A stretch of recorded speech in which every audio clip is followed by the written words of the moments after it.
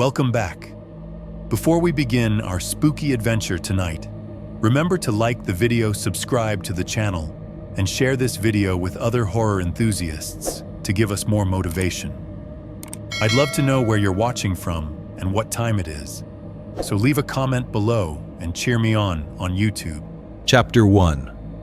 Why I Moved There / The Shape of Ordinary Solitude. I moved to my uncle's place because by that point I had run out of versions of my life that still made sense in town. That is the shortest, honest answer I can give.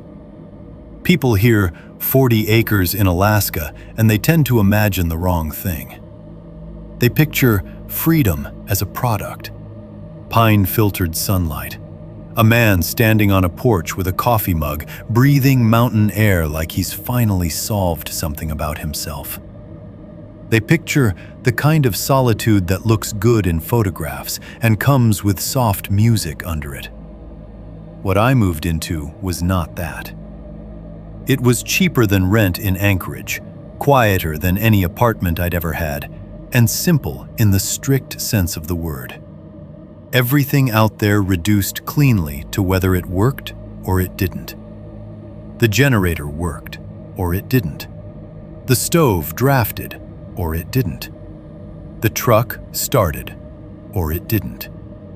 You cut enough wood or you got cold. You stacked enough food or you got hungry. There was a relief in that kind of arithmetic.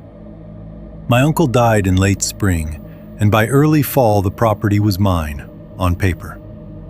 He left it to me because I was the only one in the family who ever went to see him more than once, and even that had been years before. I think he understood, in the unsentimental way old men like him understand things, that I was headed in the same direction he had gone a long time ago. Not toward wisdom, just outward, away from other people. I had spent my last year in Anchorage doing a steady, embarrassing kind of damage to myself. I'm not going to dress it up.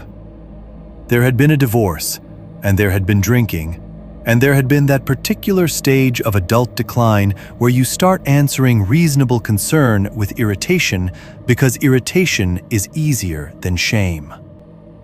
I was still showing up to work most days. I was still paying bills.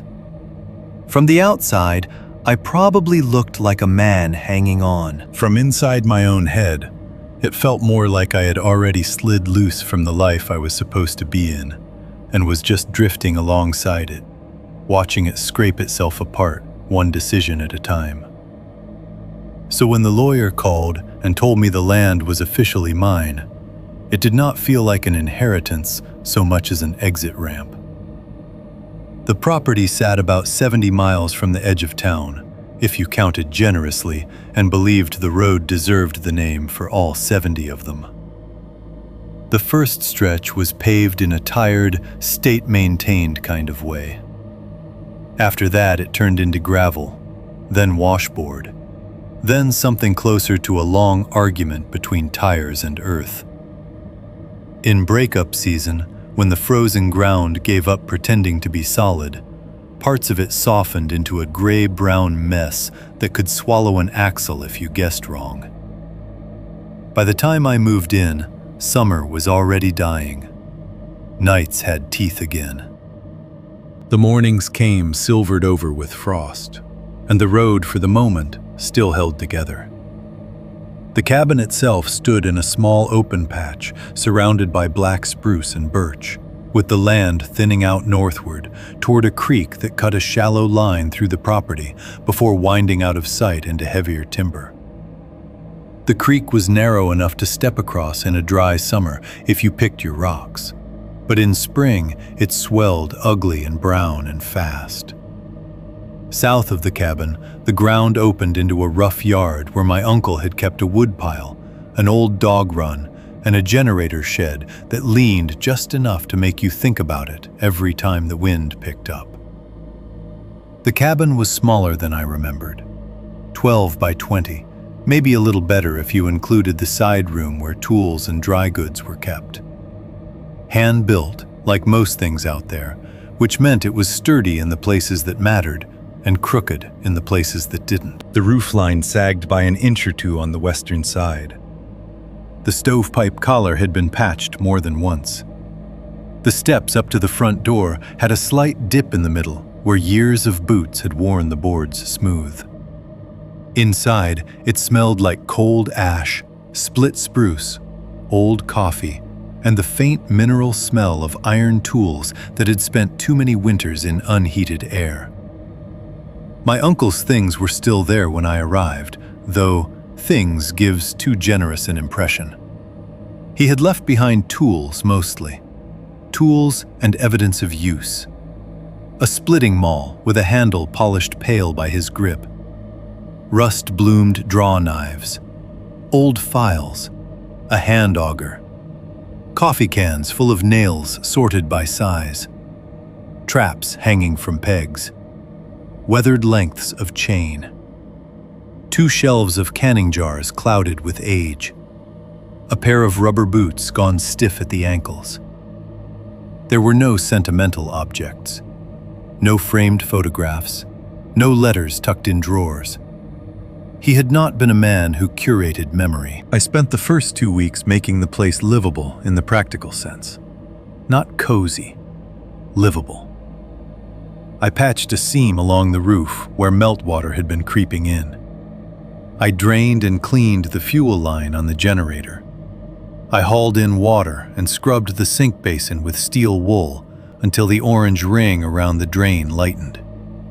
I checked the skirting around the cabin where my uncle had nailed up old plywood years before to keep animals from denning underneath. I restacked the firewood because the old pile had begun to slump. I cleared brush around the shed. I walked the property in widening loops with a legal pad in my coat pocket, sketching where the game trails crossed and where the ground stayed wet. That was how my days went out there. You woke to a cabin colder than you wanted it to be, pulled on yesterday's clothes, got the stove going again, and stepped into whatever weather had decided to own the morning. I hauled water. I cut wood. I checked the 2 trap lines I'd started setting short of the creek. I patched small things before they became bigger ones. I listened to weather reports on the radio while I ate. When the truck started, I took it out just enough to keep the battery honest. When it didn't, I swore at it, then did what needed doing. I was not living some fantasy version of frontier life. I want that understood.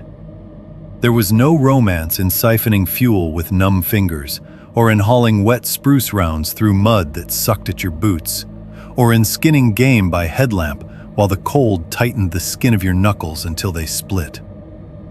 There was labor. There was maintenance. There was blood.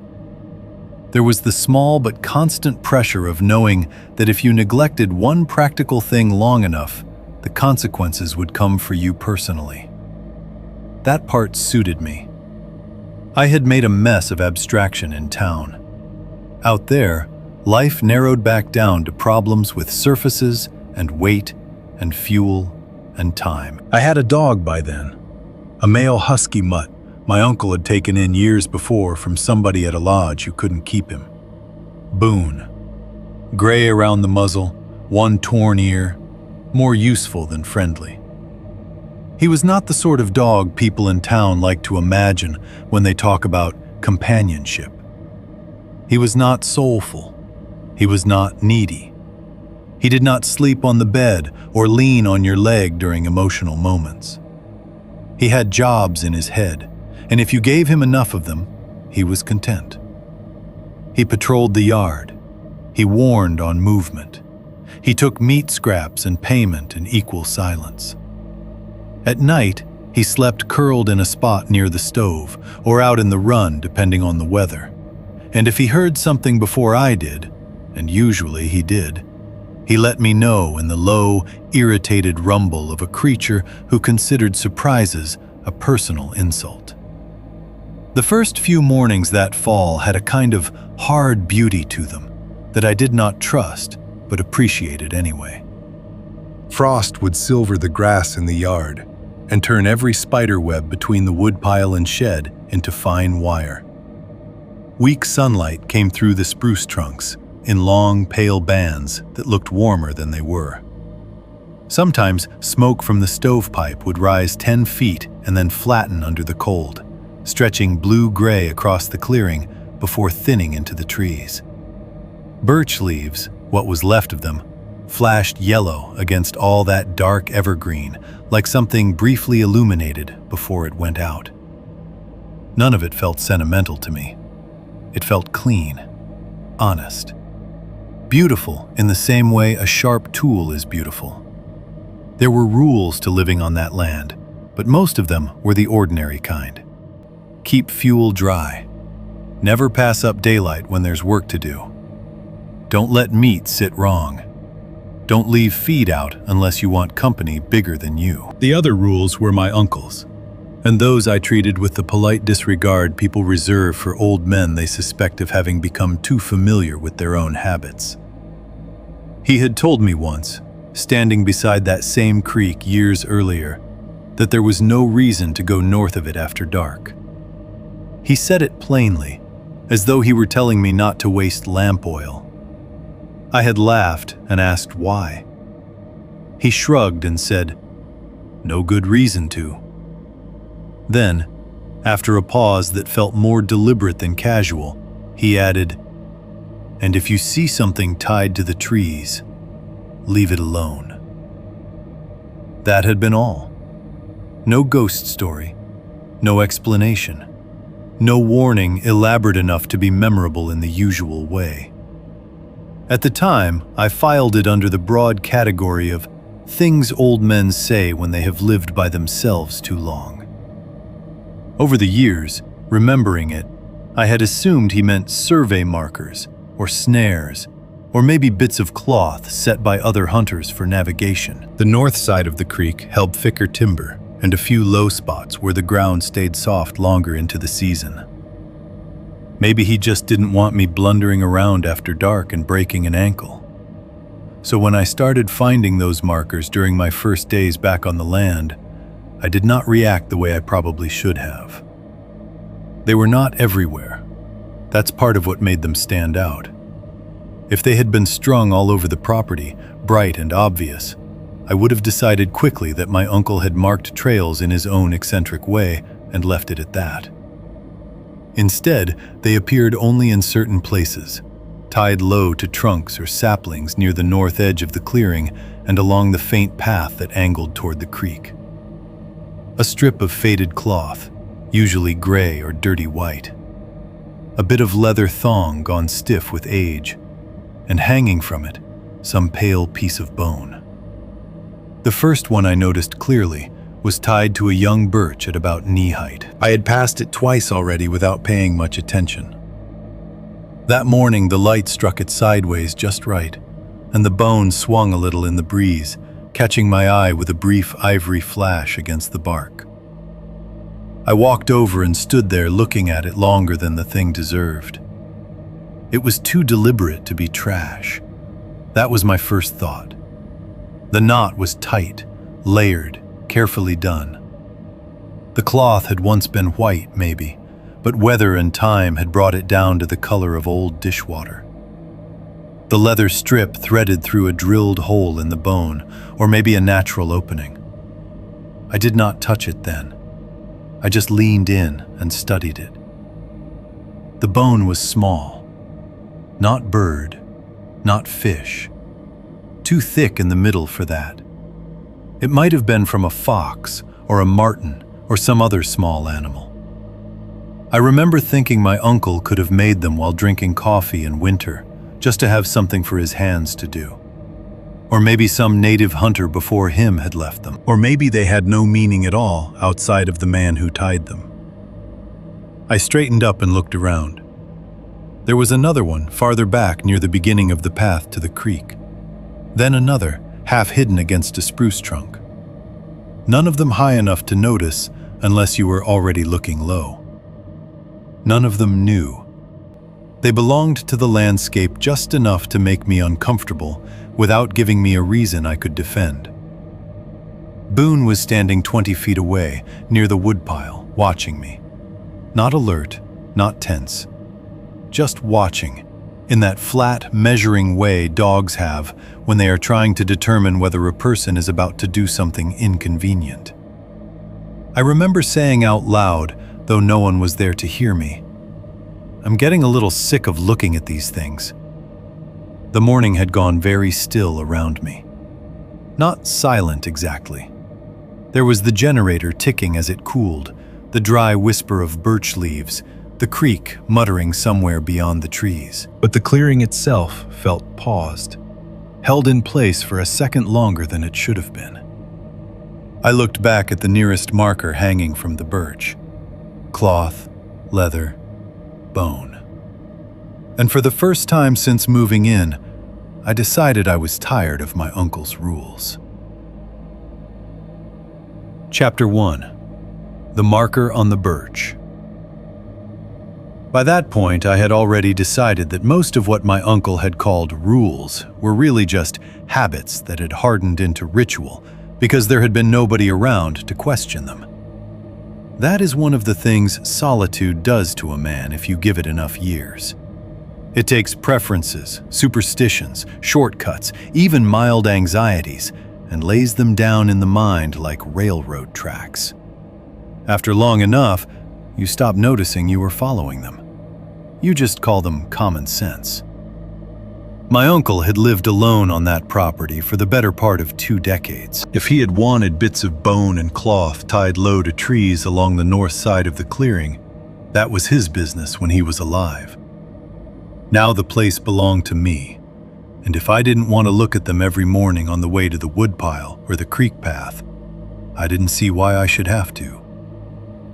That was how I thought then, practical, impatient, and too confident in the idea that if I did not understand the purpose of a thing, the purpose probably was not worth respecting. The marker on the birch stood no more than 30 feet from the cabin path, which was part of what made it bother me more than the others. The path itself was nothing formal, just the line your boots make after enough trips between the front steps, the shed, the woodpile, and the start of the trail that angled north toward the creek. Out there, routine wore itself into the land. Grass flattened, mud deepened, moss rubbed thin. This marker sat just off that line of travel, low enough that once you noticed it, you could not stop seeing it. Every time I crossed the yard, there it was at the edge of sight, pale against bark. I walked over to it in full daylight, with Boone trailing me for a few steps before losing interest and drifting toward the run again. Up close, it looked older than I had first thought. The cloth was not white anymore, not really. It had the color of something washed too many times in bad water and then left out through several winters. Gray at the folds, yellowed in the flat parts, with a kind of dry fragility at the edges where the threads had begun to separate. The leather strip holding it to the tree had gone stiff and flat, as if all the oil had leached out of it years ago. It hugged the birch trunk in a tight wrap, the knot pulled down hard enough that the bark beneath it was slightly indented. Hanging from that strip was the bone itself, small, smooth, pale enough to stand out in shadow. Maybe 2 inches long. It had a narrowness in the middle and a rounded end that made it look almost delicate. It hung at about child height. That was one of the things I did not like about it, though I would not have said so out loud even to myself at the time. If it had been tied overhead like a trail sign, or chest high like something meant to be seen by an adult moving through brush, it would have felt merely practical. Down there, close to the level of a crouched body or a child's reaching hand, it felt personal in some way I could not define. Not threatening exactly, just intimate, and wrong for the open air. I crouched and looked at it from different angles, as though that might settle something. The drilled or worn-through opening in the bone had darkened around the edges from contact with the leather.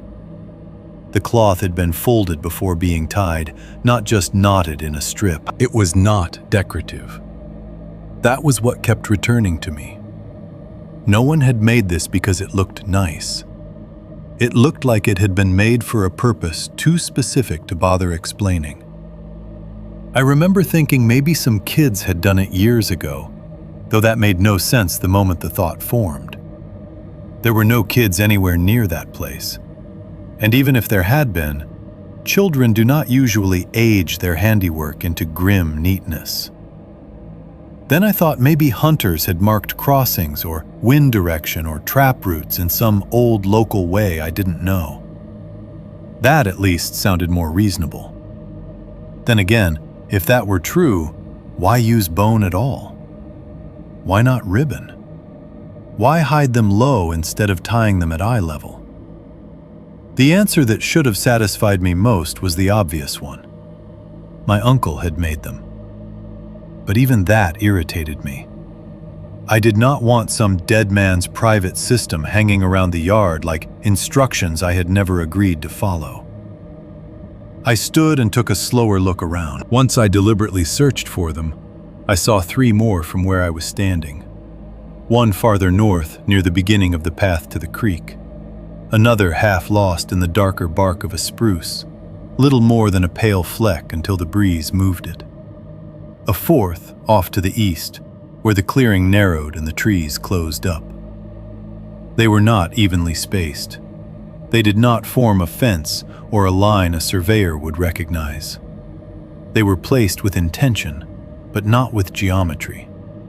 Like someone had known exactly where each one belonged, and had not cared whether anyone else would understand the pattern. The birch marker was the closest to the path, and the most visible from the cabin steps. That made it the one I chose. I reached down and put my gloved fingers around the little bone. It was colder than I expected and strangely light, almost insubstantial, as though it should have weighed more for how solid it looked. When I tugged, the leather resisted for a second, then gave with a brittle little sound. Not a snap exactly, more like a dry crackle, the noise old leather makes when it has forgotten what flexibility is. I felt one edge crumble slightly under my glove. That tiny sound carried farther in the clearing than it should have. I remember that distinctly. The generator was off. The air was still. And when the leather cracked, it seemed to split the silence in a clean, thin line. Boone lifted his head from where he had lain down and looked over. Somewhere off in the spruce, a bird burst into motion, wings flicking once, then settling again. The marker came free in my hand. For a moment, I just held it there. Cloth, bone, leather. The whole thing fit easily in my palm. Close up, the bone was even lighter than I had first noticed, almost bird-boned in weight, though not in shape. I rubbed my thumb over it through the glove and felt how smooth it was, polished by years of weather or handling. There was nothing wet on it, nothing fresh, nothing to justify the small pulse of dislike that moved through me at the contact. It was an object, that was all. A tied thing, an old token, a piece of some dead man's nonsense. Enough of that, I said, mostly for my own benefit. I carried it back toward the cabin without ceremony. For a second, I considered tossing it straight into the burn barrel near the shed, but there was no fire going, and I did not feel like lighting one just to get rid of a scrap of cloth and bone. Instead, I opened the tool shed, moved aside a can of chain oil and a coil of old extension cord, and dropped the marker onto a shelf among the rest of my uncle's leftovers. It landed so lightly it barely made a sound. Then I shut the shed door and forgot about it. At least, I thought I did. The afternoon passed in the ordinary way. I split a stack of damp spruce rounds my uncle had left too long under poor cover and cursed the stringy grain. I checked the seam I'd patched along the west side of the roof and added another run of sealant where I did not trust the first one.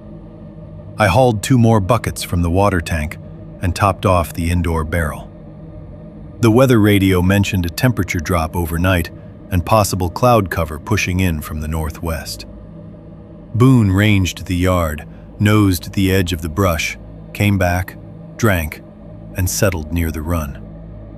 The world behaved in all the normal ways I expected from it, and by late afternoon, the whole business with the marker seemed small enough to laugh off.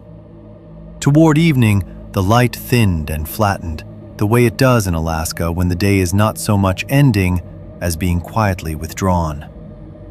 The tops of the birches held color a little longer, then went dull all at once. Smoke from the stovepipe dragged low through the clearing. The cold deepened by degrees you could feel in your teeth when you breathed. I brought in an armload of wood, fed Boone, and stood for a minute on the porch before going inside. That was when I noticed Boone had not touched his food. He was standing near the outer edge of the yard, just short of the north line where the clearing gave way to spruce, body angled toward the trees. His tail was not tucked. His hackles were not high. He was not barking either. That would have been easier to understand. Boone had a range of sounds for ordinary things. Short, harsh barks for moose too near the shed, a different set for foxes, whining irritation if he wanted in, bored complaint if the wind knocked something loose and startled him while he was asleep. What he was making now was lower than any of those. A quiet, continuous warning in his chest, barely louder than a man humming with his mouth shut. I set the wood down inside the door and went back out. Boone. He did not look at me. The north timber was already losing shape in the evening dark. Between the trunks, the space beyond the clearing had gone from green to charcoal without ever seeming black. I could not see anything moving. No flash of hide. No stepped outline. No eye shine. Just layers of tree and shadow and the suggestion of the creek farther in, running over stone in a muted, cold voice. Then the wind shifted. I caught the smell in one breath, faint but immediate. Stale blood first. That iron-sour edge you get in a place where meat has sat too long before skinning. Under that came the smell of wet hide, heavy and animal.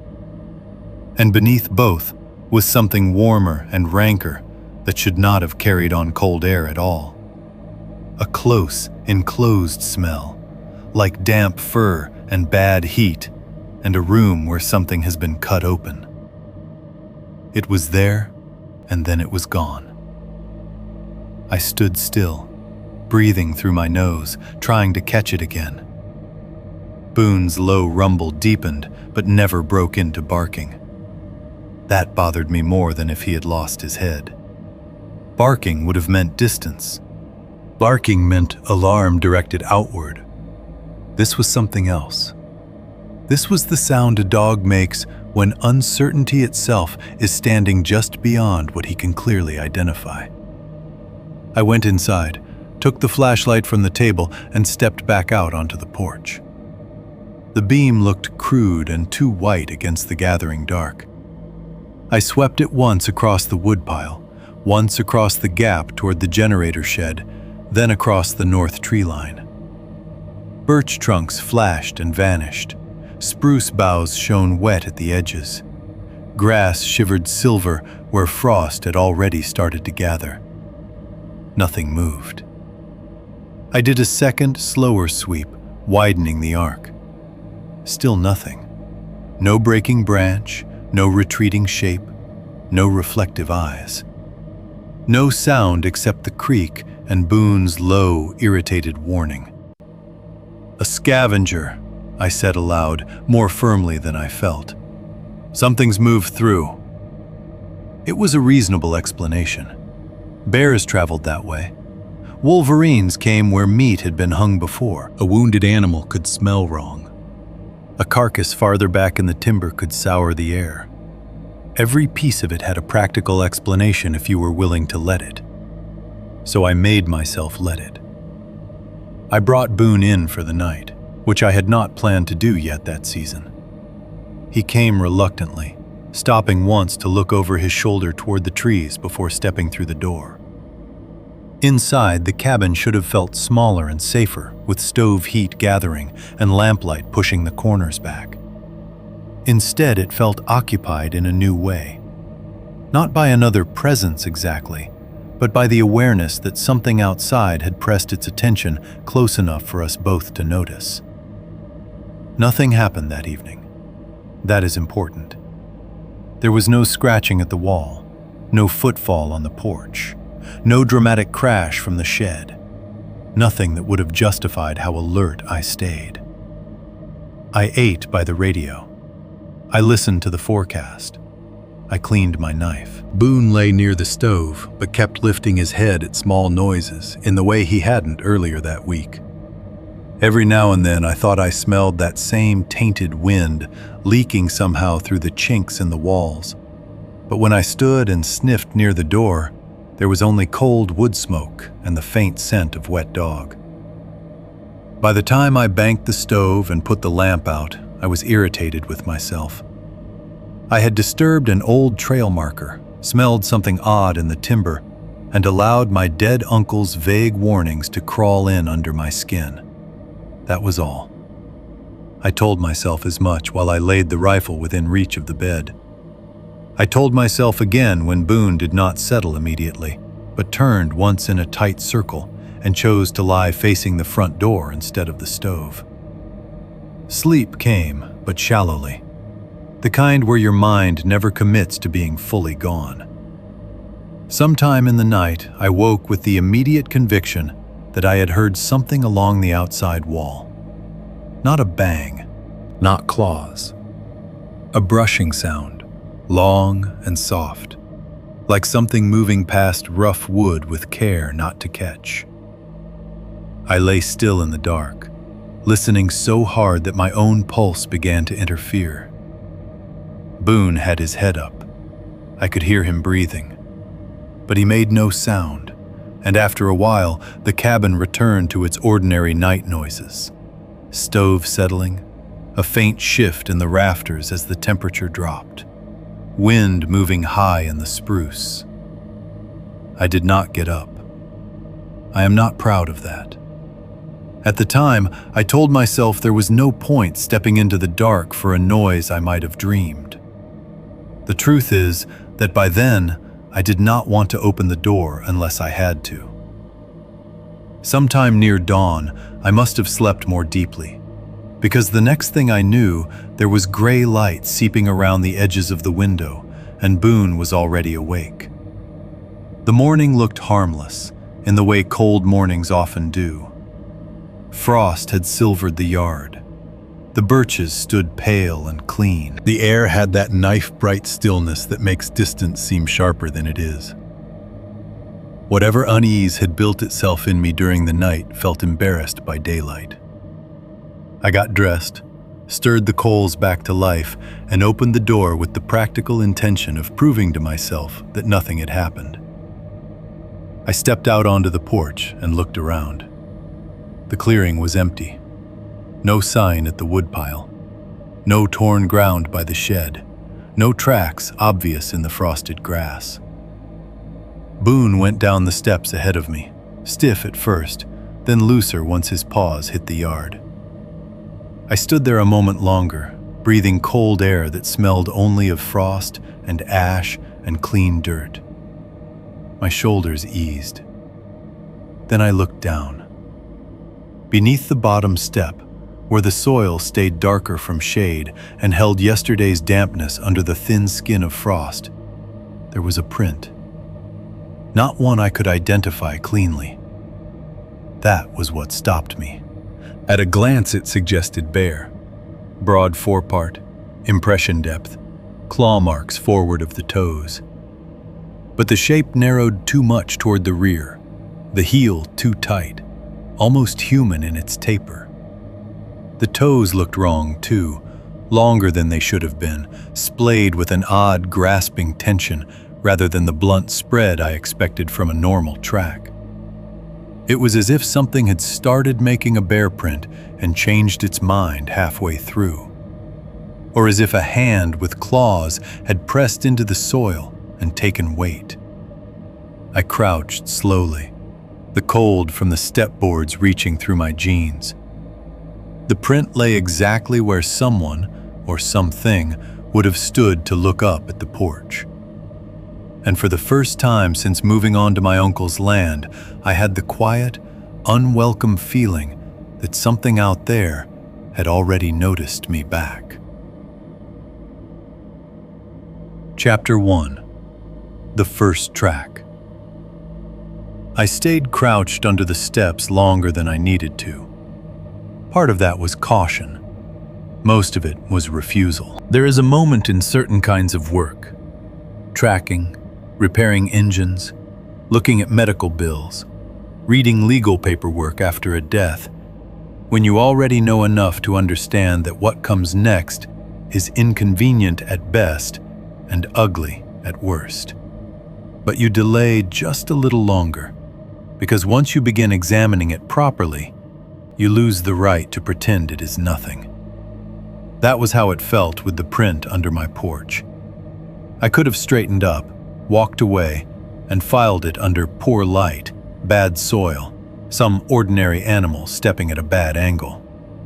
Instead, I stayed there, one knee dampening against the cold boards, and made myself look until the details stopped being vague. The soil beneath the front steps held impressions better than most of the yard. Shade from the porch kept it damp longer into the morning, and there was enough loose earth there from years of boots grinding dirt off the steps that anything with weight left a readable mark. Frost still silvered the edges of the print, but the center had gone dark and soft where pressure had broken the thin crust. That helped. It gave depth to the shape. The first thing I studied was the forepart. There were 4 clear toe impressions and a suggestion of a 5th, though that last one sat too far back and too narrow to look natural. The visible toes were elongated, not dramatically, not cartoonishly, but enough that the proportions were wrong. A bear track has breadth to it. Even when the toes register clearly, they sit with a blunt authority, as if the foot belongs to a machine built for weight and momentum more than finesse. These looked stretched, almost dexterous. Not like fingers exactly, but closer to fingers than I wanted anything in my yard to resemble. Ahead of them, the claw marks bit deep. That was what held my attention longest. On a normal bear print, claws register in front of the toes, yes, but they follow the same general logic as the rest of the track. There is a rhythm to them. They strike in relation to stride and angle. These had gone into the soil at the wrong pitch, driven in more steeply, as though whatever made them had flexed downward into the ground instead of simply stepping and carrying through. They reminded me of someone bracing a hand to pull themselves forward over a slick surface. There was effort in the claw marks, intent. The rear of the print narrowed too sharply. That should have given me an easier answer. A distorted print can narrow, mud can shear, frost can break away. But even allowing for all of that, the heel area felt wrong. It tapered more like a human foot than any bear's hind track ought to, though not enough to call it human without feeling dishonest. A man standing barefoot in damp soil would leave a more defined pad, a cleaner heel. This was something else, something that took weight forward. That was the last part I confirmed before I stood. The weight distribution. The deepest pressure sat under the forepart and claws, not the rear. It was as if whatever had stood there leaned into the step, toward the porch, using the front of the foot, or hand, or whatever word I was trying not to think, as its anchor. I straightened slowly and looked out over the yard. Boone had wandered a short distance away, nose low, not frantic, not especially interested. He gave the patch beneath the steps a single dismissive sniff on his way past, which reassured me more than it should have. Dogs know when something is actively wrong, or at least that is what people like to tell themselves. If he was not losing his mind over it, maybe I didn't need to either. Still, I spent the next half hour checking the ground around the cabin with more attention than I had planned to give the morning. The trouble with the yard was that most of it did not hold a clean track unless the weather helped you. Frost had tightened the surface in places. Beneath the spruce, the needle bed was too springy and dry to read easily. Closer to the shed, last week's hauling and restacking had churned things up enough that small impressions disappeared into old boot sign and drag marks from wood. I moved slowly anyway, circling the cabin, looking for a full trail. What I found were fragments. A partial impression near the woodpile, only 2 toe marks and a single deep claw strike in soil that had gone hard around the edges. Something brushed into the moss along the north wall where the skirting cast shadow.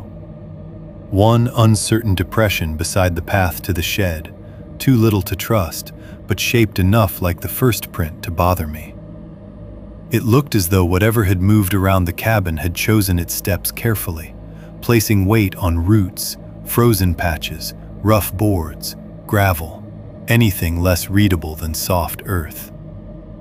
That was a ridiculous thought, and I knew it was ridiculous the moment I had it. Animations do not conceal signs strategically. They move according to ease, scent, terrain, instinct. People think like that.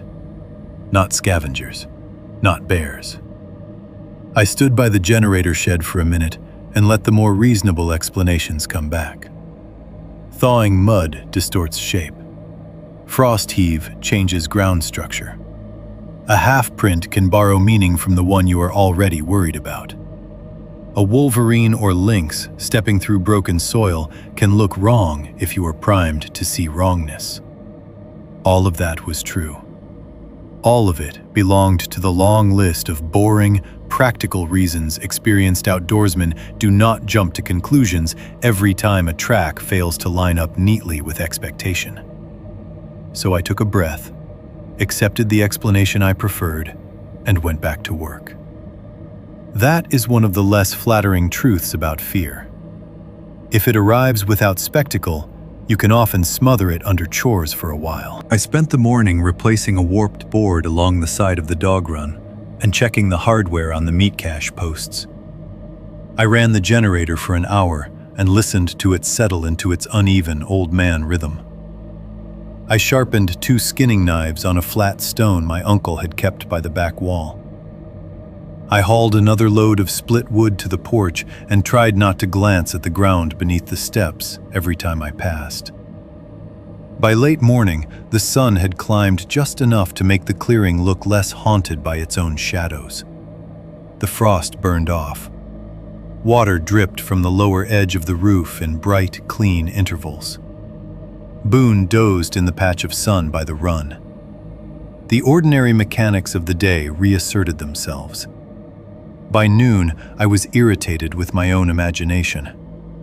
Not because I had imagined the print, that would have been easier in a way, but because I had let one malformed impression bend the tone of an otherwise normal morning. That land had textures to it I was still relearning. My uncle's yard had its own memory in the ground. An old property always does.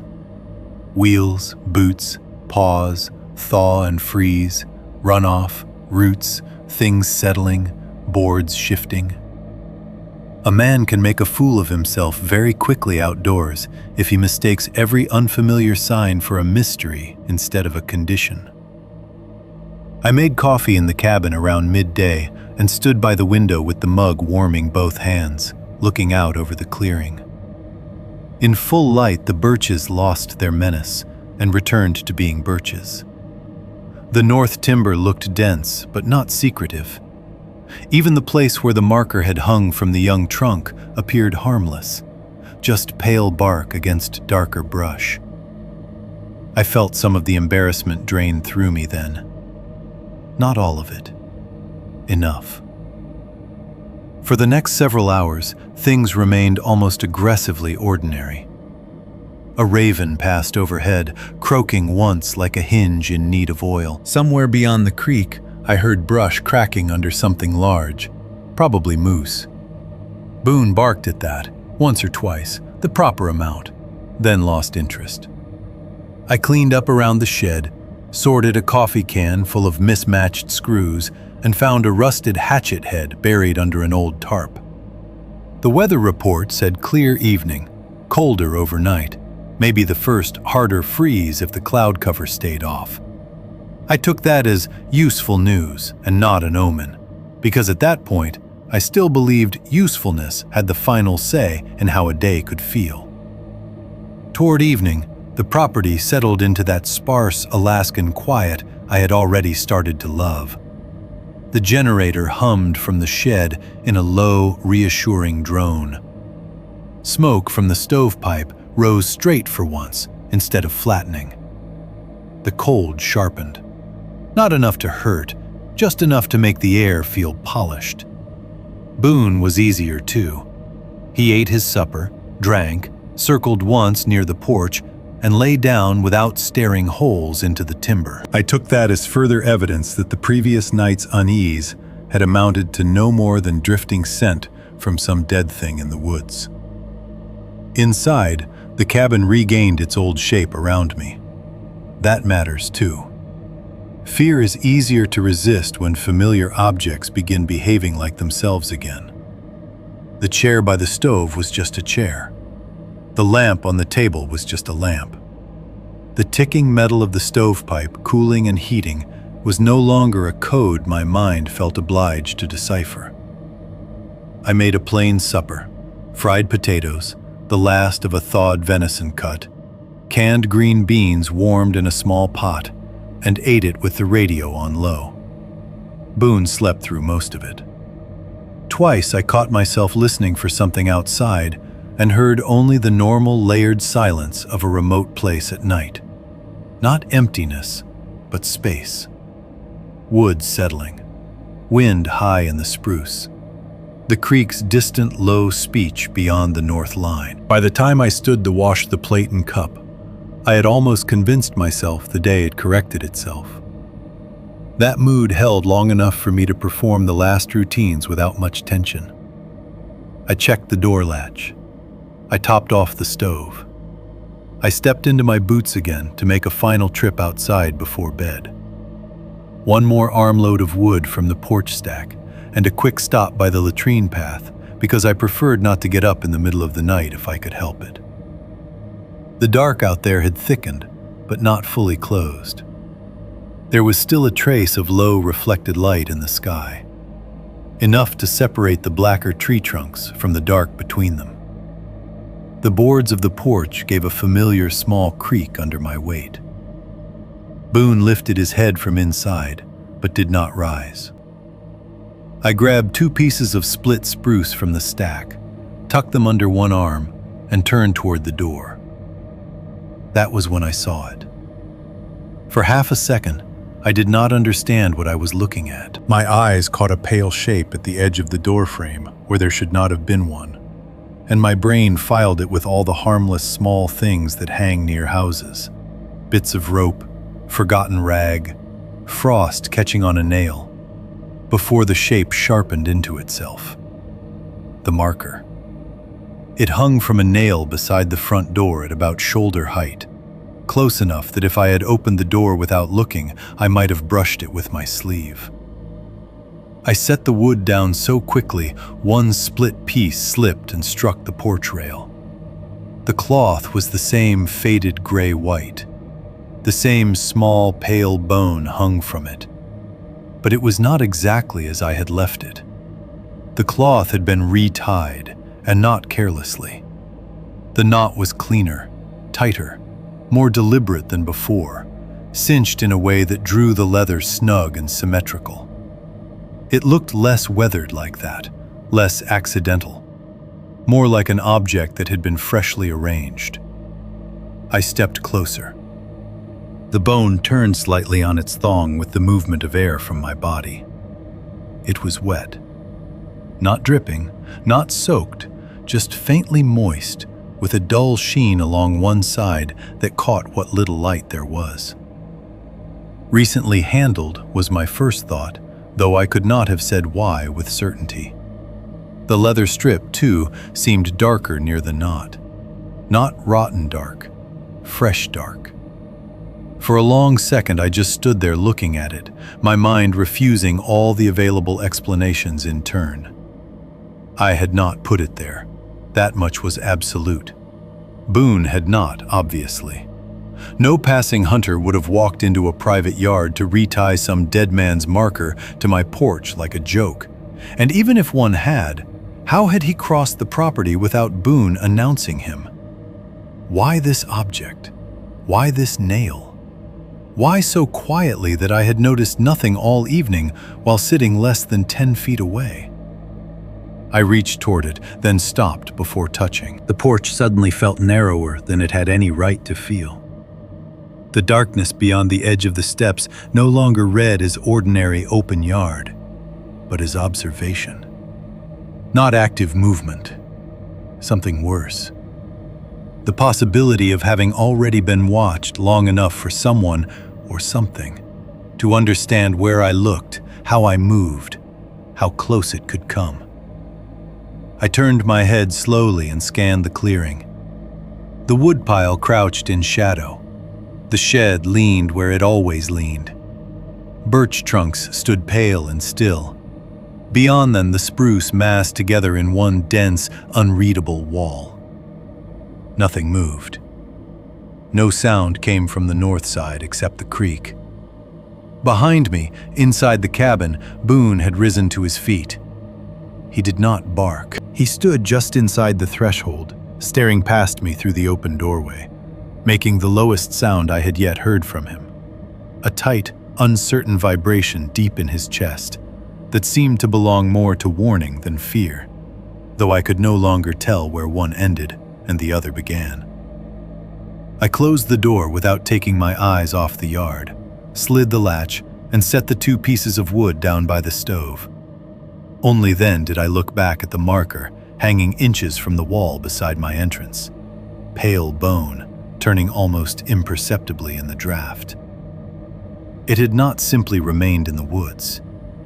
It had crossed onto my porch. Chapter 2. Something got into the meat. The next morning I woke with the marker still on my mind, and an irritation I preferred over fear. That is another thing people misunderstand about isolation. They assume dread arrives in a dramatic, cinematic way, all at once, with enough force that you recognize it immediately for what it is. Most of the time, it doesn't. Most of the time, it gets translated into something more usable first. Anger, annoyance, a narrow, practical resentment toward whatever has made more work for you than the day already contained. That was how I felt when I pulled on my boots, fed Boone, and stepped out into a morning that looked far too clean for the kind of thoughts I had gone to sleep with. A colder front had moved through in the night.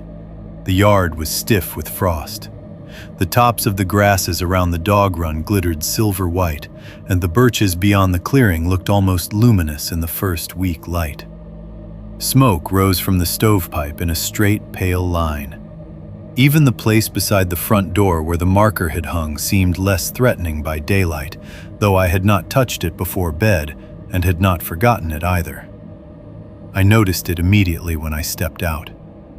It was still there, motionless in the cold air, pale cloth and little bone hanging neatly from the nail as if it belonged there. I remember deciding then that I would deal with it later. Not because I was scared to touch it, though maybe some part of me already was. Mostly because the first thing I needed to do that morning was check the meat rack. I had a small amount of venison hanging behind the cabin under rough cover, along with a few wrapped cuts set higher in the cache until the weather settled hard enough to freeze everything clean. Nothing large, not enough to ruin me if I lost it, but enough to matter. Out there, meat was not just food. Meat was time, fuel, distance walked with weight on your back, hours spent skinning, hanging, cleaning, watching weather. Losing any of it to spoilage or scavengers was never just a nuisance. The rack stood beyond the shed at the edge of the clearing, where the ground began to dip slightly before the path bent toward the creek. I knew something was wrong before I reached it. There is a changed look to a place where structure has been interfered with. Lines that should hold steady don't. Weight settles where it shouldn't. A loop hangs looser than memory expects it to. One of the hanging cuts was gone. Not the whole rack, not dragged down in a wrecked heap the way a black bear would have done it if given the chance. The crossbar still stood. The uprights were intact, but one of the ropes that had supported a hind quarter hung slack and frayed at the end, and beneath it, dark against the frost-stiff ground, lay a broad spread of blood that had frozen black around the edges. A second cut still hung where it belonged, swaying slightly as if something had brushed it and left it to settle on its own. I stopped a few feet short and looked everything over before touching anything. The first thing that struck me was the lack of mess. A bear raid is ugly in a straightforward way. There is no finesse to it. A bear takes what it can reach, uses force where force works, and leaves behind a field of evidence anyone with eyes can read. Broken supports, torn rope, dirt kicked up under heavy scrambling weight, broad tracks, hair, drag sign, the blunt chaos of appetite. This was not that. The missing cut had come free too cleanly. The rope had not snapped under strain. It had separated in a way that looked almost handled, as though it had been loosened or sliced or worked over until it slipped. Even the blood on the ground had a contained look to it, pooled beneath where the meat had hung instead of smeared wildly outward. I moved closer. The cut still on the rack had been opened on one side, not chewed through, not clawed apart. Opened. The outer surface of the wrapped section had been pulled back with a degree of precision I did not like. A strip of flesh was missing from the exposed side, but not much. Whoever, or whatever, had taken from it had not fed greedily. It had sampled. That was the word that occurred to me, and I hated it the moment it formed. The blood at the base had frozen dark where it touched the ground, almost black against the pale crust of frost. I crouched and touched the rope end between gloved fingers. The fibre, angry at the possibility that I now had either a wolverine with unusual manners, a wolf bold enough to approach the clearing alone, or some bastard human being walking onto private property and helping himself to what I had butchered. Fear sat farther back than that, not absent, just waiting for evidence stronger than a bad arrangement. I took down what remained, carried the salvageable pieces inside, and checked them quickly on the table. The exposed section would need trimming, but was still usable. I wrapped it tighter, set it aside, and went back out with the rifle and a length of rope in my pocket out of habit more than plan. If an animal had taken the missing cut, I wanted to know what kind. If it was a man, I wanted even more badly to know that. The ground around the rack gave me enough to start, but not enough to settle me. There were partial impressions in the frost-soft soil, several, overlapping, incomplete. One looked broadly animal at first glance, with toe marks ahead and a wider forepart than heel. But the next mark, 6 feet away, read differently. Longer, narrower, almost heel to toe in its alignment, like a person stepping carefully. Another impression beside the rack post showed clawing pressure in front, but the rear section was so tight and tapered it seemed borrowed from a human footprint. None of them stood alone cleanly enough to identify. Together, they made a pattern I disliked more with every yard. I began following the sign away from the rack toward the north side of the clearing. Tracking in patchy ground is often less about finding a perfect print than reading a conversation between small disturbances. A bent tuft of grass, frost rubbed from one side of a stem, moss pressed in a line that makes no sense until you find the next line, and the next. I moved slowly, keeping the rack behind me and the rifle balanced in my left hand while I studied ground and brush. A few yards out, I found where the missing meat had briefly touched down. A smear of dark blood on pale grass. Then another, farther on, lower than I expected, as if whatever carried it had shifted grip.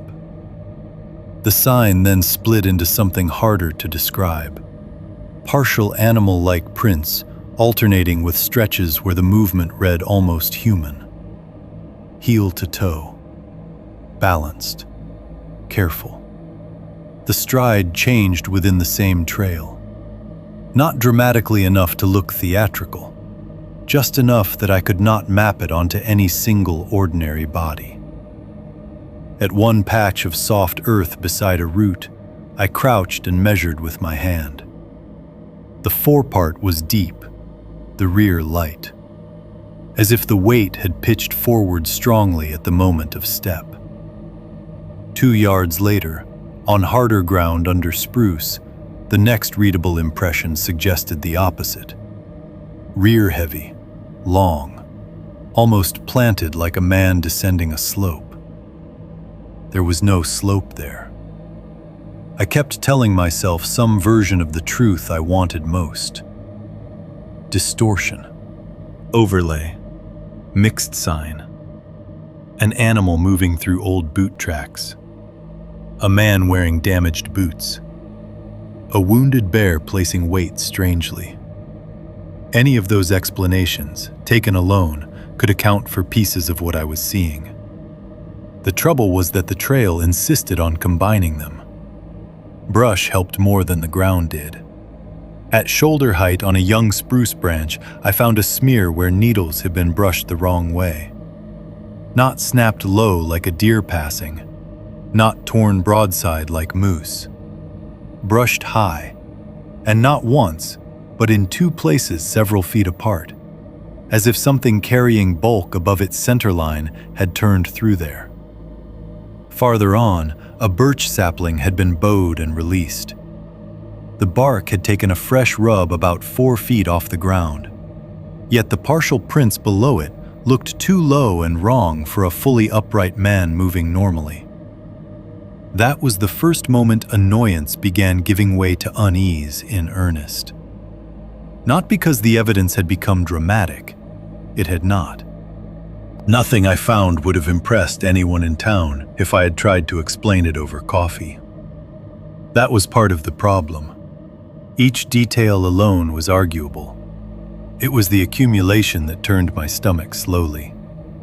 The sense that I was following something that shifted its way of moving according to terrain, purpose, or simple preference.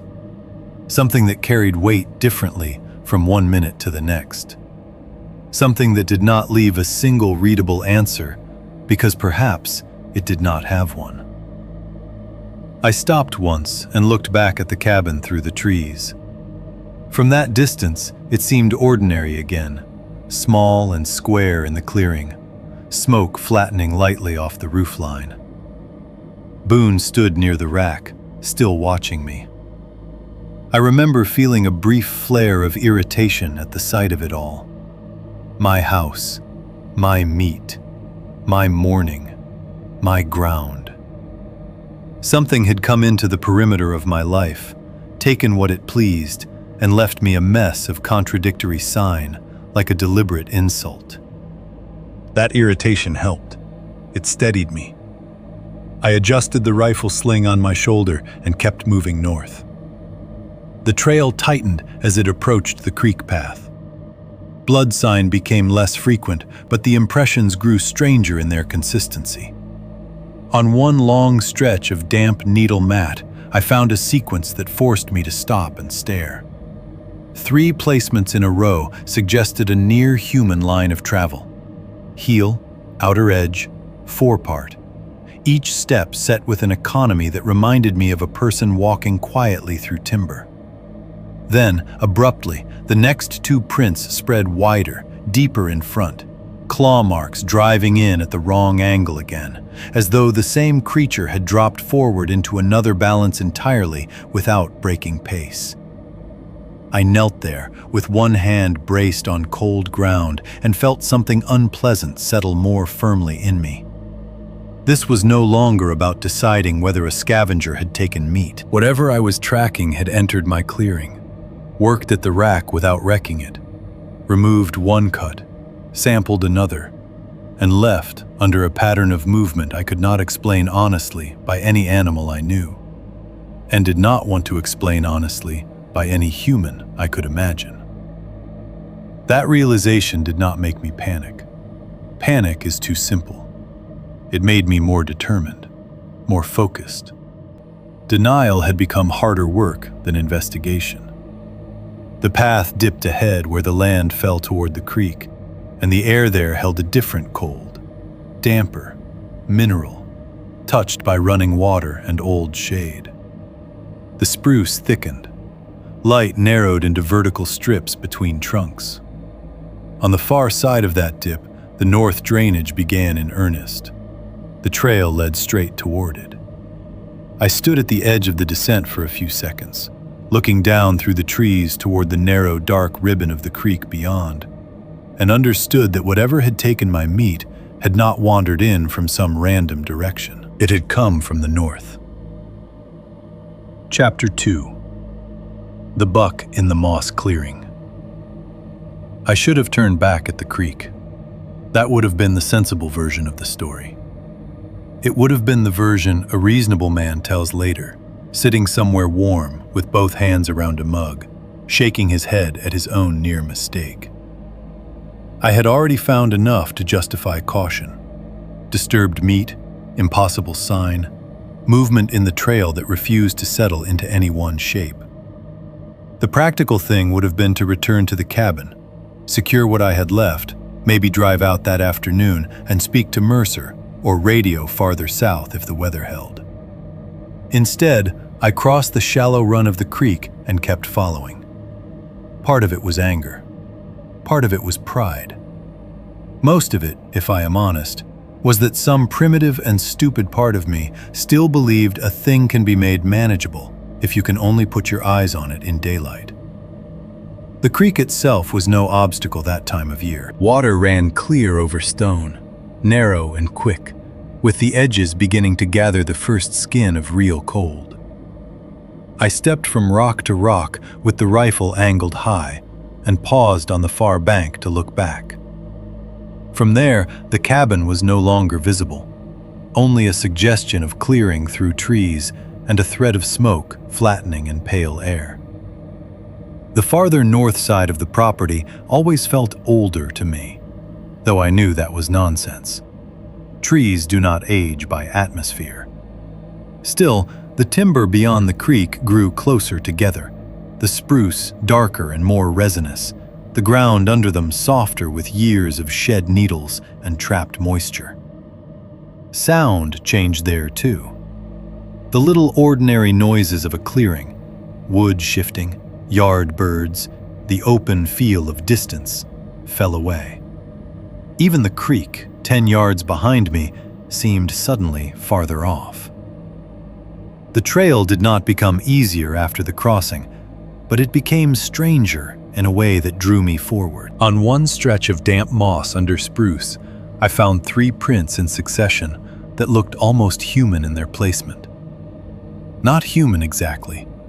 No boot tread, no clean arch, no proper heel. But the logic of the movement was upright, measured, heel to forepart in a straight line that no 4-footed animal would choose if it had any choice in the matter. Then 20 feet farther on, the sign dipped back into something broader and lower, forepart deep, claw marks slashing in at that same ugly downward angle. It was as if whatever I was following had changed its mind about posture without changing direction or urgency. I remember thinking, with an anger I tried to direct at myself, that I was reading too much into broken impressions in bad ground. Then I found blood on the bark of a young spruce at chest height.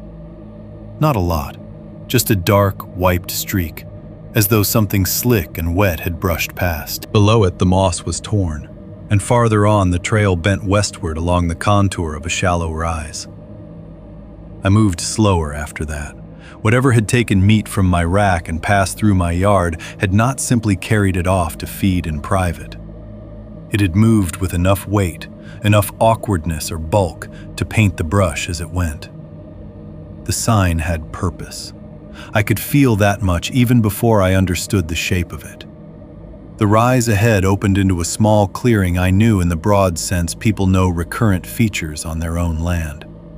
Not a named place, just one of those breaks in the trees created years ago by a wind throw or old root rot, where light reached the ground a little longer each day and moss took over from needles.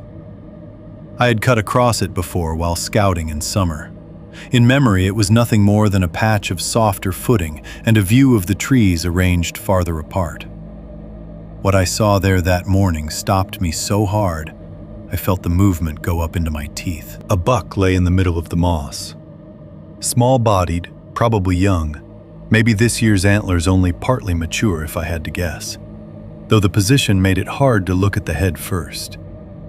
It had been opened from sternum to pelvis in a single line, so unnaturally neat that for one blank second, my mind tried to understand the body as already dressed by human hands in a butcher's space. That was how wrong it looked in the woods. The hide had been cut and folded back on both sides, flattened outward as carefully as if someone had opened a coat and laid the flaps aside. The ribs showed clean and pale under blood, exposed in a way that should have suggested a hunter's work, except no hunter would have done the rest of what had been done there. The organs had been removed and laid beside the carcass in ordered rows. Not tossed, not scattered, not worried over by feeding. Arranged. I stood at the edge of the clearing and counted them without wanting to. Liver, lungs, heart, the stomach and intestinal mass set farther off from the cleaner pieces, as if whoever placed them there had categorized by mess. Even in the cold, the blood had kept a dark shine where it had soaked into the moss. The green underneath made it look black from a distance, then red-brown when I took half a step closer. Each organ lay parallel to the others, long axis turned the same way, evenly spaced as though someone had paused after setting each one down and adjusted it by hand. The lower jaw had been detached and placed in front of the buck's head, facing back toward the open body. That detail bothered me almost more than the incision. There is something about a jaw once it is separate from the face that makes a dead animal stop looking like an animal and start looking like evidence. It no longer belongs to expression or eating or breath. It becomes an object. This one rested teeth up in the moss, as though presented. The hinge ends dark with blood, the teeth small and wet-looking in the weak light. I remember staring at it and thinking absurdly that it had been positioned to look.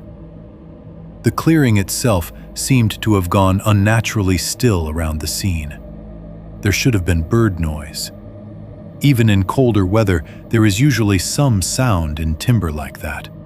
Small movement, chatter, wings, the ordinary static of things living their own lives in cover. There was nothing. No bird song, no squirrels, no branch click from wind. The air smelled of opened body cavity and wet iron. That sweet metal scent meat gives off when it is fresh enough to feel warm in memory, even if the flesh itself has already cooled.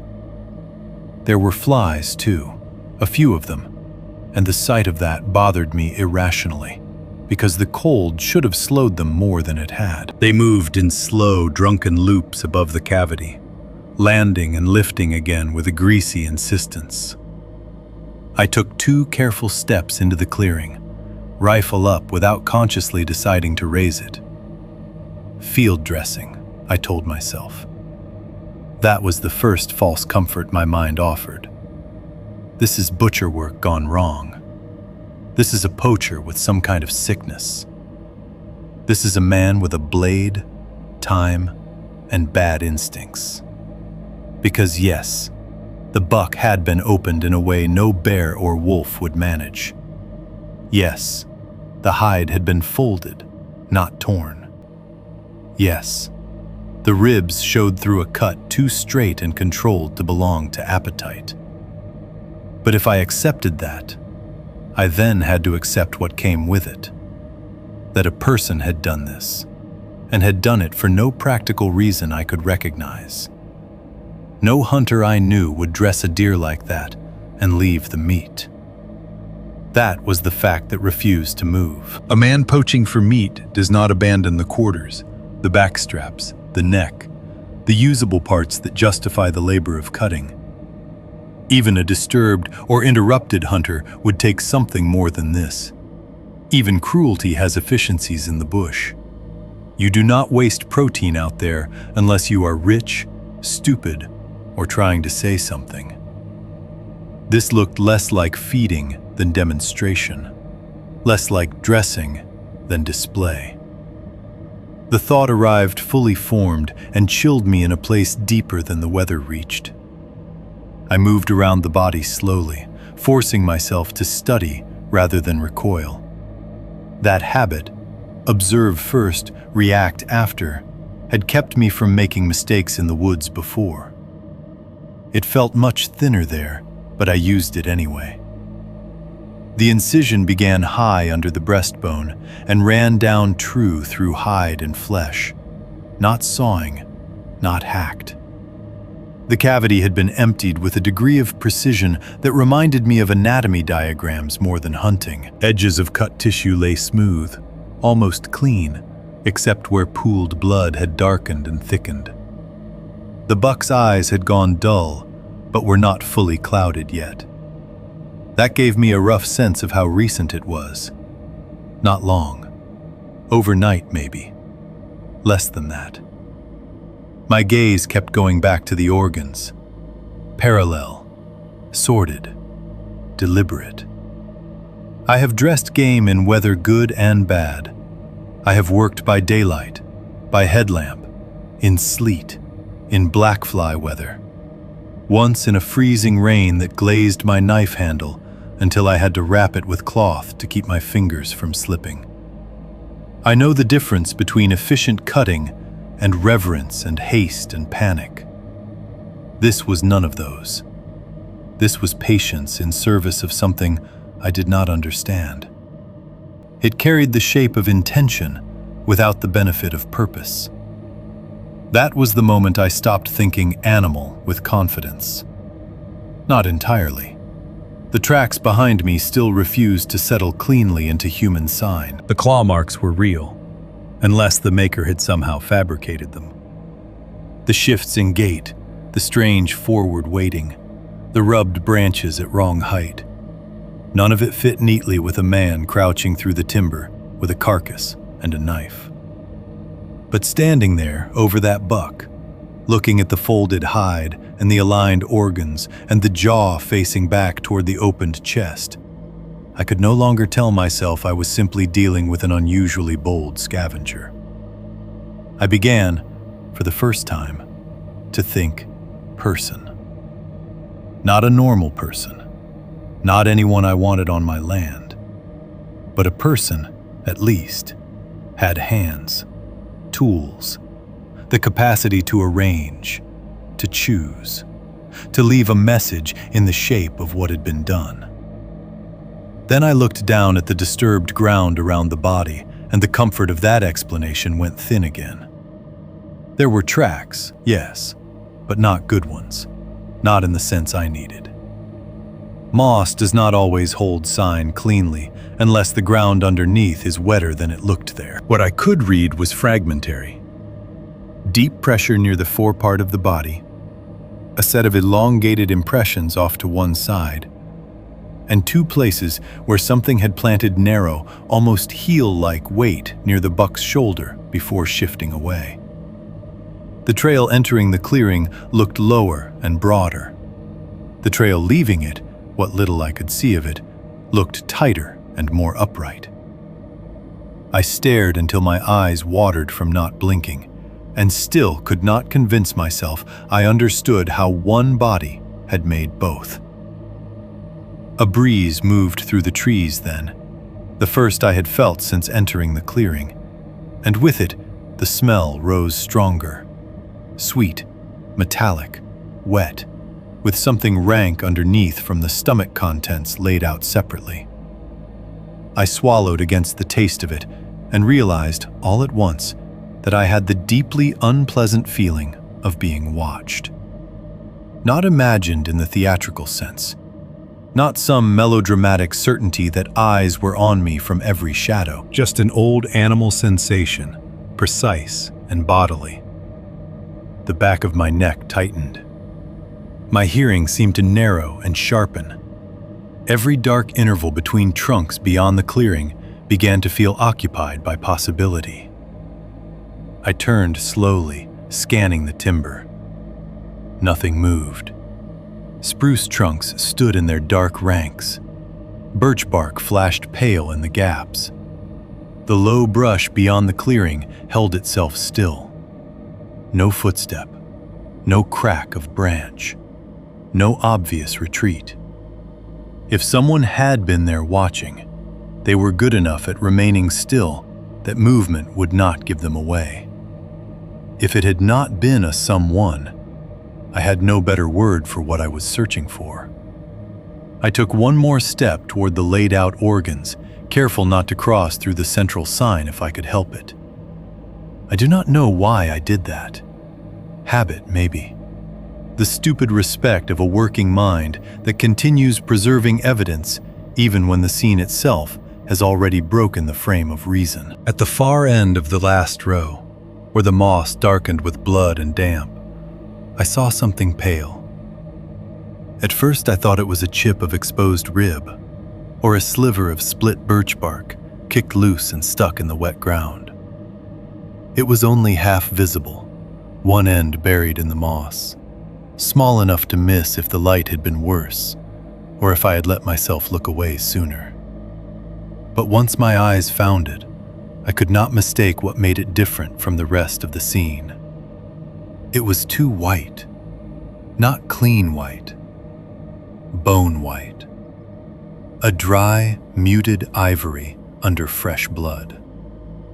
I stood there, staring down at that small, pale object half sunk in the moss at the end of the arranged organs, and something in me understood before I moved any closer that whatever had done this had wanted the last thing in the row to be noticed last. Chapter 2. The bone was human. I did not touch it with my hand. That is one of the details I remember with embarrassing clarity, as if refusing skin contact somehow preserved a line between myself and what I was seeing. There was a dead buck opened in the moss like a lesson in anatomy. Its organs had been arranged beside it with more patience than any predator possesses, and less practical purpose than any hunter would tolerate. The air in that clearing smelled sweet and metallic, and faintly rotten under the cold. Flies kept circling and landing in lazy, stubborn arcs. I already knew the scene was wrong, in a way that no amount of rational trimming could make ordinary. And still, standing over that last pale thing at the end of the row, I found myself pausing over the method of how to turn it. I used the tip of my rifle barrel first, then thought better of smearing blood onto the metal if I could avoid it. There was a dead branch half hidden under the moss near the edge of the clearing, Spruce by the look of it, dry enough in the middle to snap cleanly when I lifted it. I broke off a shorter length, stepped closer than I wanted to, and reached down with the stick while keeping my body angled away from the buck, as if that mattered. The little pale object sat partly buried in blood-wet moss. It had one rounded end visible and a slight narrowing toward the middle. Even before I touched it, I knew it was not bark, not antler, not some fragment chipped from the buck itself. The shape already had too much purpose in it. I slid the tip of the stick beneath it and turned it over. For a second, my mind refused the scale. That may sound absurd, but it is true. A thing can be recognizable in form and still rejected by the mind because the context is wrong enough. I saw smooth cortical bone, pale under the blood, with one end shaped into the small, jointed contour I had seen before in butchered livestock, and once in a training manual years back. But it was too short, too narrow, too precise to belong to the deer laid open beside it. My thoughts flashed through the wrong categories first: fox, bird, some small mammal, before settling into the answer with a quietness that was worse than shock. It was human. A finger bone, or part of one. A phalanx, if you want the cleaner word for it. Not large, not fresh. Old enough to have lost whatever softer signs would have made the answer immediate, but not old in the sense of archaeology or weather-polished accident. It was dry where the blood had not touched it, too cleanly preserved to have wandered naturally into that clearing, too deliberately placed at the end of the laid-out organs to be random. I remember the exact physical sequence that followed. My stomach tightened first, hard enough to make the muscles under my ribs cramp. Then my mouth flooded with saliva the way it does right before a body decides vomiting is the next necessary step. I took 2 fast backward paces and nearly put my heel into one of the blood-dark organ rows. I stopped myself, turned away, bent over with my free hand braced against my knee, and breathed through my nose until the wave passed enough that I trusted my legs again. What I did not do was panic. That is not me making myself sound better than I was. Panic simply did not arrive in the dramatic form people expect. The moment had too much information in it for that. My mind did what it always does when something is badly wrong. It started checking categories, asking questions in rapid succession, trying to build a usable map of the danger before my body had finished objecting to the sight. Human how? Recent how? Whose? Brought here from somewhere else, or left from something older? Was there a camp nearby? A missing hunter? A body I had not yet seen? That last thought made me straighten and scan the clearing again, more thoroughly this time, and with a different kind of dread working through me. Up until then, the scene, for all its wrongness, had still allowed me scraps of an explanation rooted in animals and butchering and one incomprehensible disturbance of pattern. The human bone changed the category. It did not explain anything, but it made the possibilities more dangerous in the human direction. If that fragment belonged to someone recently killed, then the person who had done it might still be close. If it was old, then the thing that placed it here had access to human remains and a reason to use them. Neither option helped. I circled the clearing in a slow, widening arc, keeping the buck in sight as much as I could. I looked for the practical signs you hope for and dread simultaneously. A dropped glove, food wrappers, cigarette butts, torn cloth, boot scuffs around a campfire ring, drag marks leading to a body hidden in brush, a tarp, an improvised shelter, any evidence that would let me say this was the work of a man, and therefore, at least in theory, a solvable kind of problem. I found none of it. No camp trash, no pack, no cartridge brass, No cut saplings. No stripped bough bed. No place where someone had slept. The clearing held only the buck, the arranged organs, the detached jaw, the blood, the flies, and the sense that whatever had happened there had happened with enough control to avoid leaving any of the ordinary clutter human beings shed when they spend time outdoors. That absence bothered me nearly as much as the bone. People make messes. Even careful people do. Especially in the bush, where you kneel, cut, carry, sort, sweat, and breathe in weather and dirt. There are always traces. A snapped branch where someone leaned wrong. A boot pivot. A print on the edge of soft ground. Something. I moved farther out toward the north edge of the clearing and finally found what should have felt like relief. Boot prints. There were several of them in a muddier patch where shade had kept the ground from tightening fully overnight. I crouched immediately. They were human boots, no question at first glance. Lug-soled, large, deep enough to suggest real weight or a heavy load. The spacing indicated a measured walk rather than a run. One print, then another angling in toward the clearing from the northwest side.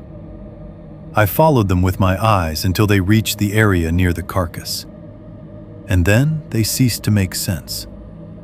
There was only one clear set coming in. Not two overlapping sets from approach and departure. Not the churned confusion of someone pacing around the kill site and then leaving by roughly the same route. One approach line.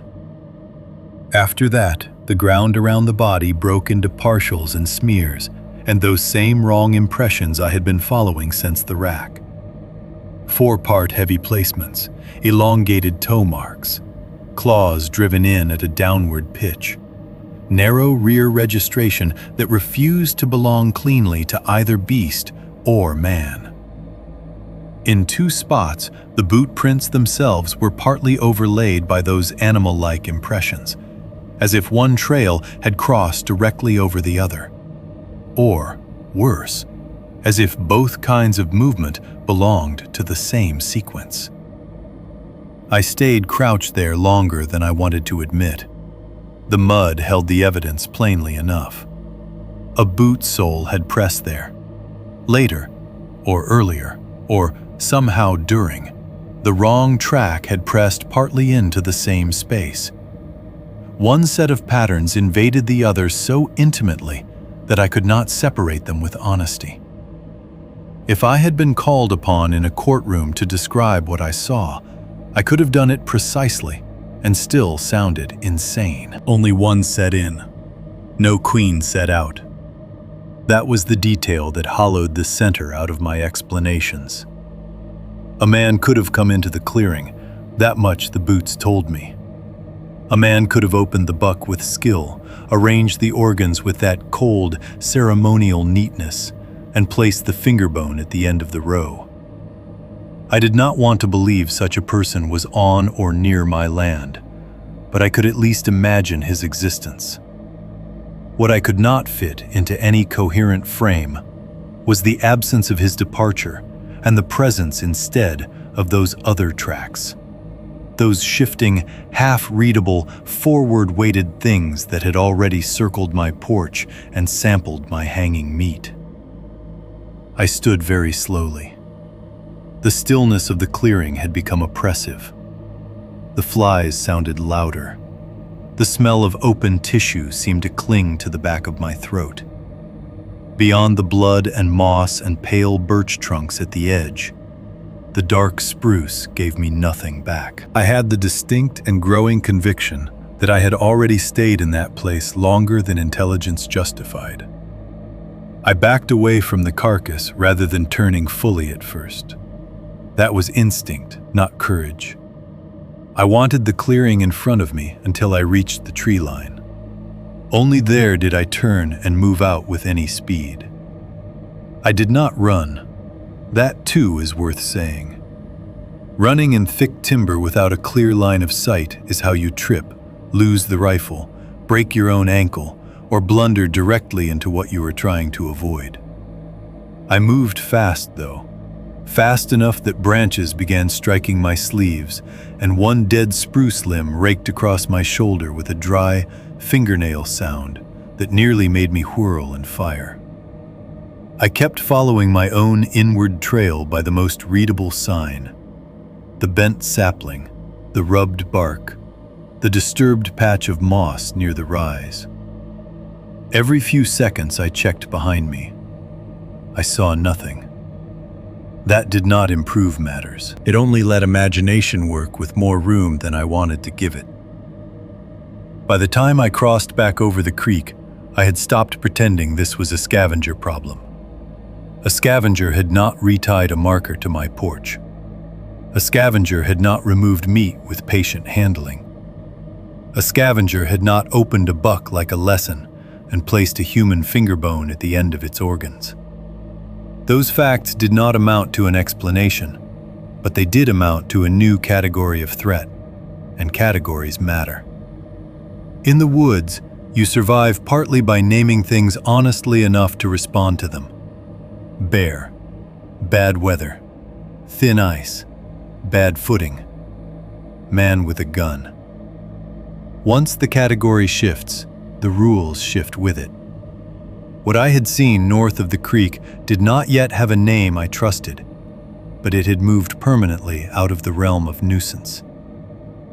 The cabin came into view through the thinning trees, and I felt, not relief exactly, but urgency sharpen into direction. I went straight inside, brought the remaining meat in from the rack, and checked every latch before the afternoon light had even started to fail.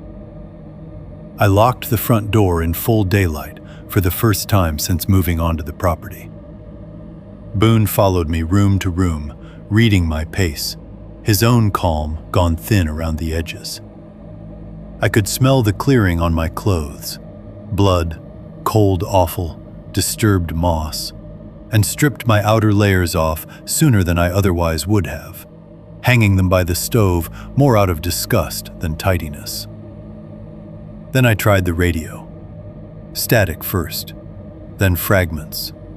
A weather voice from somewhere too far south to help, half swallowed by interference. I adjusted the dial, shifted the set, tried again. Once I thought I had the fishing lodge frequency clear enough to break through, but the signal wavered and dissolved into a hiss threaded with some distant voice I could not make out. I kept at it longer than reason warranted, because activity felt better than sitting with the memory of that little pale bone turned over in blood-wet moss. Nothing held. The sky outside had started dimming by then, the first long blue-gray of evening gathering under the trees, and I was left with the radio's soft, useless crackle and the knowledge that if I wanted a conversation with another human being, I would probably have to drive for it. I did not drive. That choice has never sat cleanly with me, though I can defend it. The road was rough, the light was going, and some hard, practical corner of my mind preferred walls to distance by that hour. I told myself I would go in the morning. I told myself a dozen sensible things while checking the windows twice and setting the rifle where my hand could find it without looking. Night came down, cold and clear. I ate little. Boone did not settle well. I left the lamp burning longer than usual and listened to the radio even after it had ceased providing information, just to keep another human voice shape in the room. When I finally lay down, I laid the rifle within arm's reach and kept one hand near the stock for longer than I would have admitted to anyone then. I did sleep, but lightly, with the kind of attention that never fully detaches from the house around it. And through all of it, radio hiss, stove tick, Boone shifting once on the floorboards, the small working noises of a cabin trying to hold back night. One thought stayed clear and hard enough to resist every explanation I tried to press over it. Whatever was moving through the north timber was no longer connected only to animal mutilation. It had reached, somehow, into human remains. Chapter 3. The Drive to Mercer's Place. I thought about calling the troopers for less than 5 minutes. That is longer than it sounds when you are standing in a cabin that suddenly feels too small for your thoughts, and trying to convert what you know into something another person could take seriously. I stood by the radio table with one hand resting on the back of the chair and ran through the report in my head, as if I were already speaking into a line that held. I have a disturbed game rack. I have unusual tracks. I found a buck opened in the woods with organs arranged beside it. I found a human finger bone in the moss. There may be a person on or near my property. That last sentence was the only one that sounded usable. Everything else sounded like the beginning of a story told by a man who had spent too many winters listening to his own roof creak and teaching himself to mistake unease for evidence. If I called it in badly, they might still come, eventually.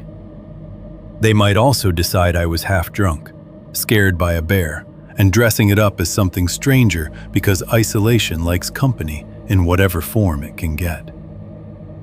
Worse than that, I had no proof I could point to, beyond what I had seen and how I had read it. The bone, yes. The buck, yes. But I had not brought anything back. I had not taken photographs. I had no body, no camp, no clear suspect, and no coherent explanation for the overlap between boot prints and those other tracks. The whole thing sounded unstable even to me, and I had stood in the clearing. So I decided against the troopers for the moment, and reached instead for the next best thing a man in my position could do. I would go see Mercer. Everyone in that part of the interior knew Mercer, or knew of him. If there was a stretch of country within 50 miles that he had not trapped, hunted, crossed in bad weather, or helped drag somebody out of, I never heard about it. He was older than I had ever seen him be, if that makes sense. One of those men who appear weathered into a final shape and then stay there for years while everyone else keeps aging around them. He lived alone about 11 miles southeast of me by the road, farther from town than any sane retiree would choose, and not far enough from anything to count as hiding. He sold pelts some winters, cut wood for a lodge when they needed it, fixed machines for neighbors who paid in cash or venison, and had the kind of practical reputation that survives because it has earned the right to. If there was a man still alive who might hear what I had to say without immediately deciding I'd lost my mind, it was him. I left before noon. The sky had stayed clear, which helped, but the day already had that thin, brittle light particular to late fall in Alaska, when the sun rises as if reluctantly and never commits to real warmth. I loaded the truck with more care than the drive required. Rifle behind the seat, thermos on the passenger side, small tool roll, toe strap, spare gloves. As if layering ordinary preparedness over my nerves could make the purpose of the trip feel less like a confession. Boone watched from the porch while I locked the cabin. He did not whine or scratch to come along, which was unusual enough that I noticed it. Usually the truck meant movement, and movement interested him. That morning he sat stiffly, eyes on the timber beyond the yard, until I called his name twice. The road off my place was bad in the usual ways, and worse in the season's particular ones. The first mile was little more than habit pressed into ground. Ruts, gravel, exposed root sections where runoff had eaten out the soil, and frost-heaved ridges that made the steering wheel jump in your hands if you hit them too fast. I kept it slow. The truck's suspension complained over every washboard stretch. Once I bottomed the rear lightly on a dip I should have remembered better and swore at myself more sharply than it deserved. Out there, you learn to drive like the road is in a bad mood and may decide, without warning, to involve you in it. As I worked south and east toward Mercer's Spur, the country on either side of me alternated between open, shallow cuts where old brush had been cleared years ago and long walls of dark timber. Black spruce crowded close in places, their trunks narrow and crowded, the understory beneath them dim even at midday. Birch flashed pale between them, most of the leaves already down, the branches looking too fine and exposed against the darker mass behind. Frost still sat in the ditch shadows, and here and there, standing water had skinned over with a thin white lid that would not survive the afternoon. I saw no traffic. That in itself was not unusual, but on certain days, the absence of other vehicles feels neutral, and on others, it feels like emphasis. I passed no headlights, no parked rigs at trail pullouts, no plume of dust in the distance. Only old traces of other lives remained. A tipped fuel drum half swallowed by brush near a bend. A collapsed wall tent frame left gray and skeletal in a patch of alder. One old camp turnout marked by a rusted fire ring and 3 blackened stones. The kind of place people use for a season and then vanish from as cleanly as if winter had edited them out. On a straight stretch where the road climbed enough to give a wider view through the trees, I caught myself rehearsing what I was going to say to Mercer. That should tell you something about my state of mind right there. Men like Mercer do not need long introductions. You drive up, you step out, you tell them why you came, and you waste as little of the afternoon as you can manage. Still, I kept trying to shape the story into something that sounded grounded. I found a buck north of the creek, opened up like somebody field-dressed it wrong. No, that sounded too weak. I found a buck cut open and arranged, and there was a human finger bone beside it. Too abrupt, too likely to trigger the wrong kind of attention. Something has been messing with my rack, and the tracks don't make sense. That was true, but not enough. I tried versions that began with the marker, versions that began with the print under the porch, versions that left out the part about the marker being rehung beside my front door, because saying that part aloud to another man made me hear, even in my own head, how close it came to campfire nonsense. By the time I turned onto Mercer's narrower spur, I had decided there was no good way to say it. I would have to describe what happened plain and let him think what he liked. Mercer's place came into view gradually, the way practical homesteads often do. First the smoke, a low, drifting ribbon through the spruce. Then the split rail line of a small holding pen. Then the cabin itself. Not large, not picturesque. Built low and square, with additions tacked on where they had become necessary rather than aesthetically justified. A woodshed leaned off one side. An older snow machine sat under a tarp gone stiff from weather. 2 chains hung from hooks near the door. The place looked used, not curated. That mattered to me. There was nothing performative about it. Mercer did not live alone in order to produce a theory of life. He lived that way because it suited the terms under which he was willing to continue. He was outside when I pulled in, kneeling beside a split pump housing on an upturned crate with a rag in one hand and a wrench laid across his thigh. He looked up once at the sound of the truck, then went right back to setting the wrench down carefully before standing. He wore wool and canvas in layers that had all been repaired at least once. His beard had gone mostly white years earlier, but the rest of him still looked as if weather had taken away only what it could justify. He had that dry, compact build old trappers get when their bodies stop carrying anything ornamental. If you had told me he was 65 or 82, I would have believed either without surprise. He took one look at my face and said, "You drive all the way out here to borrow trouble or leave some?" That was Mercer. Not warm exactly, but not unfriendly either. He was the sort of man who used humor the way some men use a knife, sparingly and only where it would cut clean. "I'm hoping to avoid both," I said. He studied me a second longer, then nodded toward the cabin. "Then come in before your truck starts thinking it lives here."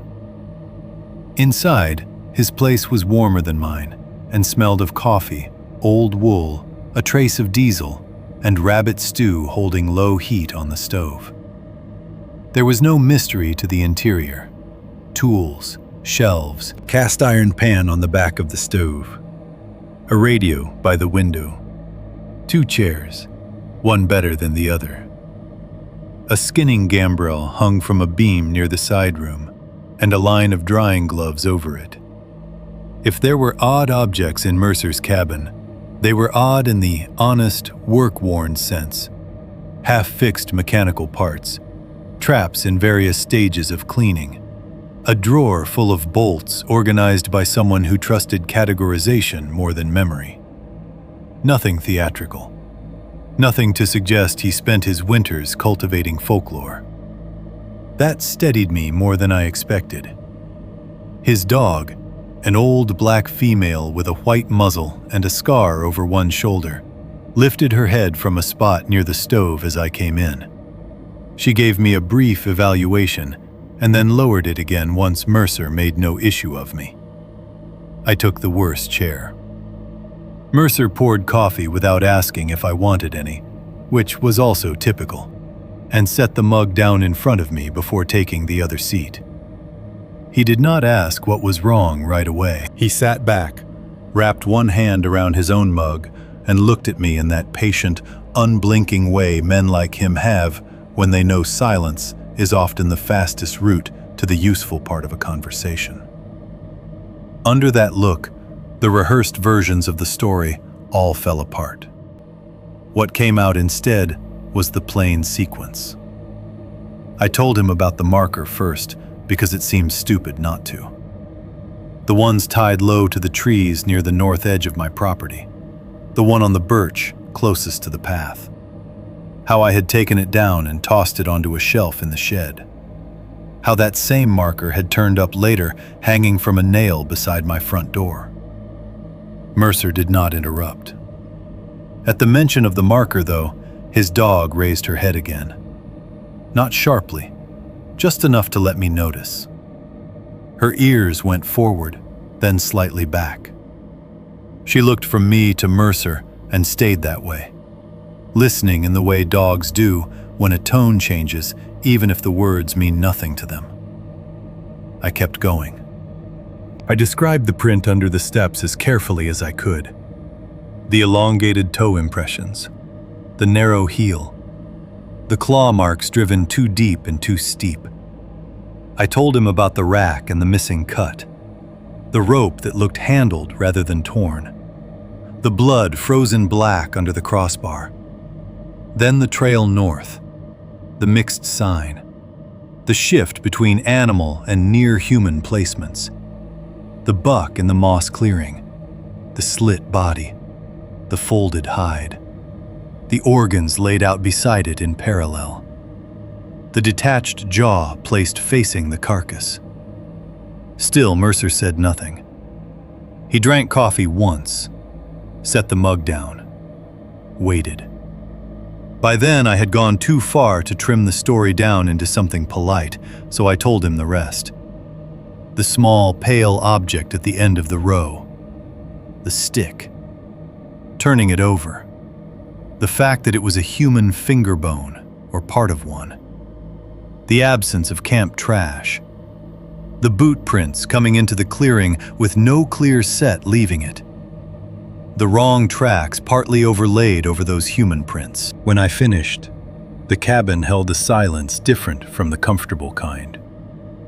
Mercer's dog had gotten to her feet without my noticing exactly when.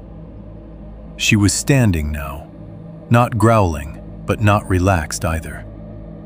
Her head was low, and she had shifted a few inches closer to Mercer's chair. What struck me then was not that she reacted at the mention of the body or the human bone. It was that the first visible change in her had come when I mentioned the marker tied low to the tree. Mercer finally spoke. "How many?" he asked. I thought at first he meant the organs, or the tracks, or maybe the boot prints. "How many what?" "The markers. 4 that I noticed. Maybe more I haven't found yet."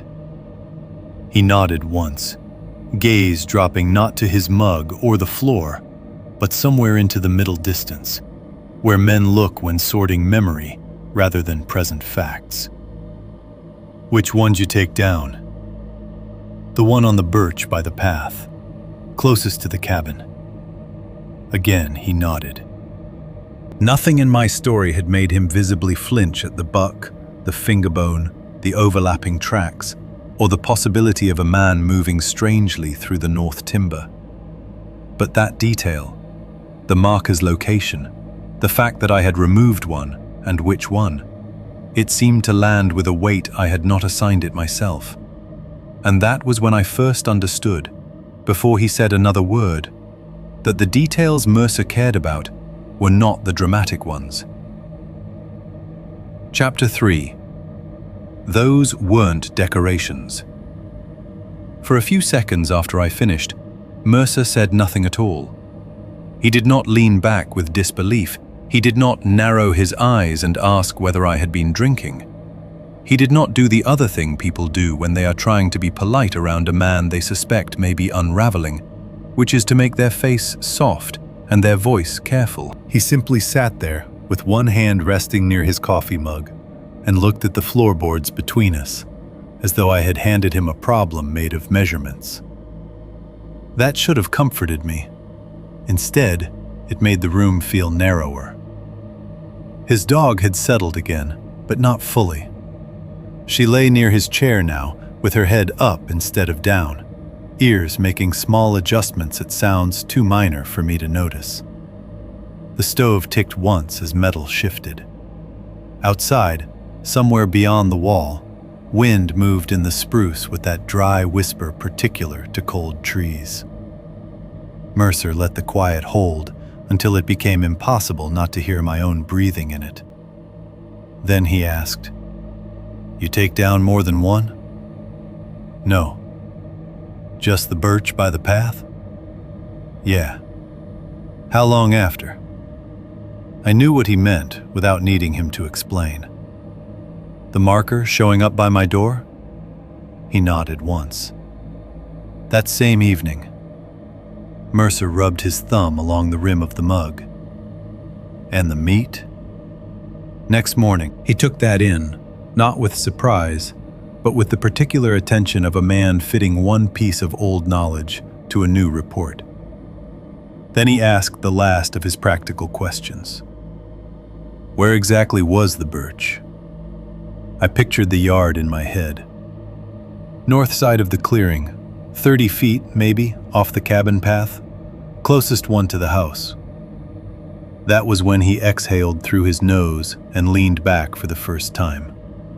Not dramatically, not like a man alarmed, more like somebody arriving at a conclusion he had been hoping not to reach. "What?" I asked. He looked at me for a second before answering. "You ever ask your uncle what those things were for?" "He told me once not to touch what was tied to the trees," I said. "That was it." Mercer nodded as if that matched something. "Sounds like it. You know what they are?" He reached down and scratched the old dog once along the shoulder without looking at her. When he spoke again, his tone stayed level, almost irritatingly so. "I know what some people thought they were for." I waited. Mercer was not a man who liked filling silence for the benefit of someone else's nerves. He would rather make you sit inside it until you understood he did not owe you speed.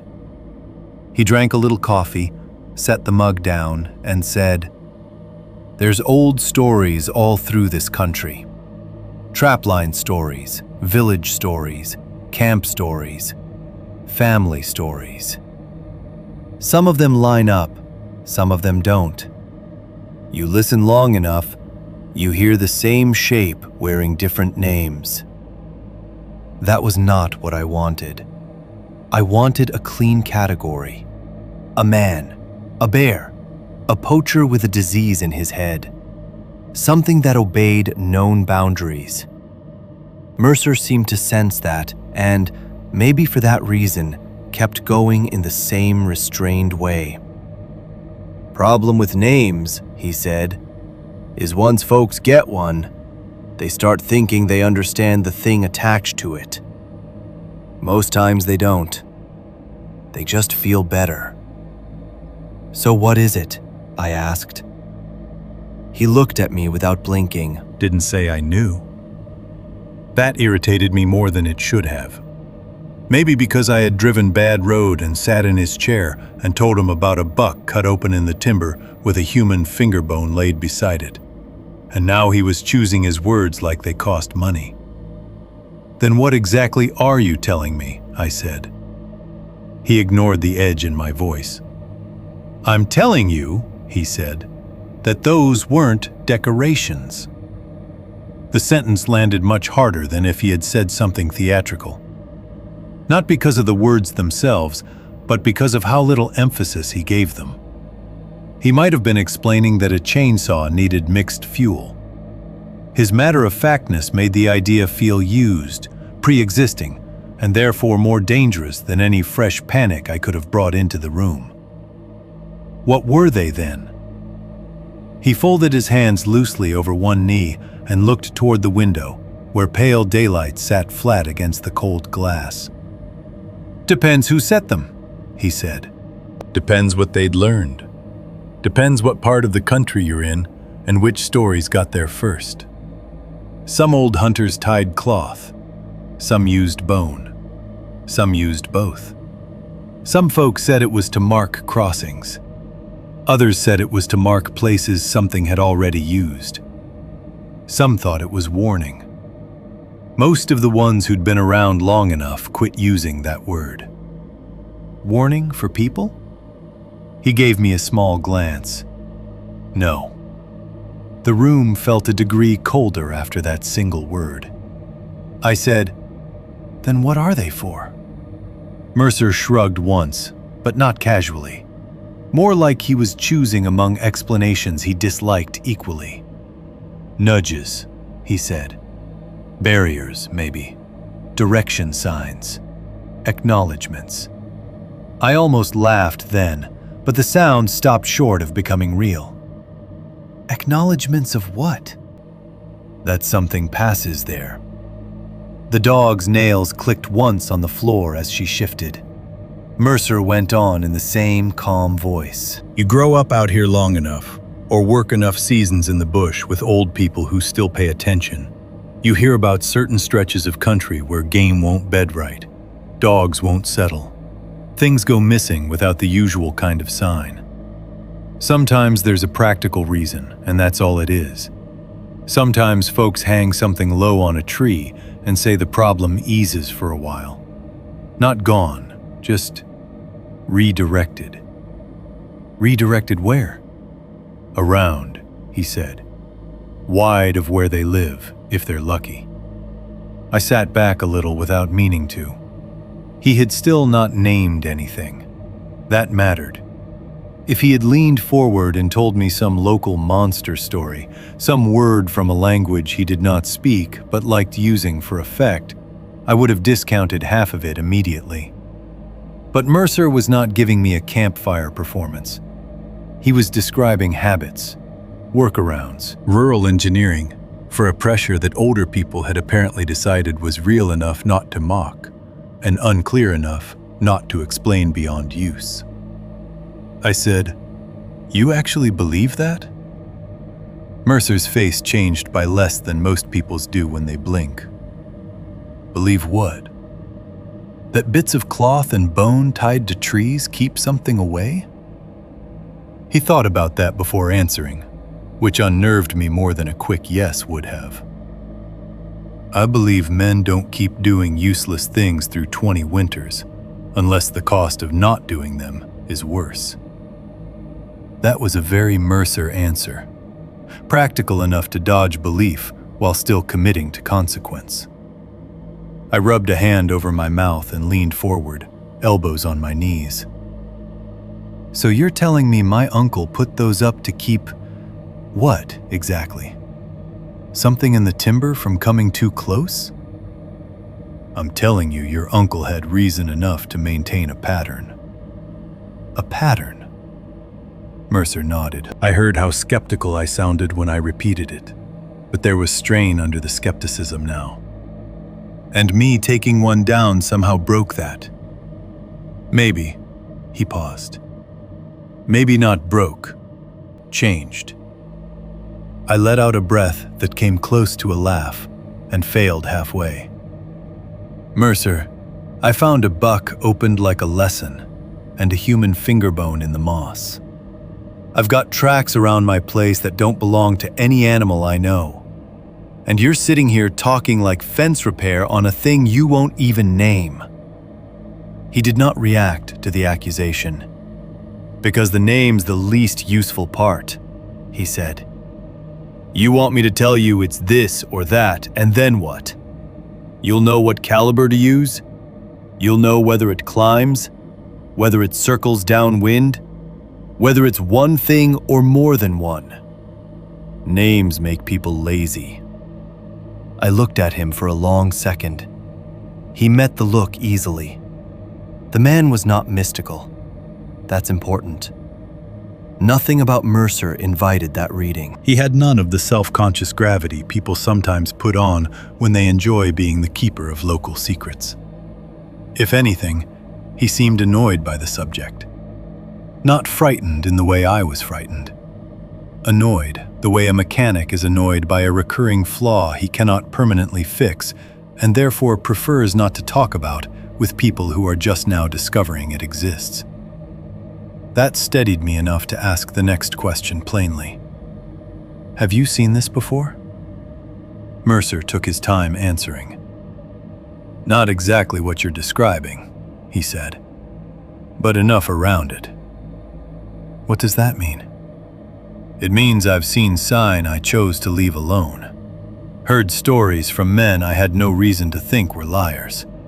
Seen old markers maintained by people who didn't strike me as ornamental. He tilted his head very slightly. And I've seen what happens when somebody comes into a piece of country thinking old rules are decorations. That sentence sat between us for a while. I thought of the birch, the small pale bone, the crack of old leather in my glove, the stupid irritation I had felt at being watched by an object tied too low to a tree. So these things, I said carefully, they're not there to warn people away. No. They're there for whatever moves through. That's my read. And if somebody removes one? Mercer looked down at his mug again. This time when he answered, the words came slower. If it had reason to pass wide before, he said, maybe now it doesn't. The old dog made a sound then. Not a bark, not a growl, just a brief low note in her throat, like she disliked the shape of the sentence itself. I sat very still. The practical part of my mind kept reaching for ways to downgrade what he had said. Pattern, redirect, pass wide. It all sounded thin when set against the concrete ugliness of the buck in the clearing. And yet I could not miss the way Mercer's questions had worked. He had barely touched the dramatic parts of the story, the human bone, the arranged organs, the impossible tracks. He had gone straight instead to timing, location, and which marker I moved. As if, to him, the horror was not in what happened north of the creek, but in the alteration I had made before it happened. I said, "That sounds insane." Mercer finally looked almost amused, though there was no comfort in it. Most useful things do, right up until they don't. I gave a weak laugh then, because the alternative was to admit, in his cabin and in my own head, that I was taking him seriously. The sound came out thin and wrong, more breath than humor. "So what? I retie the thing to the tree and all this stops?" Mercer didn't smile. I didn't say that. That was the moment the laugh died completely. I had wanted him to grant me some path back to the world as I had understood it 3 days earlier. Put the marker back, burn sage, nail up horseshoes, stay out of the north timber. Pick one stupid rule and let me buy my peace with it. Instead, he was giving me something worse. The sense that I had interfered with a system older than my understanding, and too incomplete now to restore with one act. "Then tell me what I'm supposed to do," I said. He was quiet for a beat. Then he said, "First thing is stop touching anything you don't understand." I opened my mouth, shut it, and looked away toward the window. Outside, the pale day had thinned further. The yard beyond Mercer's place looked as ordinary as any piece of worked Alaskan ground. Stacked wood, hard dirt, a coil of hose gone stiff with weather. The line where use met timber. Nothing moved there. Nothing announced itself.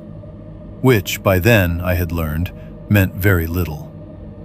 When I looked back at Mercer, he was still watching me with that same dry, unembellished patience. And for the first time since I'd arrived, I understood I was no longer talking to a man trying to calm me down. I was talking to a man who had heard enough to become concerned, in exactly the places I least wanted him to be. Chapter 3. The Shape of the Rule.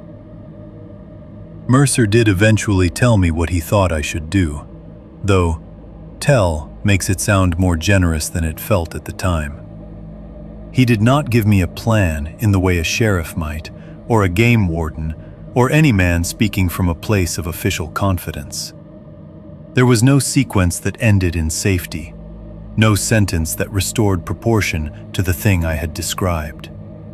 What he gave me instead were rules, delivered in the same level tone he might have used to explain how to keep a fuel line from freezing solid overnight. "Don't go north of the creek for a few days," he said. I waited for the part where that would be followed by a reason sharp enough to satisfy me. It wasn't. He only added, "Not after dark. Not in daylight either, if you can help it." I sat there with my coffee gone cold between my hands and looked at him. "That's it? For now?" "That's not an answer. It's what I've got."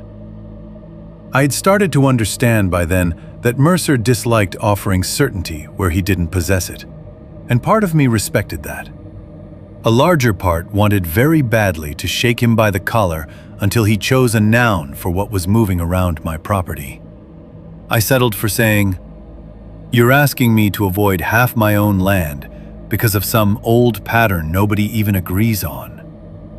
I'm telling you, the north side isn't where I'd spend my daylight right now.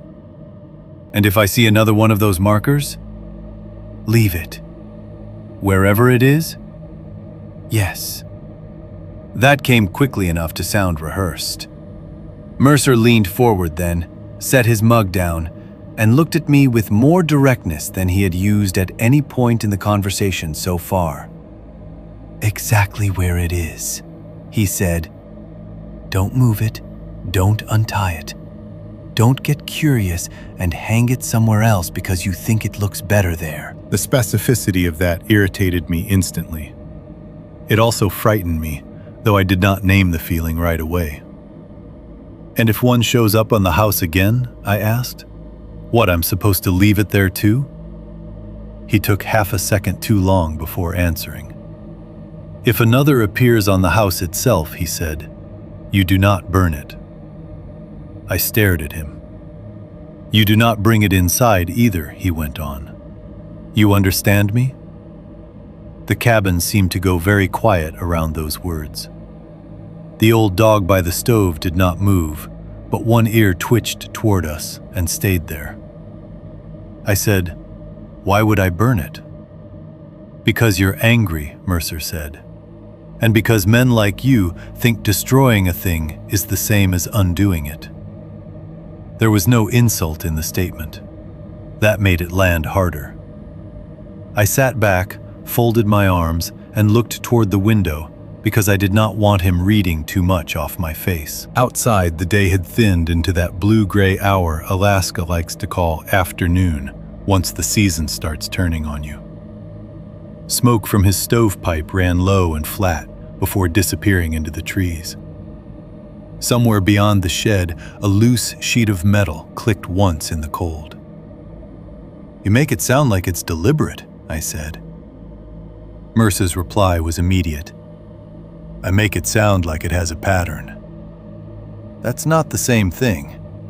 "No," he said. "It's worse." He let that sit there. A more theatrical man would have enjoyed that line. Mercer didn't. He only pushed his chair back, stood, and reached for the wrench he had set aside when I arrived. The conversation, in his mind, was not ended, but had reached the point where repeating things would not improve them. "You staying here tonight?" he asked. I should have, maybe. The thought crossed my mind. Mercer had a second bunk. I had seen it through the half-open side room door. It would have been easy to say yes. Easier still to pretend I was only avoiding the drive in early dark and not the return to my own cabin. But something mean and private in me recoiled from that. The land was mine. The house was mine. My dog was there. My rifle was there. And I had not yet become the kind of man who fled his own walls because an older man with a practical face had told him not to touch things hanging from trees. "No," I said. "I'm heading back." Mercer nodded once, as if he had expected that. At the door, he said, "Keep the radio on tonight." I paused with my hand on the latch. "You expecting something?" He scratched the old dog absently behind one ear and didn't look up. "I'm expecting you'll sleep better if you hear another voice in the room." That was the sort of answer he gave when he either didn't know or didn't want to say. I drove out of his place under a sky already lowering into evening. Clouds had moved in while we talked. Not heavy storm clouds yet, but a broad lid of gray that flattened what little light was left and made the road ahead look prematurely late. The temperature had dropped enough that the ruts held a brittle crust at the edges. Headlights did that familiar, useless miracle in the timber, illuminating only the next section of problem while deepening the dark beyond it. Birch trunks flashed pale and vanished. Spruce walls leaned in and fell away. Every bend looked like a place where something taller than the hood might have been standing just outside the beam until the truck forced light onto it. I drove slower than I needed to, partly because the road deserved caution, partly because every mile toward home felt like a mile toward a set of facts I had not agreed to accept yet. One moment, I would hear my own account the way a stranger might hear it, and feel a flush of embarrassment. A grown man drives to see an old trapper because he found a weird trail and a tied rag in the trees. Then the next moment, Mercer's questions would come back to me. How many did you remove? Where exactly? Before or after? And the embarrassment would be replaced by a colder, more focused unease. That swing kept repeating all the way home. Foolish. Not foolish. Angry. Then ashamed of the anger because it was aimed mostly at myself. I was angry at Mercer for refusing a cleaner answer. Angry at my uncle for leaving me land with rules he never bothered to explain. Angry at the fact that if I spoke the whole situation aloud in the wrong company, I would sound like a man already sliding off the track of his own mind. Under all of that sat the harder truth. I was angry because some quiet part of me believed Mercer. Not completely. Not enough to call what he described wisdom, but enough that the road felt different driving back. Enough that every pale flicker in the headlight beam looked less like scenery and more like concealed evidence.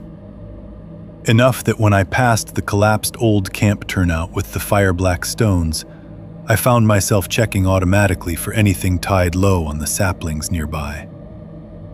There was nothing. Of course there was nothing. By the time my own spur came into view, full dark had settled in for real.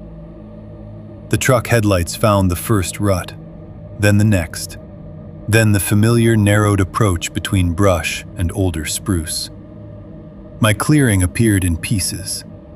The edge of the woodpile, the lean of the generator shed, the front face of the cabin catching light in a dull wash before the rest of it emerged.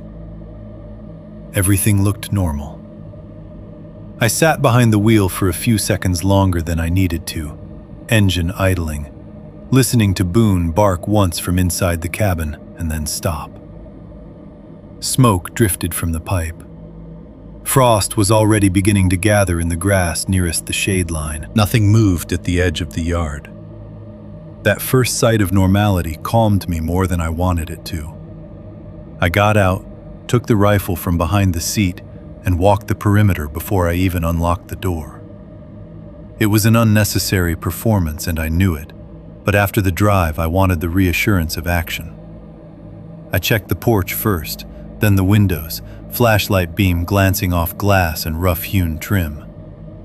I circled the north wall, examined the skirting where old plywood still covered the gap under the cabin, tested the latch on the side shed, and stood for half a minute by the corner nearest the creek path, listening to the timber. Nothing. No smell. No movement. Only the low, cold hush of the trees and the distant creek. Inside, the cabin answered me with its old shapes. Stove, table, cot, radio. Boone pacing once, then pressing briefly against my leg before pulling away with the dissatisfied restlessness dogs get when they know something has changed in you, but cannot identify which part. I lit the lamp, brought the radio to life in a soft wash of static and weather voices, and went back through the checks Mercer had more or less planted in my head. Latch, deadbolt, window catches, side room door, rifle leaning where my hand could find it without thought. For 20 minutes or so, I almost felt ridiculous. The place was warm. The routine was familiar. Boone eventually lay down, though not fully relaxed, with his head on his paws and his eyes turned toward the door more often than toward the stove. I hung my coat, set water to heat, and found myself muttering under my breath at the absurdity of letting some old man's careful superstitions colonize the atmosphere of my own cabin. Then I remembered the wood I had left scattered on the porch from the previous night, and stepped back outside to bring in the rest before the frost made the boards slick. The flashlight was in my left hand. I did not turn it on at first because the yard held enough low reflected light from the clouded sky to see the immediate shapes by. Porch rail, step edge, woodpile, shed. The beam stayed down at my side while I crossed toward the split stack. That was when I saw the pale strip near the pile. At first I took it for a torn rag caught on a protruding splinter. Then I stopped so abruptly the porch boards creaked behind me, where Boone had come to the threshold. A marker hung from one of the stacked spruce rounds near the outer edge of the pile. I was certain it had not been there that morning. Not in the half-serious way people say they are certain when they mostly mean unsettled. Certain. I had stood in that exact spot, splitting and sorting 2 days earlier. I had carried wood from that pile that very morning before driving out. If something pale and bone-bound had hung there, Close enough to catch the eye against the cut ends of the stacked rounds, I would have seen it. My mouth went dry all at once. I brought the flashlight up and clicked it on. The beam fixed the thing in hard white light. Faded cloth, leather strip, pale bone. Same grammar as the others, same deliberate smallness.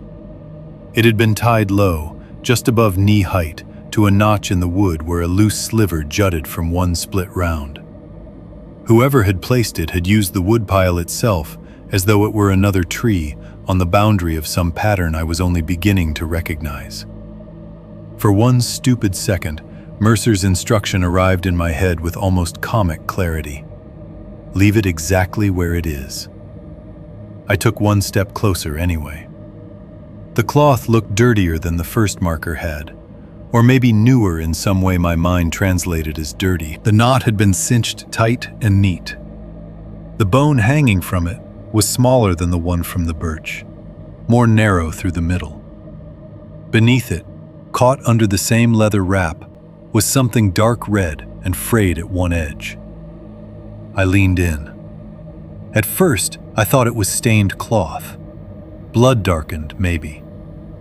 Then the flashlight angle changed, and the color sharpened into something I knew too well to mistake. Red-black plaid. I just stared. The strip was no more than 2 inches long, torn along one side, cut or ripped on the other. But the pattern was unmistakable. It matched the flannel shirt I had been wearing when I crossed north of the creek that morning. Not similar, not close. Mine. My first reflex was denial. I looked down at myself immediately, flashlight jittering in my hand. The shirt I wore now was gray thermal under a heavier jacket. My flannel was inside, hanging by the stove where I had left it after coming back from Mercer's place. I turned so fast, Boone backed half a step from the doorway. Inside, the red-black flannel hung where I had left it on the wall peg beside the stove. I crossed the cabin, yanked it down, and spread it under the lamplight with hands that were no longer steady. At first I saw nothing. Then I found the missing piece. A tear low on the right side near the hem, narrow and ugly, not big enough that I would have noticed it while wearing the shirt in cold weather under a coat, but fresh enough at the edges that one loose thread still curled outward. I pressed my thumb against the gap and felt the exact shape of absence. The strip on the woodpile had come from my shirt. I do not remember setting the flashlight down. I only remember finding myself standing in the middle of the cabin with the flannel stretched between both hands and the understanding arriving in stages, too quick to stop. It had not just been near me. At some point earlier that day, or the day before, or while I tracked the clearing, or while I moved through my own yard, something had come close enough to me to take a piece of my clothing without my knowledge. Not tear the whole shirt, not attack, not even announce contact in a way I could identify after the fact. Just close enough, personal enough, intentional enough to remove a strip and leave it tied to bone outside my house like a message. Boone was standing stiff by the door again, staring not at me but past me, toward the dark beyond the porch. I looked up at the windows, at the latch, at the little cabin suddenly reduced to boards and heat and the fragile performance of security. The thing in the timber was not simply near me. It had already laid hands, in its own careful way, on my life. Chapter 4. Against advice, I crossed the creek. I managed one full day of doing what Mercer told me to do. That is the honest version. Not 2 days, not even a day and a half. 1 day. I stayed south of the creek. I checked the trap line I had already set on the lower side of the property. I split wood I didn't urgently need yet. I topped off the generator, cleaned the lantern glass, sorted old nails into coffee cans because it gave my hands something to do that looked productive from the outside. I left every marker exactly where it was. I did not go near the north path except once from a distance, and even then I stopped well short of it and turned back like a man trying to prove to an invisible witness that he could follow instructions if he chose. None of it helped. The problem with not knowing is that it behaves like pain.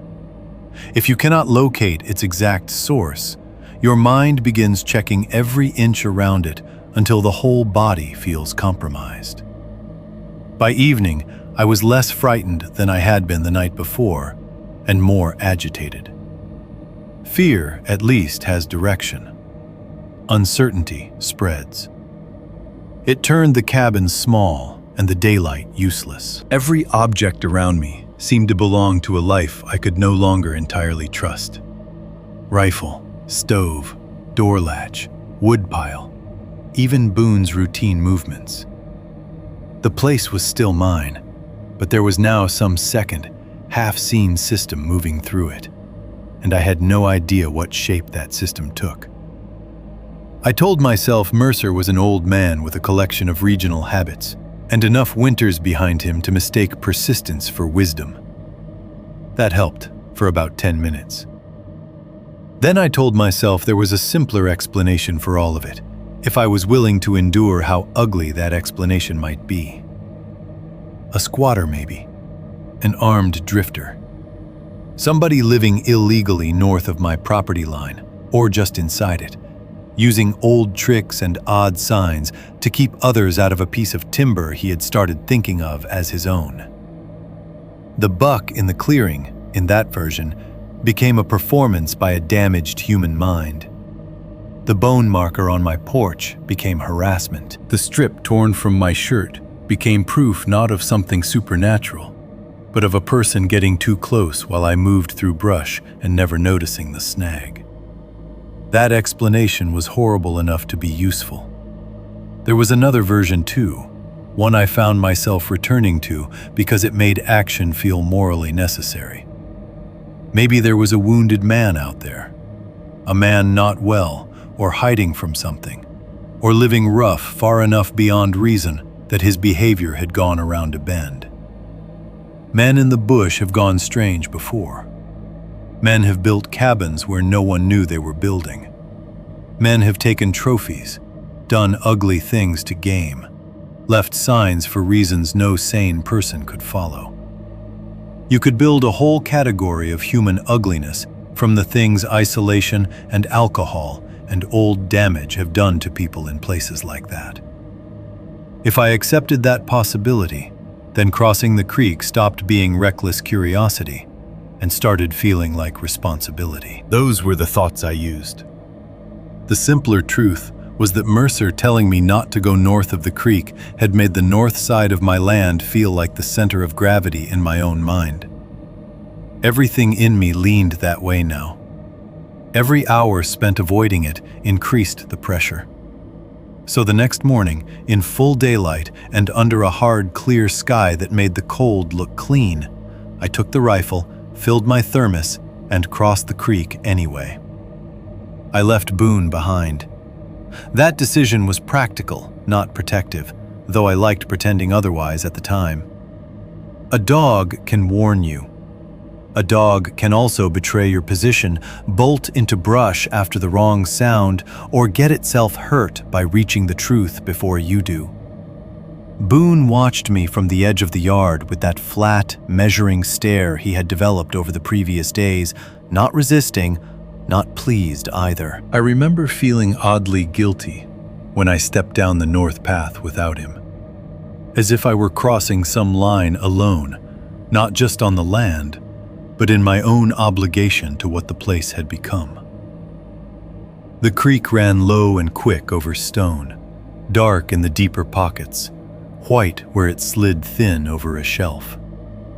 Frost still clung to the shaded bank. I crossed in 3 steps and paused on the far side, standing still long enough to let the woods accept me or reject me. depending on how you want to describe that feeling. The air north of the water always seemed colder to me, though it was probably just heavier with shade. Spruce and birch crowded closer there. Ground cover thinned under the conifers into a mattress of old needles and damp moss. The sound of my own boots grew smaller. The tracks were not good, but they were enough. That was the irritating thing about them. Not enough to show me a full, honest answer. Enough to prevent me from turning back with my pride intact. Here a partial impression in a muddy pocket left by an uprooted stump. 4-part deep, rear too narrow. There a rubbed stripe low on birch bark where something wet had passed. Then 10 yards farther on, a set of compressed moss placements almost too subtle to read unless you were already moving slowly and looking for the sort of disturbance a careful body leaves behind. I followed sign the way you sometimes follow a fading blood trail after a bad shot. Less by certainty than by continuity, trusting that enough small indications in the same direction begin to count as fact. The farther I went, the more the woods seemed to remove themselves from their ordinary business. That took time to notice. At first, it was only the absence of interruption. No squirrel chatter overhead, no sudden skitter through leaves, no startled bird flushing from brush ahead of me. In good country, you don't always hear wildlife constantly, but you usually hear enough to know you're moving through a living system that registers your passage. Here, my movement seemed to meet very little. Once I stopped completely and listened so hard I could hear a drop of meltwater fall from somewhere high and strike the needles below. That was all. Even the creek's voice had gone faint behind me. I checked for moose sign out of habit and found almost none. That was wrong for that stretch. Not impossible, but wrong. A place with browse and cover like that should have shown some trace. Fresh droppings, clipped willow, bedding depressions, some broad print half filled with overnight frost. I found older sign, yes, but nothing recent enough to satisfy me that the area was being used the way it ought to have been. It was as if traffic through that drainage had thinned without the land itself changing to justify it. That thought made me slow further. The rifle felt heavier in my hands than it had leaving the cabin. Not because of the weight itself, but because carrying a weapon into uncertainty always sharpens the question of what exactly you believe you may need it for. A squatter? Fine. A criminal? Fine. A bear? Also fine. You can imagine those shapes. You can imagine distance, angle, consequence. But a thing that moves through your yard, handles bone markers, and tears a piece from your shirt without your noticing, leaves the imagination with too much room. And a rifle does not close that room as much as men like to pretend. I came over a low rise and recognized the shape of the land before I understood what I was looking at. There was a clearing ahead. Not large, just one of those practical, old-looking interruptions in the timber where enough trees had gone down years earlier that light had worked its way in and changed the floor. I knew it. That was what stopped me first. Not because I had named it or used it often, but because I had crossed that exact patch in August while picking blueberries, and again later scouting for sign before the season turned. I remembered the feel of the place, slightly softer footing, a scatter of birch saplings on one side, open enough to let you orient yourself before the timber closed again. I remembered it specifically because I had paused there once to drink water and look back toward the line of my own property. There had been no cabin in that clearing. The one standing there now was real enough to throw smoke. I stopped dead among the spruce at the edge and just looked. It was a log structure, not large but solid, with a pitched roof, a stovepipe chimney letting up a steady thread of wood smoke, and a front wall oriented toward the small open area, the way a man would place it if he intended to live there year after year and wanted the best of the light. Split wood stood stacked neatly along one side. Not one winter's careless pile, but the squared, settled look of wood that has been cut, burned through, and restacked over time. Beside the front door stood a rough hide rack or game pole. Something pale hung from it in strips or folds I could not make out clearly through the branches. The logs themselves had weathered to that gray-brown tone fresh-cut timber does not take on quickly. The structure looked not improvised, but inhabited, established, as if it had stood there through multiple seasons and seen enough weather to belong to the place. That was impossible.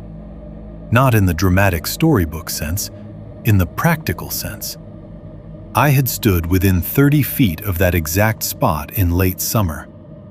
There had been no cabin then, no cut logs, no clearing worked wide enough to build one, no stacked wood, no sign of construction. A man does not raise a settled-looking log cabin in that kind of country in 8 weeks, without equipment, noise, mess, cut stumps, drag marks, and a long, visible process.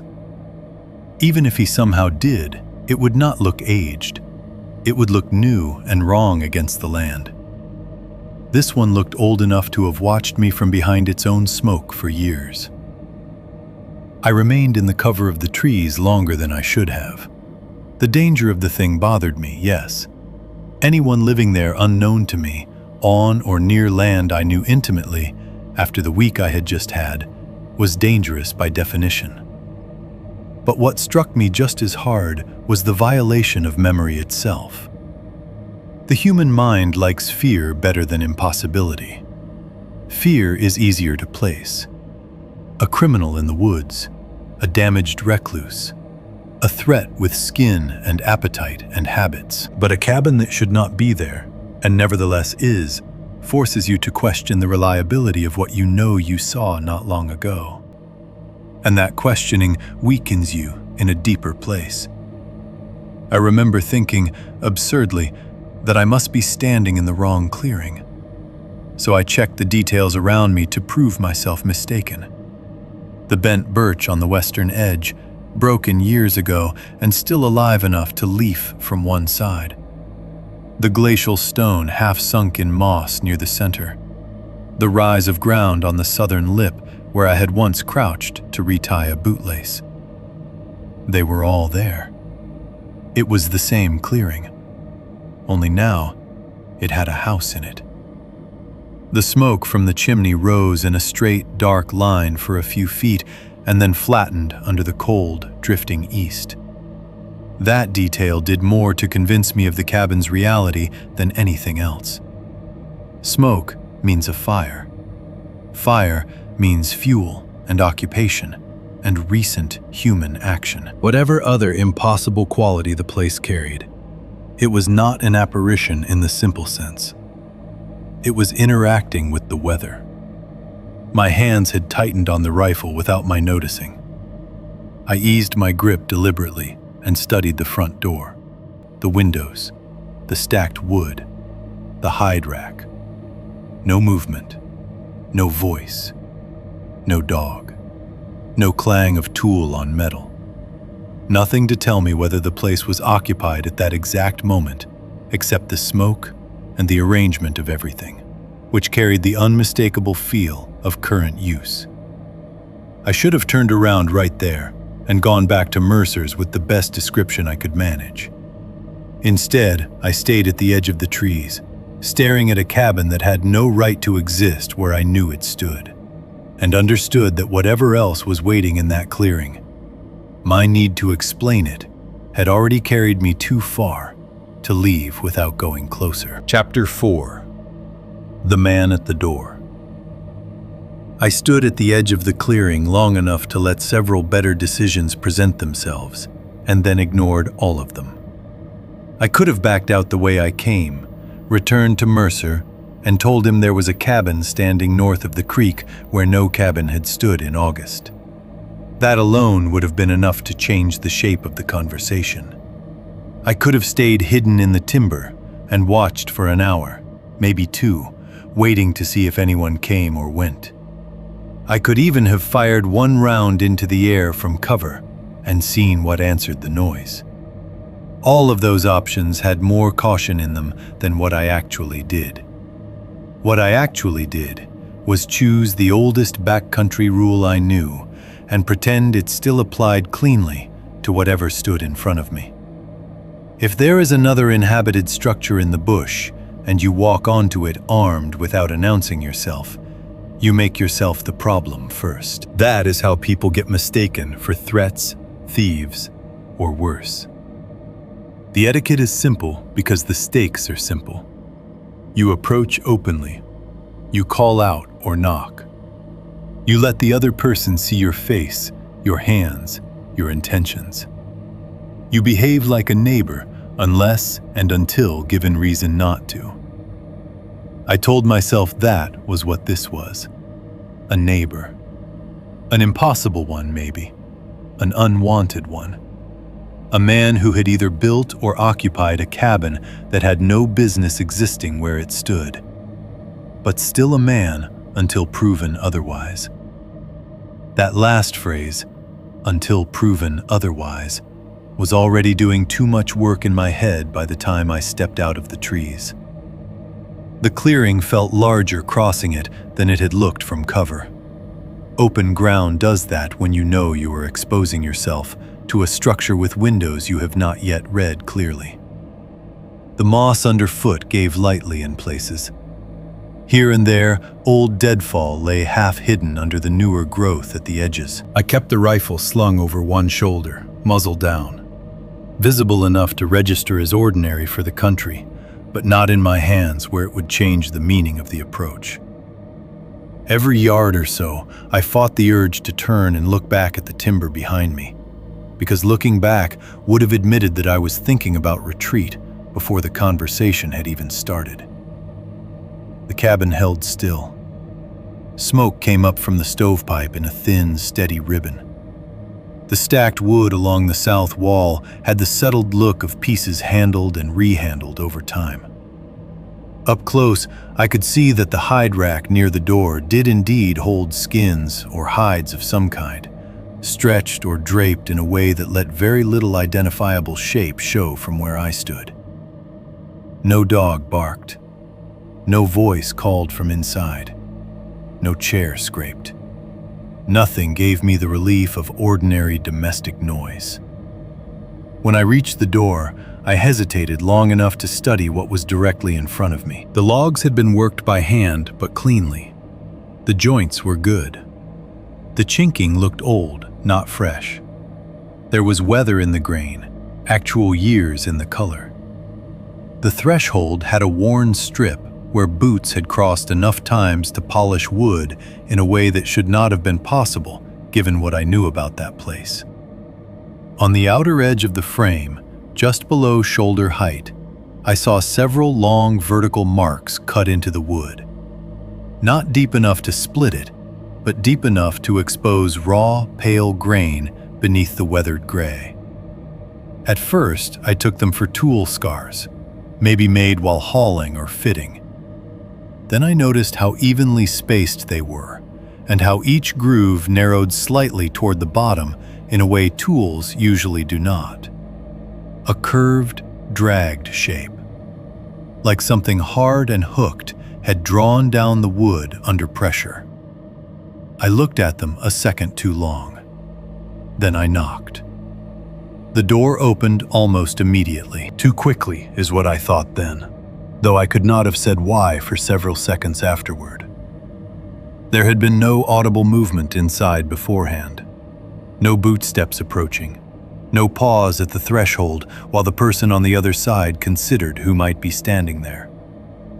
The latch shifted and the door came inward with the speed of someone who had already been waiting just behind it. The man standing there was big enough that I registered size before anything else. Not monstrous, not in any obvious way, just big. tall enough that I had to look slightly upward from where I stood on the packed earth. Broad through the shoulders and chest. Dressed simply in a faded flannel shirt, canvas work pants, and boots that looked ordinary except for how little mud clung to them considering the yard around the cabin. His face would have been forgettable in a town if not for the smile already on it. That smile was the first real wrongness. Not because people smile at strangers in remote places. They do, sometimes, especially if they have not seen a new face in a while. It was wrong because it arrived too soon. There had been no startle in it, no assessment, no blink of recognition or non-recognition before the social expression formed. It was simply there the moment the door opened, fully arranged as though prepared in advance, friendly in shape, warm in theory, but not responsive, not earned by the exchange that was supposed to produce it. "Morning," he said. His voice was ordinary enough to be almost a relief. Deep, calm, no slur, no obvious accent I could place beyond the flattening you hear in men who spend more time alone than talking. "Morning," I said back. "Sorry to drop in on you." He stood in the doorway without widening it further. Not hostile, not exactly inviting either. Just occupying the space with a confidence that made it clear it belonged to him. The smile remained. Up close, his eyes were lighter than I had expected, gray or pale blue, and they did not carry the warmth the mouth was performing. They were attentive in a way that made friendliness beside the point. Not cold exactly, worse than cold. Focused. I introduced myself, gave him my uncle's name, and gestured vaguely south when I said where my place was. That much was standard. He listened with the fixed smile and a slight inclination of his head that suggested he was hearing each word and setting it somewhere specific. "I've got some trouble with meat going missing," I said. "Found sign leading up this way. Thought I'd better come by open rather than guess wrong." "All right," he said. Then he kept looking at me. The pause stretched just long enough that I had to continue. "Been seeing something around my rack," I said. "Tracks aren't making much sense to me." At that, he smiled a little wider. Not enough that another person might have noticed if they weren't already strained. A fraction. But I saw it. Saw also that the eyes did not move with it. "I've heard something around at night," he said. The smell from inside the cabin reached me more clearly then. Wood smoke first, as expected, but beneath that, and not faint, came the unmistakable odor of raw meat. Not fresh-cut venison in cold air, not the clean mineral tang of a hanging carcass outside. Indoor meat, warmed slightly by enclosed heat. Wet hide under that, and something else lower still in the mix. Rank and warm, like the air in a place where blood has soaked into wood and not fully left. It was not overpowering. That almost made it worse. You could have ignored it, maybe, if you had entered wanting to be polite. Standing where I was, with what I had already seen north of the creek, I could not separate the smells into innocent categories. "Bear?" I asked. He tilted his head, considering the word. "Maybe," he said. "It comes closer than you think." That sentence put a very specific tension into the air between us. Not the content alone, the delivery. Calm, conversational, as if he were talking about weather or the angle of afternoon light.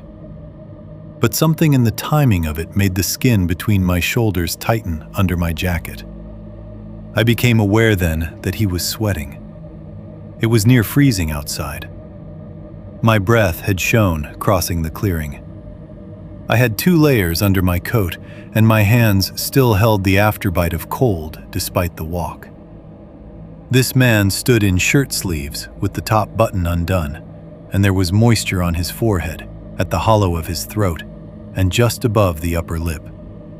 Not the dampness of exertion after chopping wood, because he was breathing too evenly for that. Not heat from the stove alone, unless he kept the place at a ridiculous temperature. More like the kind of active body heat a person carries after hard labor or fever. I heard myself asking some useless, ordinary question about how long he'd been there. He answered in a way I cannot now remember exactly, because by then my attention had split too many directions at once. His right hand came into view briefly when he made a small gesture toward the timber north of the clearing. It was too large. Again, not grotesque in a theatrical way. Just large enough relative to the rest of him that my eyes caught and held on it. The fingers were thick through the joints, and the nails, or what I first took for nails, looked darkened at the ends, heavier and more curved than seemed natural. Not sharpened, not filed. Just wrong in the accumulated way everything else was wrong. He withdrew the hand almost at once, resting it back against the inside edge of the door where I lost most of it from view. I let my gaze shift, as casually as I could, past his shoulder into the room. A counter stood against the far wall, partly visible. On it lay a dark shape on what might have been butcher paper or bare wood.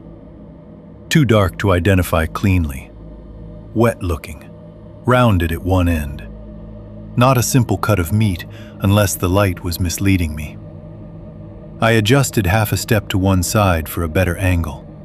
He adjusted with me, smoothly, instantly, without any sign in his face that he had noticed himself doing it. That was the moment whatever thin version of normal I had been holding on to began to give way in earnest. We went on talking for another minute or so, and everything said in that time was ordinary enough to sound ridiculous in retrospect. Hunting, the cold coming earlier this year, road conditions, noise at night. Yet all through it the smile stayed fractionally too fixed, the eyes stayed too watchful. The smell from inside the cabin kept reaching me in warm animal pulses, and the grooves on the door frame sat just at the edge of my vision, like evidence no one had agreed to mention. I saw one more thing while he spoke. A dark stain, high on the inside edge of the frame, near where those grooves ended.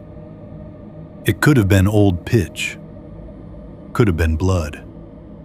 Could have been nothing I had any right to interpret from where I stood. Every part of the scene retained that quality of deniability. That was why it was so effective.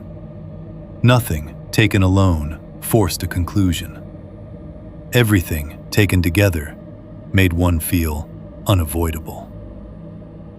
I realized suddenly that I did not want to be standing there long enough for him to ask me inside. Not because I thought he would attack me the moment the door closed. It was something subtler and somehow worse than that. If I crossed that threshold, I would be acknowledging that whatever rule set governed this encounter was no longer one I understood. Outside, in the clearing, I was still operating under the fiction of neighborliness. Two men speaking at a remote cabin door. Once inside, I had no idea what that fiction would protect. So I nodded once, thanked him for the information as if he had actually given me any, and said I should get back before the light changed. "Careful heading home," he said. The smile did not leave. I stepped back. He did not move from the doorway. I turned and started across the clearing at what I forced to remain an even pace. Everything in me wanted to hurry, not run. Running would have turned unease into fact. Running would have declared that I knew, and worse, that I believed he knew I knew. That surface Mercer's generation understood so well, the thin social covering over violence, fear, and territory, still mattered to me then. As long as I walked away like a neighbor who had stopped by on a practical question, we were both required to keep pretending. So I walked. My back felt exposed in a way I have only experienced a few times in my life, all of them bad. I could feel his attention on me between my shoulder blades, like warmth from a stove several feet off. Not imagined, not supernatural, just the very physical knowledge of being watched intently while giving someone the undefended architecture of your body. I kept my pace steady, counted steps, did not look back at 10 or 20 or 30 yards. The clearing ended. The trees took me. Only then, with spruce trunks between us, did I allow myself to breathe more deeply. I still did not run, because even then, with the smell of his cabin still in my nose and the memory of that too-ready smile sitting raw behind my eyes, I understood that running back through the trees would have meant admitting out loud to myself what I had only just begun to accept. Whatever had been moving around my property, I had just met it at the door and spoken to it like a man. Chapter 4. The tracks led to his door. I did not look back until I reached the tree line. Even then, I hated myself a little for doing it, because turning around meant admitting that some part of me had been counting the seconds until I could check whether he was still there. I had walked across the clearing with what I hoped was the pace of a man leaving an awkward but ordinary encounter. Not too fast, not hesitant. Rifle still on my shoulder, hands visible, body language controlled. I had kept that pace through the last open stretch and into the first cover of spruce before letting the muscles in my back unclench enough to turn my head. He was still standing in the doorway. The distance and the trunks cut him into pieces. Shoulder, side of the frame, the pale blur of face. But there was no mistaking the posture. He had not stepped out. He had not called after me. He had not gone back inside once the conversation ended, which is what a normal man would have done in that cold. He stood exactly where he had stood when I left him. One hand braced against the inside of the door frame, body filling the opening, watching the place where I had disappeared into the trees. I looked away almost immediately. It should have made things clearer. Instead, it made them worse. The return south through the timber felt longer than the walk in, even though I followed my own fresh path and should have moved faster for that reason alone. The woods had the same stripped, withholding quality they had before. No squirrel chatter, no birds kicking up from low brush, no recent moose sign to reassure me the country still belonged to ordinary movement. I crossed the little rise above the creek, stepped around the moss clearing where I had found the buck, and kept going, with the rifle in my hands now, instead of slung behind my shoulder. Every few yards I would remember something new from the doorway, and feel my mind try to file it under a usable category, only for the rest of the scene to resist. The smell inside came back first. Wood smoke, yes. Any occupied cabin in that weather would have that. But under it, there had been raw meat. Not hanging game outside in clean cold, but indoor flesh, warmer, closer, mixed with wet hide and that rank, humid smell like heat trapped in fur or blood worked into wood. A butcher's room after the first cleanliness has gone out of it. I tried to reduce that. A man processing a fresh kill, hides drying, a badly ventilated space. Entirely possible. Then the sweating. I told myself maybe his stove was overfired. Maybe he ran hot. Maybe he had been hauling wood just before I arrived and I hadn't heard it. But he had not breathed like a man exerting himself.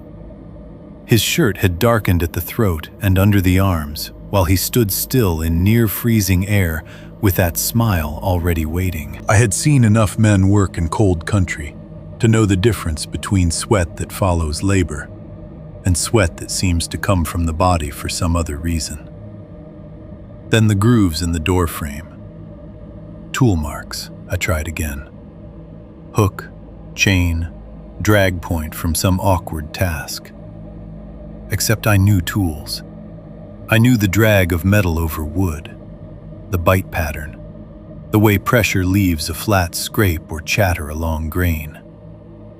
Those lines had looked rounded at the base, curved, narrowing slightly toward the bottom, as if something hooked and hard had drawn straight down under control.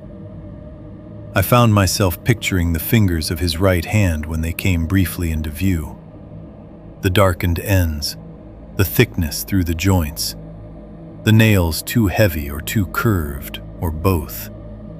And then forced that image away because letting it sit too long made the rest of the woods feel thin. The hidden object on the counter returned next. I had not seen enough of it to identify anything honestly.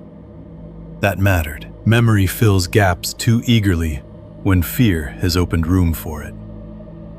Still, I could not forget the way he shifted when I shifted, smooth and practiced, keeping his body between my line of sight and whatever lay back there.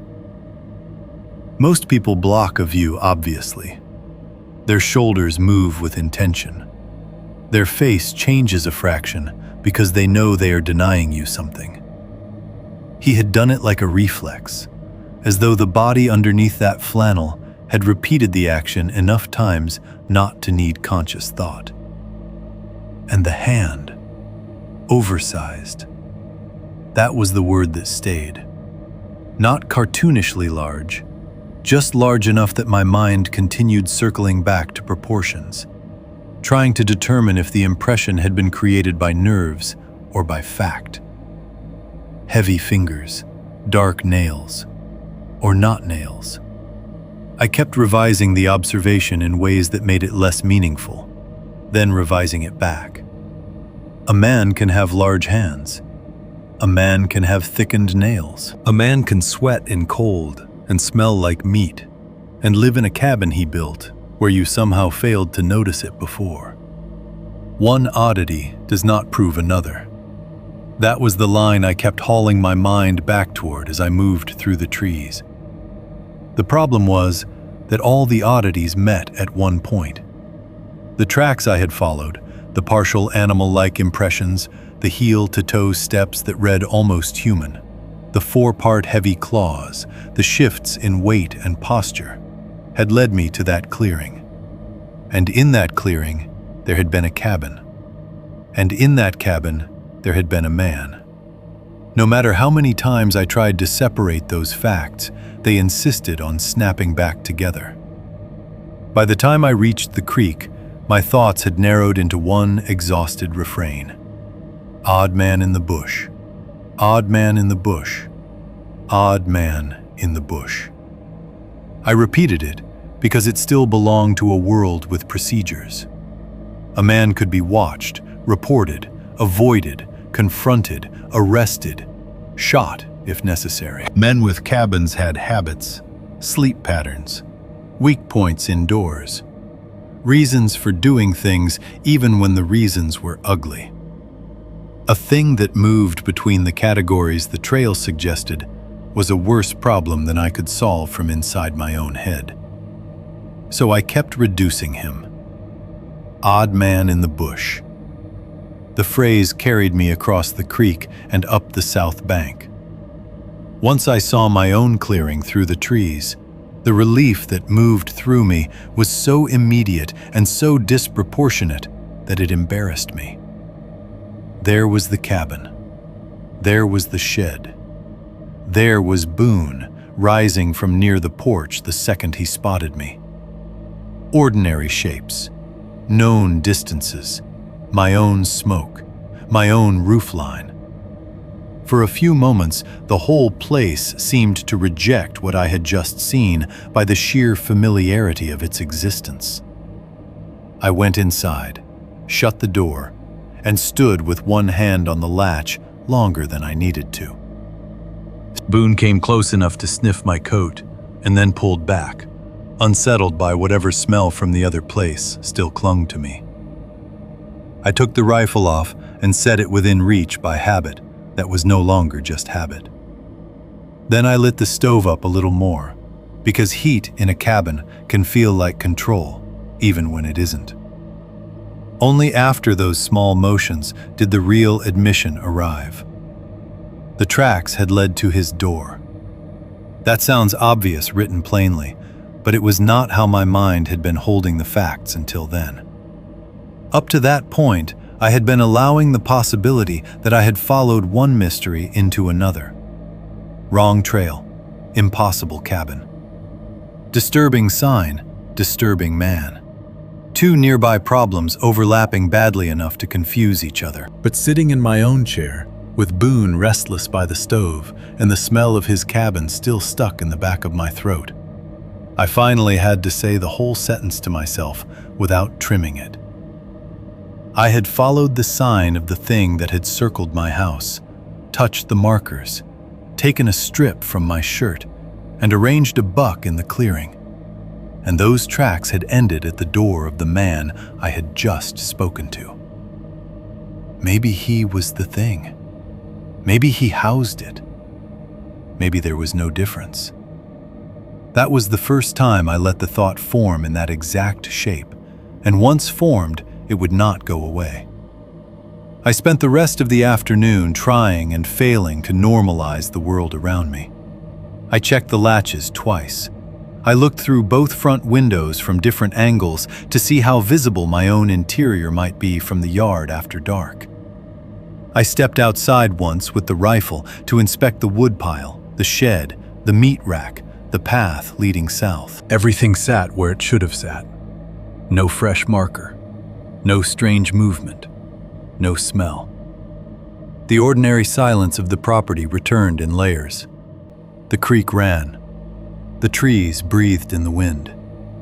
Boone ate, drank, and did not look as often toward the north side as he had the day before. By early evening, exhaustion began doing what reason could not. A human body can only sustain a certain pitch of alertness before it starts bargaining with itself. Supper helped. Familiar actions helped. Potatoes in the pan. Grease. Salt. The radio muttering weather and distance, and the names of small places far enough away to feel almost imaginary. The stove heat lifted the damp from my cuffs. Boone finally settled down enough to sleep in short stretches. Outside, the cloud cover thickened and brought a dull, early dark that pressed against the windows without drama. For a little while, I even entertained the humiliating possibility that Mercer and I between us had managed to infect an otherwise explainable situation with too much meaning. An odd man in the bush, a trespasser, a poacher, a damaged recluse living in a cabin I had somehow missed before. Those explanations were insultingly imperfect and still more comforting than the alternatives. That mood lasted until just before bed. I had banked the stove, checked the radio one last time, and was stepping into my boots to make the final trip to the outhouse.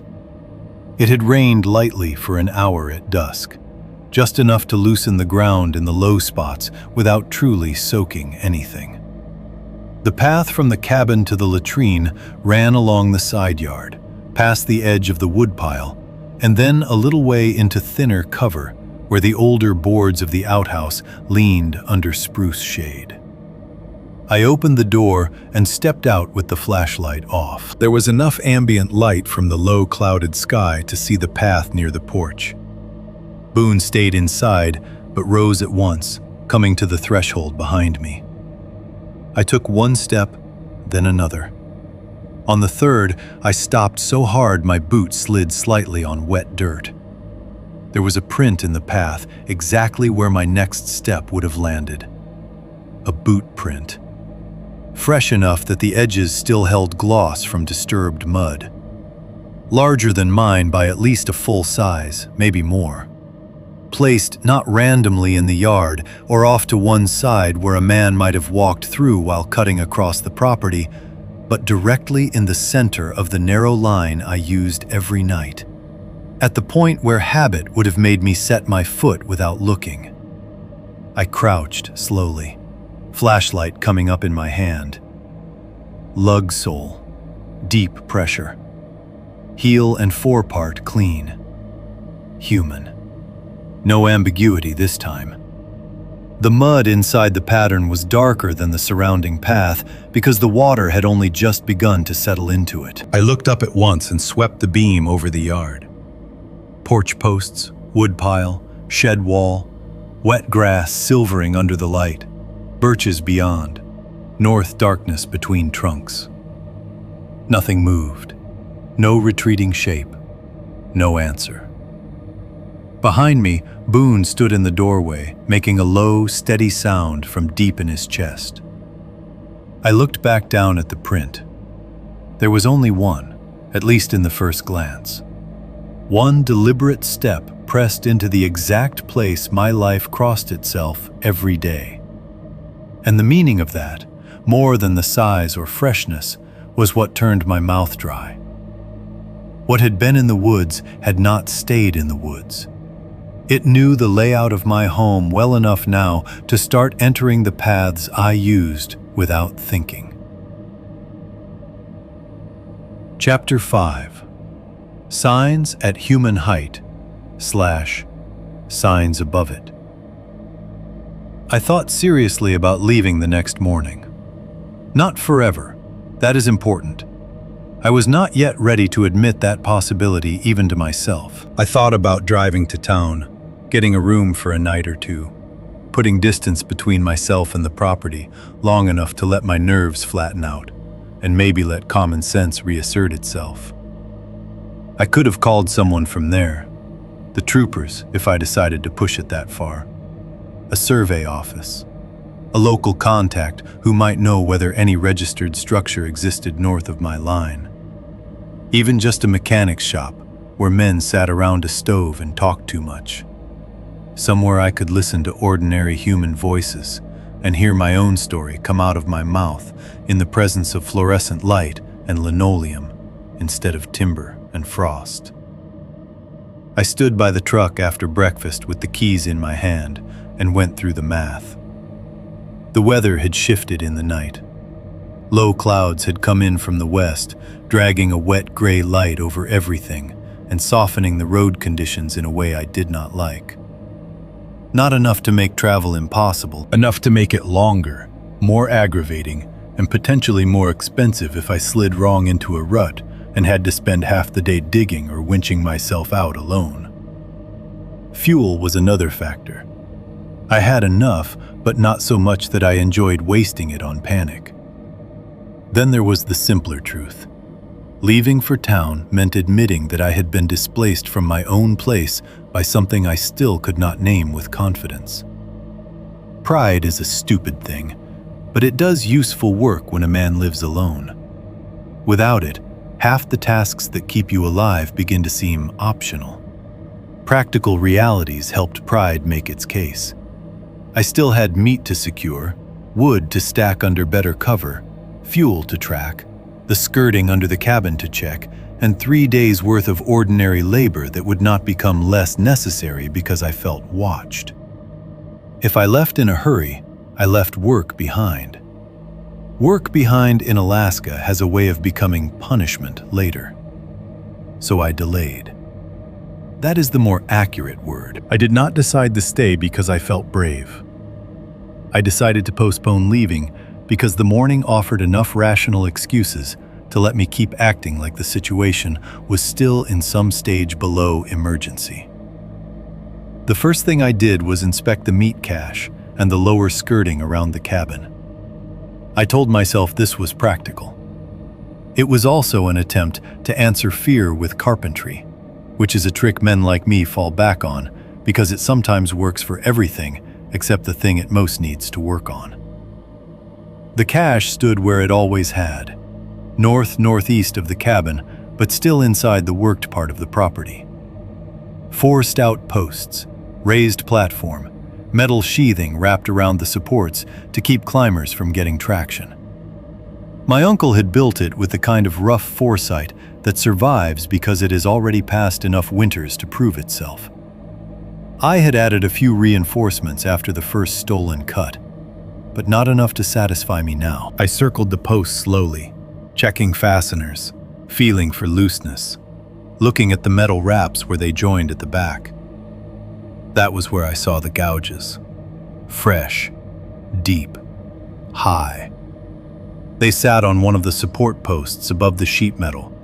4 long parallel scores cut down through weathered wood into the pale interior beneath. The sight of them did not produce immediate fear so much as a precise, concentrated disgust. The marks were too high to fit easily into any explanation I wanted. I stepped back, looked again, and then physically measured with the rifle held upright against the post. The gouges began at roughly 7 feet from the ground, maybe a little more. The sheet metal below them was untouched. That mattered more than the depth of the cuts. If something had climbed from the ground, slipped or scrabbled upward, there would have been sign on the metal itself. Scrapes, dents, smear marks, something. There was none. The scored lines began above the barrier, in clean, downward drags, as if whatever made them had reached over the metal from above, or from a height I did not want to calculate too carefully. I put my gloved fingers into one of the grooves and felt where the wood had lifted raggedly along the lower edge. They were rounded at the base again, not flat like tool marks. Not an axe, not a saw, not a hook I could name honestly. I stood there with my hand against the post and looked over the clearing toward the north timber.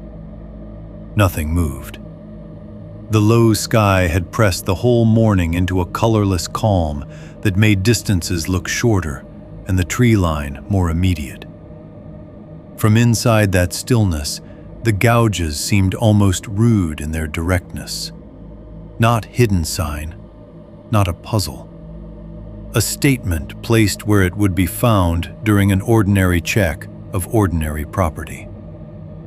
I swore at the empty air, then did what men do when swearing fails. I got busy. I dragged the roll of heavier wire from the shed and added another securing run along the lower side of the cache platform. I tightened 2 lag bolts on one post, replaced a warped brace on the ladder side, and cut a second sheet of plywood for the south section of cabin skirting where old damage had softened the original panel. The work took enough attention to dull the sharper edge of my thoughts for an hour or 2.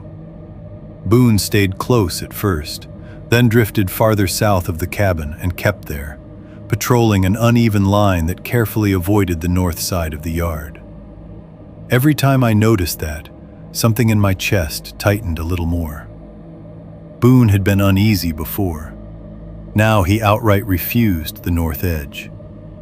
He would go as far as the side of the shed or the outer end of the porch stack and then stop, nose lifted, body angled away as if some current in the air beyond that point made him unwilling to cross. I called him over once toward the cache, and he came reluctantly, only to stop again 10 yards short and give me a look that would sound absurd described plainly. Not fear exactly, but refusal. The kind of look a dog gives when you are insisting on entering water deeper than he thinks you understand. By midday, I had half convinced myself that labor had improved the situation. Nothing dramatic had happened. No new tracks, no movement in the trees. The sky stayed low and gray, but the weather held. I checked my ammunition count, cleaned 1 rifle magazine more thoroughly than it needed, and made a list on the back of an old receipt of things I would need if I did decide to drive out the next day. Fuel, fresh batteries, another box of .30-06, more screws, maybe a second deadbolt if the hardware store in town had one worth buying. That list felt sane.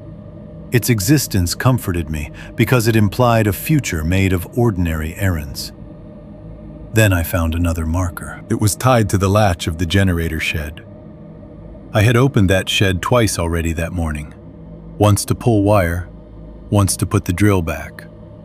The marker had not been there either time. By the third trip, in the flat, weak light of late afternoon, it hung from the metal latch, with the pale bone turning slightly every time the wind shifted. I stopped so hard the diesel can I was carrying bumped my leg. The marker was smaller than the first one from the birch, and newer looking than the one by the woodpile had been, though new was not really the right word. Less weather-softened, maybe. The cloth was dingier, tighter wound. The leather strip looked darker. The little pale bone hung at the exact point where my hand would have gone if I had reached for the latch without looking.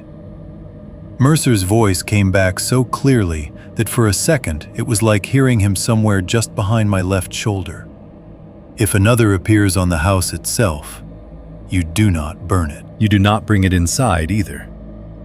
This one was not on the house itself, but it was close enough to produce the same immediate pressure in my jaw and chest. I did not touch it. I stepped back, set the diesel can down, and just stood there, glaring at it in a way that must have looked ridiculous to anyone watching from the trees.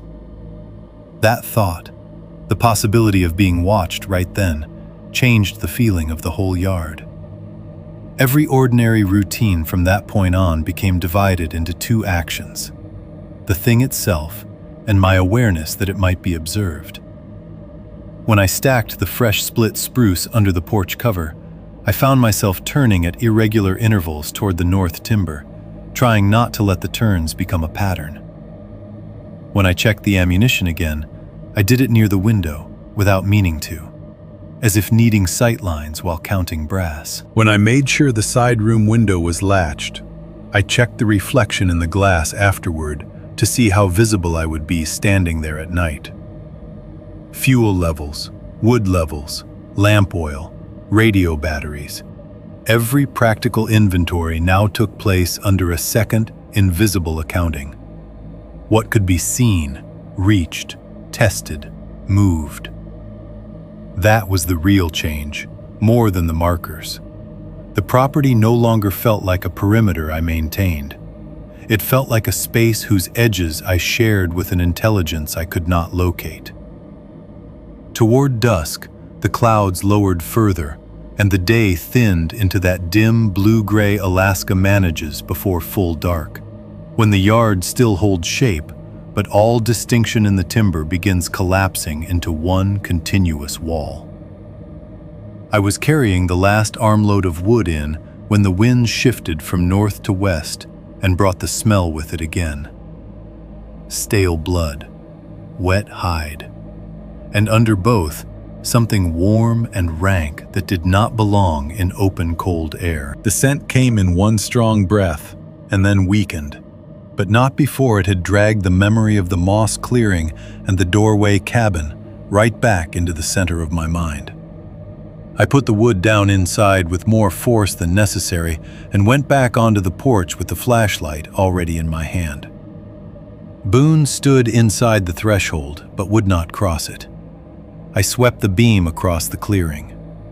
Woodpile, shed, cache, birch trunks, wet grass, the first rank of spruce. Nothing. No reflection of eyes, no movement, no shape stepping back where the light missed by inches. Only the beam making familiar things look briefly theatrical and then ordinary again. The smell had faded by the time I lowered the flashlight, but Boone still would not come past the threshold. His ears stayed canted toward the north side of the property, and the low vibration in his chest had returned without fully becoming a growl. I went back in, locked the door earlier than usual, and told myself I would leave in the morning if the road held. That gave me a false plan, which was better than no plan. Men can sleep under a false plan if it sounds practical enough. I checked the radio. I checked the stove. I checked the front and side windows. I noted fuel levels on the pad by the table. I ate little. I moved through the cabin in the same careful order I would have on any other evening, except that now every motion contained an extra half-second of listening. It was on the last outside check, just before full dark, that I noticed one more thing. My axe was not where I had left it. It leaned ordinarily against the exterior wall beside the porch steps, handle down, head angled inward under the overhang where rain wouldn't sit in the eye. I kept it there because splitting kindling at the block was easier than walking to the shed each time, and because tools left in regular places become extensions of routine in country like that. That night, it stood 6 feet away near the corner of the woodpile, resting upright against a split round with the handle turned outward. Not stolen, not broken, not hidden, just moved. For a second, I honestly tried to blame myself. I replayed the day. Wire from the shed, repair at the cache, fresh split stack, diesel can, generator latch. Maybe I had set it there absent-mindedly. Maybe I had leaned it differently while carrying wood and simply failed to notice. But the moment I picked it up, I knew I was lying to myself. The angle was wrong. The placement too deliberate. It had been set where I would see it only after my eyes adjusted to the yard, as if the point was not to deprive me of the tool, but to show me access. I stood there in the gathering dark with the axe in my hand, and the flashlight beam drifting uselessly over ordinary objects, and understood something I had been resisting all day. Nothing needed to be taken to make the message land. Something on my property had begun moving through my life not as a thief, but as a presence, making small corrections to the placement of things so I would know the distance between us no longer belonged only to me. Chapter 5. The Quiet 4 Days. Nothing major happened for 4 days. That was almost worse than if something had. If there had been another marker on the porch the next morning, or a dead thing dragged into the yard, or tracks circling the cabin in clear frost, then at least my fear would have had fresh proof to feed on. It would have stayed sharp and external, aimed at a visible problem. Instead, the property settled into a stretch of behavior that was ordinary enough on the surface to make me question myself, and tense enough underneath to keep every nerve from ever fully unclenching. The first day after I found the axe moved, I still intended to leave. I told myself I would go in the morning, and by noon I had not gone. Then I told myself I would leave after I finished a few practical things, because if I drove out, I might be gone longer than expected, and I didn't want to come back to fuel problems or a dying stove or water gone wrong. That was how the delay disguised itself. Maintenance, sequence, timing. By evening, I had stayed one more full day and turned the failure into a temporary choice instead of what it really was, which was hesitation. The weather helped make that easier. A wet gray front moved in and sat low over the country, flattening the light and softening the road into something I distrusted. Not impassable, just irritating enough that leaving no longer felt like a clean act of common sense. It felt like a decision requiring commitment, and commitment is harder when a man is tired and already beginning to suspect that anything he says aloud in town will sound less convincing than it did in the quiet of his own head. So I stayed. The second day, and then the third, and then part of a fourth. Nothing major happened. The markers I had seen remained where they were. No new ones appeared on the house. The generator shed latch stayed clear. The axe remained where I set it after bringing it inside. I saw no fresh sign under the steps. The cache was untouched. No smell drifted in from the north at dusk. No movement crossed the tree line while I watched. Boone was still uneasy on the north side of the yard, but he stopped refusing the whole clearing and went back to limited patrols, cutting his loops short, but not freezing outright. The land, in other words, began behaving in just enough familiar ways that a different kind of discomfort moved in. Embarrassment. I started to feel ridiculous. Not all at once, in flashes. While splitting kindling, while pouring coffee, while hearing Mercer's voice in my head telling me not to disturb patterns I didn't understand, and realizing how that would sound if repeated at a gas station 2 counties south. A man in a hardware aisle explaining that bits of cloth and bone might redirect something in the timber. A 30-something drunk divorce cliché from Anchorage telling the troopers about a cabin that wasn't there before, and a smiling man with bad nails. Even in my own mind, stripped of dramatic language, the whole thing had begun acquiring the outline of a story people politely let you finish before deciding how much of you to believe. That feeling of ridiculousness did not comfort me. It shamed me. Because beneath it ran the harder fact that I had seen what I had seen. I had crouched over the track under my steps. I had found the buck in the clearing. I had turned over the finger bone. I had stood in front of a cabin that should not have existed and spoken to a man whose smile had arrived too early and stayed too long. I had found my own shirt cloth tied into a marker beside a bone. The embarrassment came not from thinking I had imagined it all, but from knowing how impossible it would sound, and how little impossible things care whether they are persuasive. By the third night, sleep had become an activity I approached instead of a thing that happened. I still slept, in pieces, because the body will eventually force itself down no matter what the mind is doing. But I no longer fell into sleep. I lowered myself toward it, with one hand still mentally on the latch. The rifle stayed within reach every night, closer than before. Not as a dramatic gesture, but because moving it even a few feet farther away had started to feel irresponsible. Boone slept inside every night now. He chose the place near the stove at first, then shifted on his own to a position from which he could see the front door and most of the main room without moving more than his head. Every sound in the cabin acquired a second meaning. The stove ticks that had once been nothing more than expanding metal became possible footsteps, paused just outside perception. A branch brushing the siding in wind sounded, for one sharp second each time, like fingertips dragged slowly along the wall. Boone shifting in sleep made me come awake with my hand already finding the rifle stock before my mind caught up enough to understand the familiar jangle of collar ring against floorboard. Ice cracking in the water bucket near the door one night gave a dry, popping sound so close to a latch moving that I stood fully out of bed in the dark before I knew what I had heard.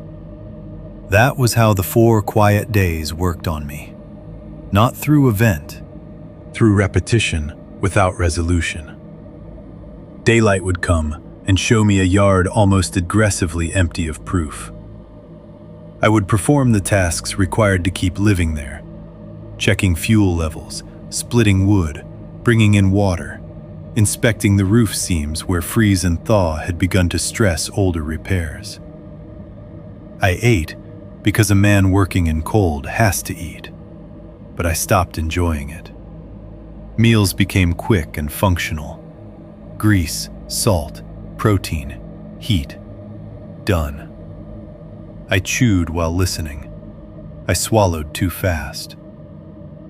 Twice, I realized I had finished a plate without tasting any of it. I stopped using the north side yard after dark. That happened gradually enough I could pretend it was a sensible weather adjustment. The wood pile closest to the porch became the only one I drew from at night. I emptied the slop pail earlier. I adjusted Boone's evening routine so I didn't have to step past the side of the shed once the light went. If something needed doing on the north side after dusk, it waited until morning, unless fire or survival made delay impossible. Once I noticed I was doing that, I got angry at myself. Then I kept doing it anyway. Several times each day, I debated leaving again. The argument never improved. In town, I would have warmth, witnesses, locks less symbolic than the ones I now kept checking by habit. I could call the troopers without static and hear my own voice clearly enough to determine whether it sounded sane. I could buy another box of ammunition, a stronger deadbolt, maybe even bring back another man to walk the property with me in daylight, and confirm that the cabin north of the creek really stood where I had seen it. All of that existed on one side of the scale. On the other sat the problem of explanation. I imagined pulling into a service station lot and trying to answer the first casual question from another human being. How's it going out there? Fine, except I think something has been moving around my land that may be a man or may not. And there's a cabin in the timber that wasn't there before. And I found a human finger bone beside a deer opened like a diagram. And my dog won't go north of the yard at night. Even rehearsed silently, the words made me feel unstable. That conflict ate more energy than the chores did. It made the cabin that had once felt like relief begin to feel like containment. Not a home exactly, a box. 4 walls, 1 door, a few windows, heat in the middle, and me arranged inside it according to habits that something else seemed increasingly interested in studying. At odd moments, I would stop whatever I was doing and become aware of the house as a physical object chosen by an outside intelligence. This was where I ate, where I slept, where I crossed from the cot to the stove in the dark, where I reached first when startled. Once that awareness arrives, it poisons peace in a way that is hard to undo. The small incidents during those days were almost insultingly minor, which made them effective. One evening, just after full dark, I heard a touch at the front window. Not a knock, not pressure enough to rattle the pane, just the faintest, soft contact, like something resting briefly against the glass and then withdrawing. I froze halfway between the table and stove, every muscle gone still before thought caught up. Boone's head came up. We both stayed that way for several seconds. Then I took the flashlight, moved to the side of the frame instead of directly in front of it, and swept the beam across the porch and yard. Nothing. No tracks visible in the weak, wet soil. No reflection moving away. No branch close enough to account for the sound. When I opened the door a crack and leaned out, the air smelled only of damp, cold, and old wood smoke. I shut it again, feeling more foolish than relieved. The next morning, though, I found a smear on the outside of the same window at about shoulder height. It was greasy, faintly red-brown, and narrow enough that for one brief, hopeful second, I took it for pitch or dirt brushed from my own sleeve. But I knew where my sleeves hit. This sat too high, and the streak pulled sideways at the end, as if whatever left it had touched and then moved on. I looked at it in 3 different lights before cleaning it off with a rag. The rag came away with a color I chose not to study too closely. Boone sniffed the lower edge of the frame once and backed off. By the 4th day, the weather cleared. Cold sunlight came through the spruce in thin, weak shafts again. Frost sharpened the yard each morning. Smoke from the chimney rose straighter. With the clearer weather came a subtle change in me I did not trust, but accepted gratefully anyway. The edge of raw fear had dulled. Not disappeared. Dull enough that I could stand in the morning light with coffee in hand and look out across my own clearing without immediately expecting something to be standing there, waiting for me to notice it. dull enough that the previous nights began to feel not imaginary, but overinterpreted. A man can survive on that feeling for a while if he needs to. I began to think maybe the worst of it had already happened. Maybe the markers, the buck, the cabin, the man at the door. Maybe all of it had amounted to a warning, a territorial display, an ugly but finite crossing of lives in remote country. Maybe leaving the recent markers alone had mattered. Maybe Mercer's talk of patterns, while impossible to defend rationally, had practical value in exactly the way old habits sometimes do. Maybe whatever had been moving through the north side of the land had tested its distance from me, found me cautious enough, and shifted back to moving wide. That was the thought I let myself keep by the end of the fourth evening. It was thin. It was probably stupid. But it was just convincing enough that for the first time in days, I went to bed believing there was a chance the thing outside my understanding had already taken from me what it wanted and moved on. Chapter 5. The Door Handle. That night I went to bed earlier than usual, and I slept harder than I had any right to. Exhaustion will do that. Not the clean tiredness that comes after satisfying work, but the blunt, heavy kind that follows several days of vigilance without resolution. By then, the quiet stretch had worked on me in exactly the way it was designed to, if design had anything to do with it. I had been afraid, then embarrassed, then cautious, then half convinced the danger had widened around me and moved on. The mind cannot maintain a peak state forever. It bargains. It lowers the volume on threat just enough to let the body keep functioning. That evening, after a fast supper I barely tasted, and a final check of the latch, windows, and stove, I remember thinking, with the dull confidence of the overtired, that maybe I had finally outrun the worst part. Outside, the temperature had dropped cleanly after sunset. The air had that brittle, polished quality that comes with a hard, clear night in Alaska, when sound carries farther, but less of it exists. The cabin held heat well enough once the stove was banked, though the corners still kept their own degree of cold. Boone had settled down near the front of the room instead of by the stove, which no longer struck me as remarkable, because by then almost every unusual thing had become part of the furniture of my attention. The radio had gone quiet, except for distant weather and static. I turned the lamp down, then out.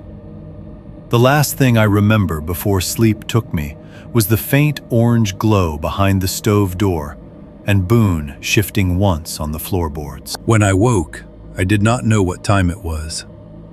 I only knew the sound. There are noises you understand before consciousness catches up to them. A child crying in another room. A truck engine failing in a specific way. The crack of a branch under too much weight when you are moving through brush. And, if you live long enough in one structure and use the same door every day, the exact mechanical voice of your own latch being worked. I came awake in the dark to the slow, metallic click of the front door thumb latch being depressed. Not rattled, not struck, depressed. The sound was small enough that in a different context it would have meant nothing. Half a second of interior movement, spring tension, metal shifting inside the hardware. But in the total stillness of the cabin, with me in bed and Boone on the floor, it was a violation so precise that every part of my body understood it at once. My eyes opened into blackness. My hand moved before thought. My pulse was suddenly everywhere. The latch reached the bottom of its travel and held there. Then came pressure on the door. Not a slam, not the panicked, forceful shove of someone trying to burst in. Just steady inward pressure. Enough that I heard the wood give a little in the frame and the deadbolt answer with a hard, contained resistance. The door flexed once under the load and held. Whoever or whatever was on the other side maintained that pressure for perhaps 3 seconds, maybe 5. Long enough to test what gave and what didn't. Then the latch rose softly back into place. The pressure released. Silence. I lay flat on my back in the dark with my hand around the rifle stock, every nerve in me listening so hard it hurt. Boone was awake. I could hear that much from the change in his breathing, but he made no sound. That was somehow worse than barking would have been. Barking would have acknowledged the thing at the door in the language of dogs. Warning, territory, alarm. His silence felt more like the silence of prey that knows noise will not help.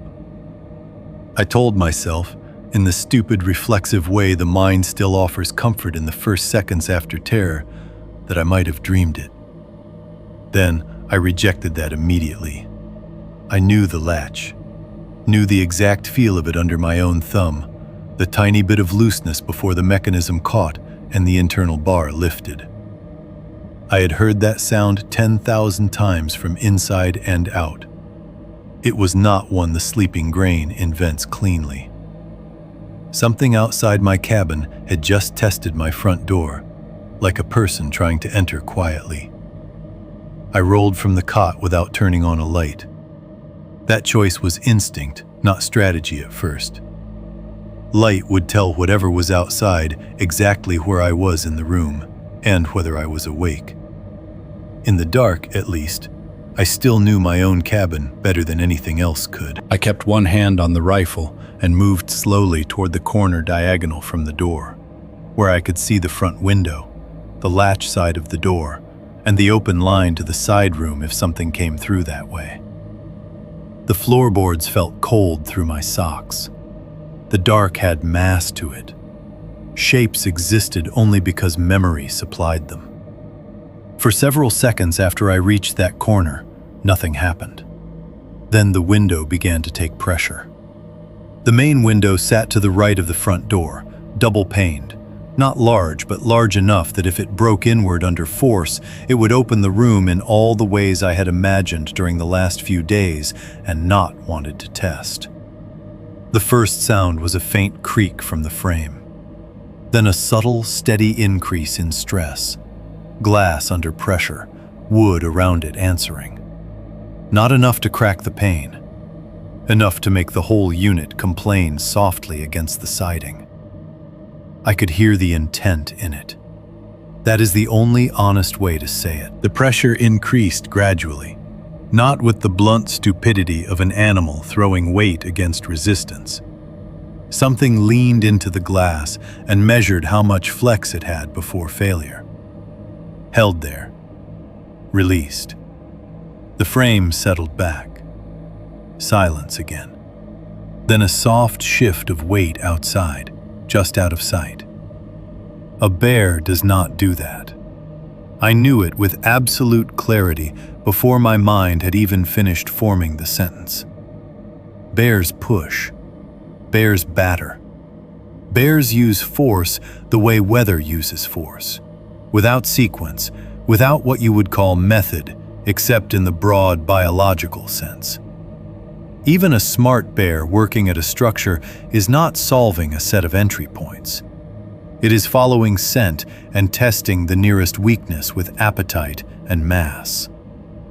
This was something else. The thing outside my cabin had tried the latch first, found the deadbolt, moved to the window, applied pressure in increments, tested, backed off. That is not rage.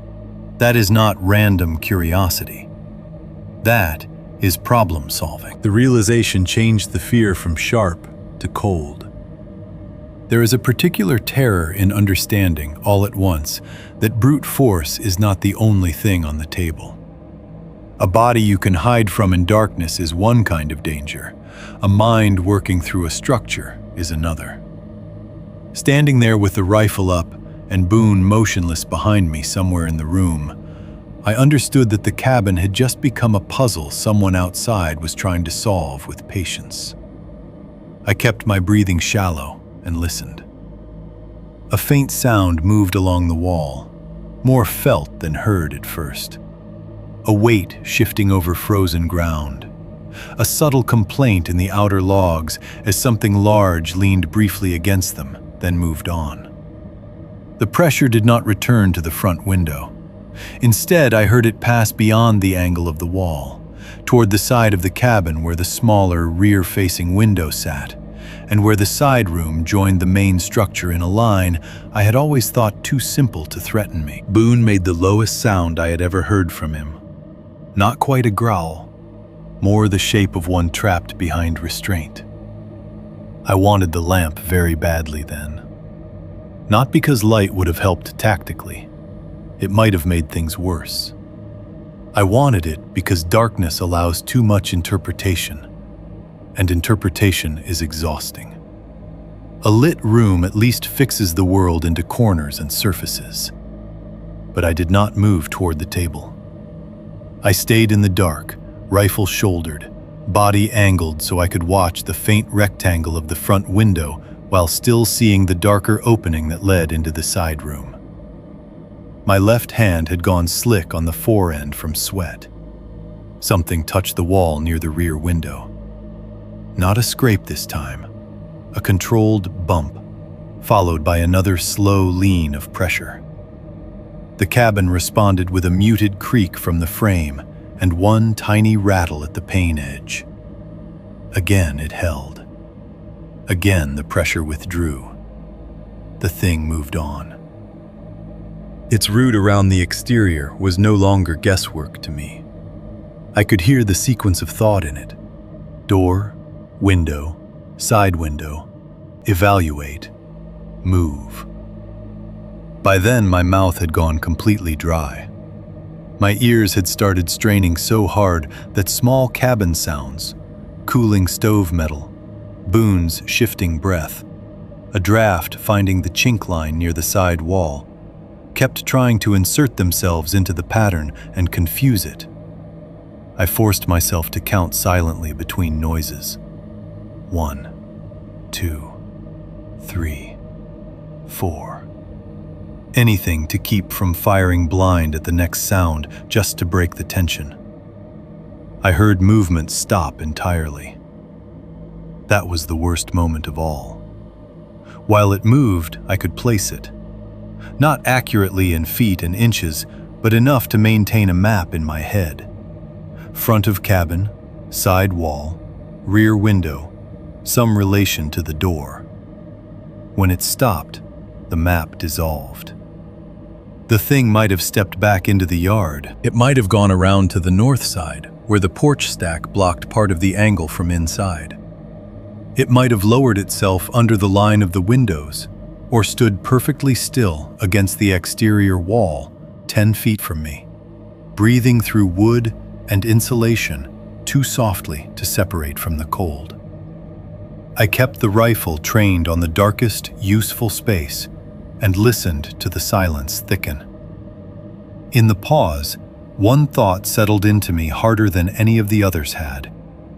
It was not outside making noise because it wanted me frightened in some theatrical sense. It was outside because it was trying, in a patient and sequential way, to find the way in. That was the true crossing point of the night.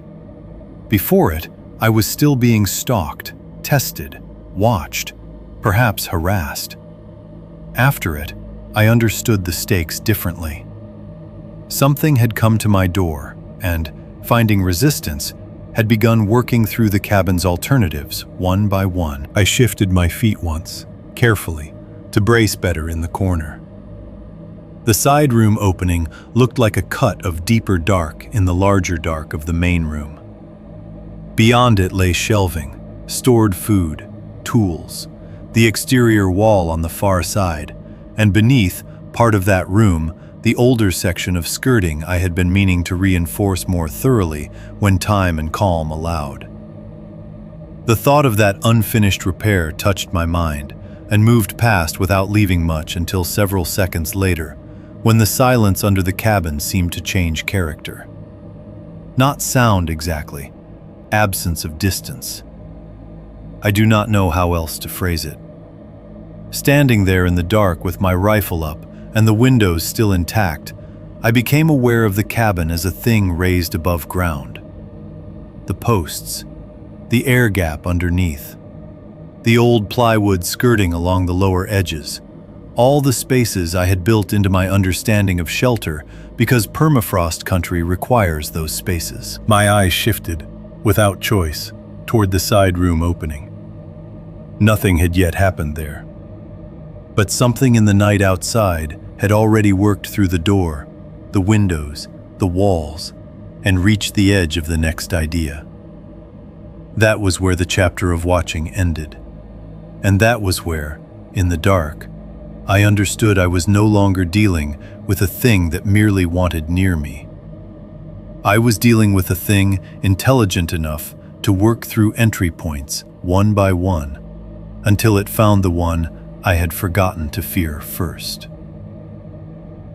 Chapter 6. Under the Cabin. After the last pressure at the wall, the sound stopped completely.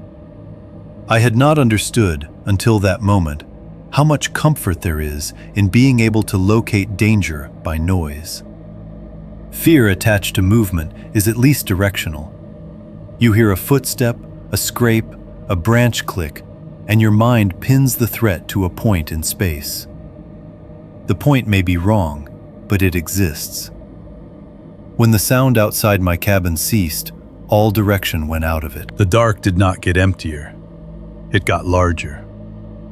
I stayed in the corner with the rifle shouldered and my eyes fixed on the front half of the room until they watered from the strain of trying to make shape out of almost nothing. Boone had gone from low warning to complete silence. I could hear him breathing somewhere behind and left of me, shallow and controlled. The stove had settled enough that even its usual metal ticking had gone still. The cabin seemed to be holding itself, listening with me. 5 seconds passed, then 10, then more. Time in that kind of waiting loses clean edges. It stops moving in minutes or even in beats you can count, and becomes instead a pressure in the body. My shoulders ached from holding the rifle up. One calf had started to tremble slightly from the angle I was bracing in. I did not shift it. I did not dare shift anything if I could help it. The silence felt active now, not empty, as if whatever was outside had stepped back from the structure and was considering it from a distance I could not measure. I remember thinking, very clearly and very stupidly, that perhaps it had gone. The thought was so transparent I distrusted it the instant it formed, but my mind offered it anyway because the alternative was worse. Perhaps it had tested the door, the windows, the wall line, and decided I was too much trouble. Perhaps Mercer had been right in a limited way. Perhaps the thing had needed only to come close enough to make a point and had now widened away again into the timber. Then the plywood skirting cracked on the south side of the cabin. The sound was low and splintered and utterly distinct from anything the wind or settling cold could have made. A sheet of old plywood, nailed years ago and left to warp through too many seasons, giving way under pressure from the outside in. Not all at once. First a flexing groan, then one sharp break, then the longer, ugly tearing sound of fasteners pulling through softened wood grain. I do not know if I made any noise when I heard it. I know my entire body tightened in one violent internal motion, as though every muscle from jaw to ankle had just been reached into and clenched by the same hand. The gap under the cabin was only about 18 inches at most, a little less in the side room section where the ground rose. I had always thought of that space in the practical abstract: crawl access, airflow, insulation concern, a place to keep heat from melting the wrong part of the ground and shifting the foundation over time.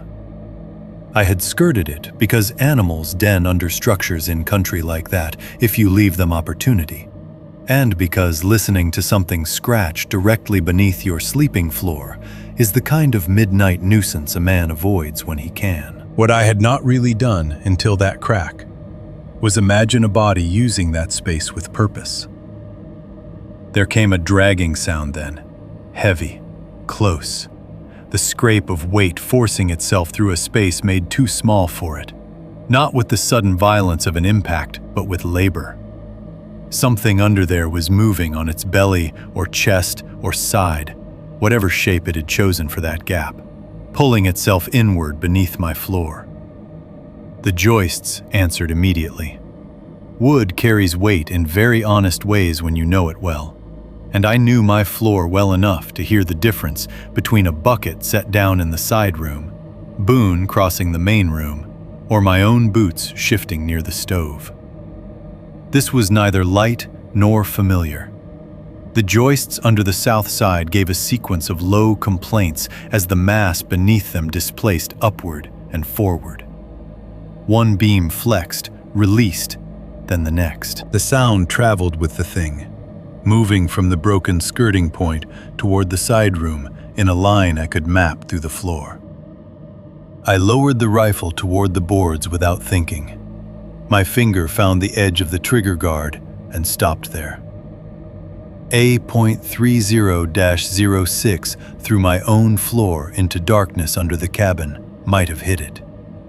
It might also have torn through joists, ricocheted into the side room wall, or simply given away the exact line of my position without solving the actual problem. The space beneath the floor was too tight, too cluttered, and too full of angles I could not see. Shooting blind might satisfy terror for 1 second and leave me with an empty chamber and a clearer target painted on myself. So I did not fire. That decision still surprises me when I think back on it. Not because it was brave, because it required more control than I would have guessed I possessed at that moment. I think some practical, ugly working piece of my mind simply took over and would not let panic spend the cartridge. The dragging sound continued, slowly, methodically. If the thing had come under there in a rush, crashing and forcing itself forward blindly, it would have been easier to understand. But the movement had pauses in it, brief stops, small shifts, then another pull forward. It sounded impossibly as though whatever was beneath me was feeling the structure from below, mapping support lines, choosing where to put its weight. The joists creaked not in one steady sequence now, but in isolated answers. Here, then farther along. Then directly beneath the side room where I stored dry goods, canned food, tools, and whatever else had no better place. The side room. The thought hit with enough force to make my stomach turn over. That section had older boards. I had known it for months. They had warped slightly in spring damp before I moved in full time, and I had meant to replace 2 of them properly before winter. Instead, I had shimmed one, driven a few extra screws into another, and told myself I would do the full job when there was time. The floor there never felt unsafe under normal use, just older, looser at the seams than the main room. The sound under the side room changed. The dragging eased. The joists gave a heavier, more upward complaint, as if the mass below had finally found the place it wanted and was now redistributing itself beneath it. Then came a new sound, a hard, deliberate tap against the underside of wood. One, then another a few inches away.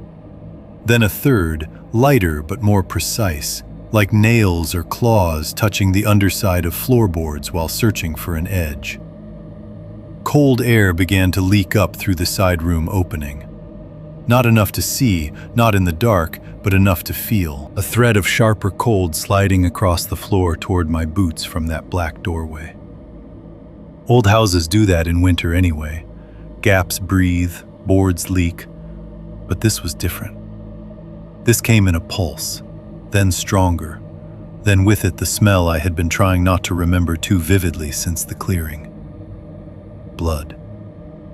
Not fresh spilled deer blood in clean air. Blood held warm too long against hide and musk.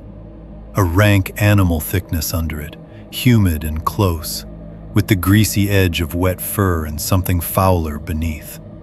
Something like old meat heated in a sealed room until it turns sweet in the wrong way. The smell hit the back of my throat so hard I nearly gagged. Boone finally made a sound then, not a bark but a strangled, breath-deep whine that ended as if he had bitten it off. From beneath the side room came a long, low exhale. It was not loud.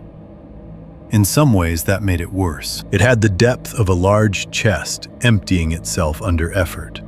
A bellows quality, but controlled, not panicked. I heard the rasp in it too, a roughness at the end, as though air passed over structures not shaped the way I wanted to imagine any throat being shaped. Then another inhale, slower, closer. My entire attention narrowed to the doorway into that room. I still could not see anything. Just the opening, a rectangle of darker dark against the already dark room. But the sound from below had moved from understructure to almost interior. The thing was no longer merely beneath my floor. It was beneath a particular point in my floor, committed to it. One of the loose boards in the side room lifted. I heard the fastener shriek first, the wood complaining against the screw or nail holding it down. Then the board came up just enough that its edge struck the neighboring plank with a hollow clack and fell back. A second later, another section farther in gave a shorter bump, as if something underneath had shifted and tested from a slightly different angle. Then the first board lifted again. This time, it did not fall all the way back. It rose higher, the edge tipping upward with a slow, unwilling scrape that seemed to take forever because every inch of it announced what came next more clearly. The sound of displaced wood in a room you know is one of the most intimate sounds there is. It is your structure ceasing to behave as structure. The board slid, caught, then shifted sideways with a jerk and dropped partly off the joist. A wider seam opened. Cold poured through it more strongly now, and with that cold came the full force of the smell, so thick it seemed to alter the air pressure in the cabin. Blood. Wet hide. Musk. Rot not old enough to be decay and not fresh enough to be clean. Boone backed up with nails ticking across the floorboards behind me. Another board lifted. This one did not hesitate. It came up in a hard shove, hit the underside of something in the room with a crack, then skidded aside. I heard a jar or can fall from a shelf and roll. Whatever was beneath was making space. The tapping changed to a scraping pull, then to a heavier upward effort, wood rubbing against wood, something broad forcing itself through an opening that was not made for it. I brought the rifle fully to shoulder again and took one half step left to keep the side room opening clearer in my sight line. Even then, with every nerve I had screaming to do something immediate and final, I still did not shoot blind into that doorway. I wanted a shape, a center of mass, something more than sound and smell and the idea of a body entering a room from below. Terror had stripped away many luxuries by then, but it had not yet taken precision from me. The floor of the side room gave a deeper complaint. Then came the unmistakable sound of weight settling on the plywood surface inside the room, rather than beneath it. Not much, just enough. A joist answer, a floorboard flex, a redistributed pressure that said what had been under my cabin was under it no longer. It was inside. I heard breath at floor height first, then higher. The side room held its own darkness, like a mouth with the door left open. And from that darkness, with slow, laboring deliberation, something began hauling itself up into my house. Chapter 6. In the Doorway. For a few seconds after it came up through the floor, I saw nothing at all. That may sound impossible. It was only 12 feet away from me, maybe less, in a room I knew by shape, if not by sight, and yet the darkness inside the side room held it almost completely.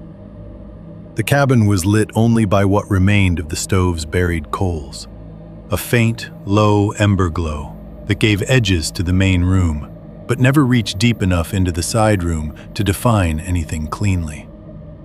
The doorway there was not an opening into visibility. It was an opening into a second concentration of black. What I had first was sound. The scrape of displaced floorboards settling under a weight they had not been built to bear. The slow drag of something large adjusting itself within a space too cramped for the body that occupied it. The wet, steady pull of breath moving in and out of a chest or throat that sounded deeper than a man's and more controlled than any injured animal's should have sounded after forcing itself through a gap in the floor. It was not panting. It was not snarling. It breathed with deliberation, as though effort and patience had learned to coexist. Then I saw the outline.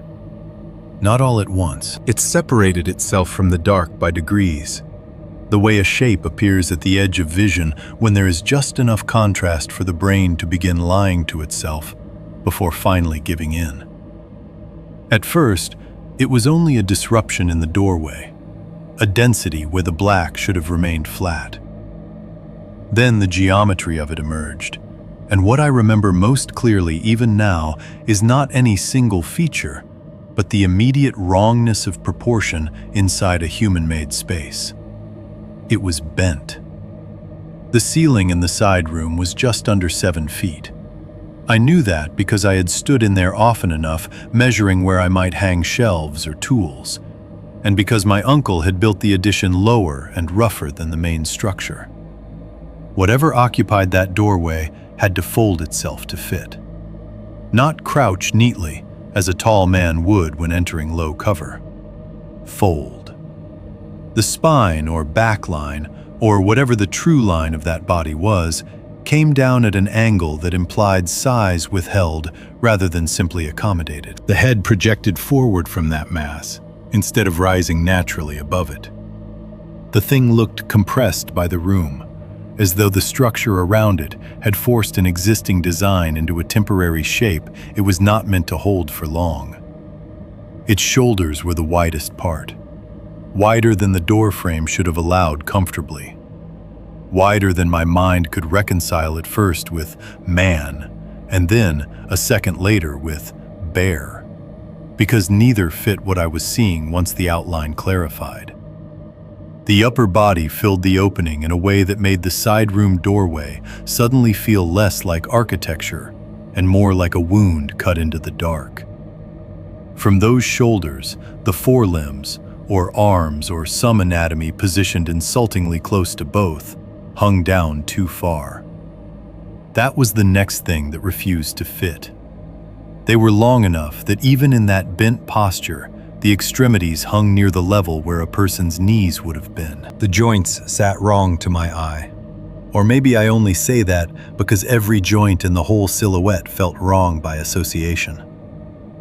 What I know is that the limbs ended not in paws and not in proper human hands, but in shapes that curled inward slightly, as though preparing to either grasp or bear weight. The ends of them caught the coal glow once, briefly, enough for me to see the dark arc of claws, or nails, thick and long enough that nails became a dishonest word the moment it formed. It stood there, breathing. The smell hit harder once the body was fully in the doorway. Blood, wet hide, warm, rank musk, that enclosed butcher room sweetness underneath it all. The air of my cabin had been my own for weeks. Wood smoke, coffee, lamp oil, damp wool, dog, the mineral chill around the water barrel. Now all of it was contaminated by the arrival of something that smelled like opened bodies and weather-soaked fur carried too close to heat. My mind, in those first 2 or 3 seconds, tried harder than I would have thought possible to classify what I was looking at. Man, it said first, because the doorway itself demanded the category, and because the body used it offensively enough to trigger the guess. No. Bear, it said next, because of the bulk, the depth, the smell, the 4 heavy silhouette. No. Injured person, deformed person, man in a hide. A wounded moose, somehow impossible in the room. Anything. Any combination of known things. No. No. No. That failure of classification froze me more thoroughly than the shape itself. If it had been visibly monstrous in a simple way, perhaps I would have fired the moment I saw it. If it had been clearly a man, I would have shouted or shot or spoken. If it had been clearly a bear, the old buried logic for that kind of emergency might have risen cleanly. But the brain does not like being denied all of its nearest categories at once. For a terrible sliver of time, I was not merely afraid. I was mentally stalled by the fact that nothing in the doorway allowed itself to be named honestly enough for action. Then the jaw began clicking. Rapid, dry, insect-fast little contacts from somewhere in the head or mouth. Not loud, but distinct enough in the still cabin to go straight through me. The sound carried an eager quality I despised instantly. Not because I could prove eagerness in it, but because nothing else in nature had taught me another emotional reading for a quick, intimate machinery sound made in the dark by something looking directly at me. And it was looking at me. There was no searching in the posture, no head turning side to side, no uncertainty in its angle.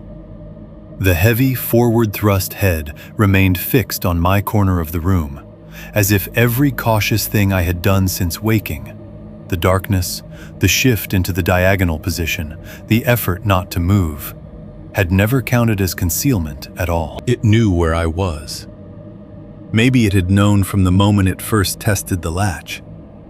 Maybe from much earlier than that. The certainty of that landed with a coldness different from fear. Not panic. Recognition. A sound came from it then.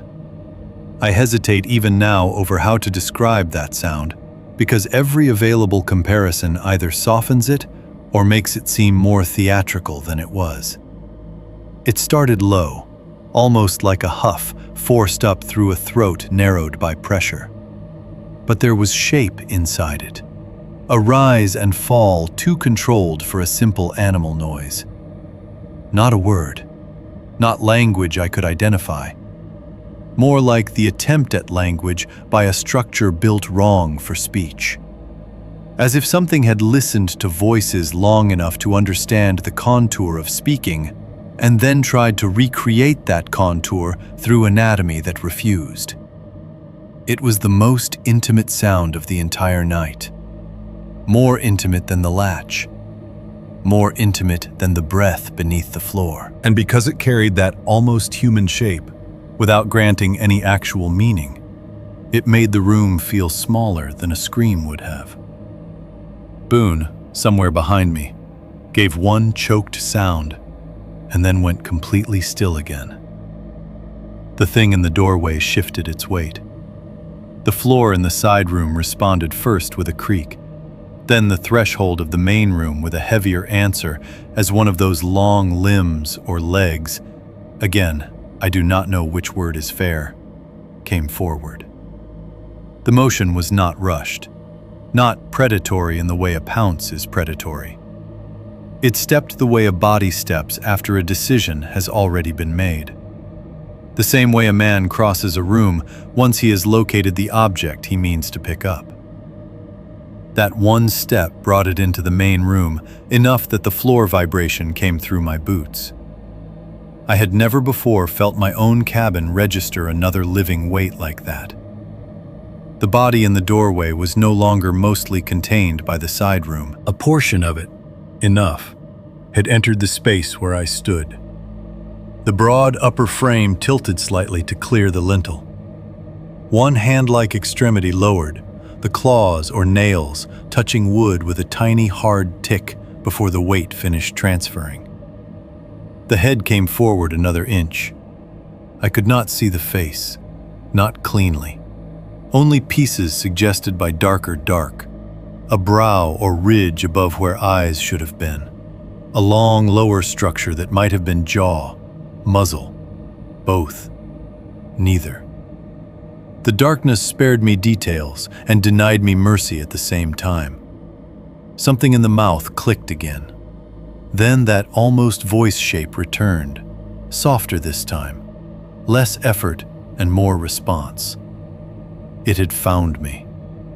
There was no part of me left still pretending I might remain unnoticed if I held still enough. It was not testing the room anymore. It had tested the cabin, solved the entry, come through the floor, and now stood within striking distance, with the full, fixed intention of a thing that had already completed the search phase of its behavior. My vision narrowed hard around the front sight of the rifle. That part, strangely, brought relief.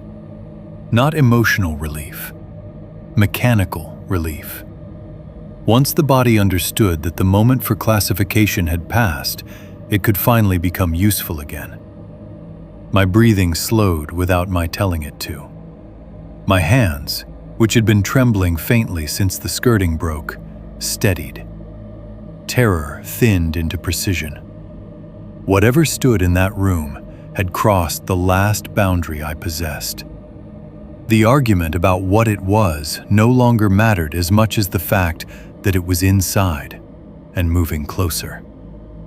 I raised the rifle the final inch to my shoulder. The front sight found the center of the dark mass where chest ought to be if anything in that outline still obeyed the concept. The thing took another fraction of a movement forward, just enough to commit itself more fully to the room, and the click in its jaw quickened.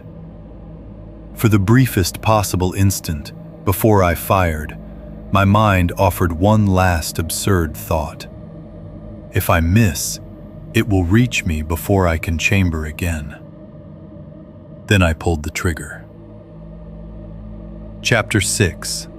The Scream / The Blood Trail. The rifle went off and turned the cabin into a concussion. A .30-06 in a room that size is not a sound so much as an event. The trigger broke under my finger.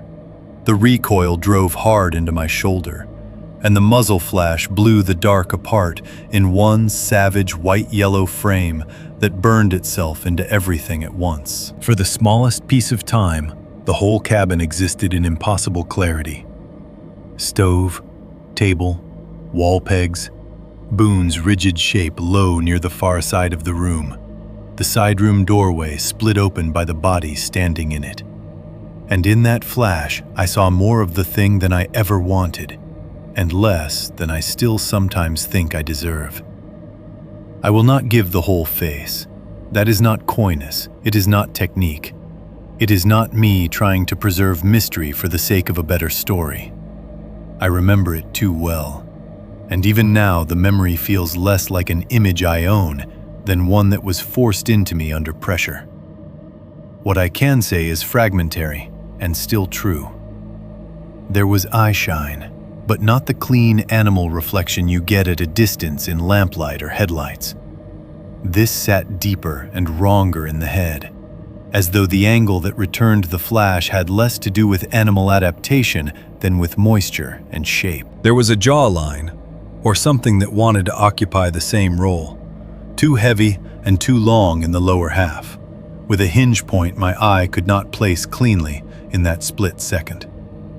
I saw a transition along the face and throat, where skin seemed to give way to fur or wet hide, or something textured enough that my brain kept changing the category even after the flash was gone. Most of all, I saw wrongness at the level of assembly. The way a person looks wrong in a dream, not because any single feature is impossible, but because all of them have been made to agree in the wrong direction. Then the dark slammed back. The thing screamed, and the scream was human enough to break something in me on the spot. Not human in the sense of language, not a shouted word or a cry for help. Human in pain.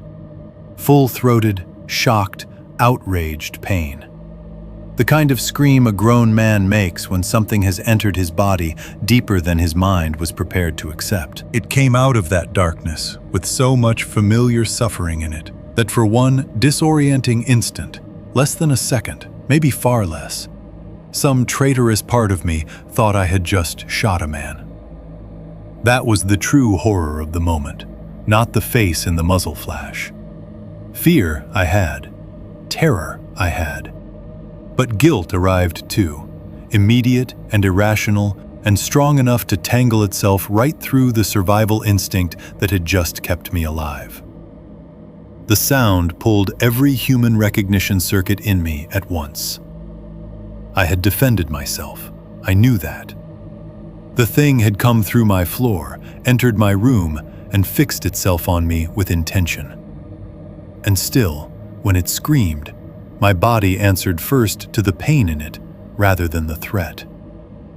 That confusion was almost enough to ruin me. I worked the bolt on reflex. The casing spun out with a hot metallic flick I barely heard over the ringing in my ears. Before I could settle the sight for a second shot, the dark mass moved. Not back through the doorway, not down through the floor, not away by any path I had imagined while waiting in the corner. It went through the wall. The section beside the side room doorway exploded outward in a spray of splintered log, insulation, old chinking dust, and cold, black air. The sound of the impact was part impact, part structural failure, part animal crash, all of it huge in the closed space of the cabin. Wood fragments hit the table, the floor, my coat hanging on the peg. Something hard struck the opposite wall and dropped. Cold poured in instantly through the new opening with the smell of wet earth and blood and broken pine. Then I heard it land outside. Heavy, awkward for one step, then moving, fast, not the clean running rhythm of a deer or even a bear in straightforward flight. More like a sequence of rapid, forceful reorganizations finding speed in the first few yards after damage. It crashed through the brush beyond the wall, heading north, downhill toward the creekside. Branches snapped. Something broad struck at least one sapling, hard enough to shake it. The sound receded in jagged bursts, then in one longer diminishing line, until distance and timber broke it apart. And then there was silence. Real silence. Or as close as the world gets after a gunshot and a wall breach. The ringing in my ears took over most of the soundscape at first. A high, hard tone that erased details. Beneath it came the low roar of my own breathing. Boone moved once across the floor, with nails clicking too fast, and then stopped again. The hole in the wall breathed cold into the room, invisible force now. A dark shape of air you could feel even if you could not see it. And the whole cabin smelled at once of burnt powder, split wood, blood, hot metal, and that rank animal-human musk now blown open by wind. My legs gave way. That is not metaphor. They simply stopped agreeing to hold me. 1 second I was standing with the rifle still up, and the next I was half falling, half sitting down against the wall beside the corner where I had made my stand. The rifle stayed across my lap because my hands had locked onto it and did not yet understand the emergency had changed. The shaking started then, hard enough that the barrel ticked once against the floorboard before I clamped it tighter. All the steadiness that had arrived for the shot left at once. I do not know how long I stayed there before I trusted myself to move.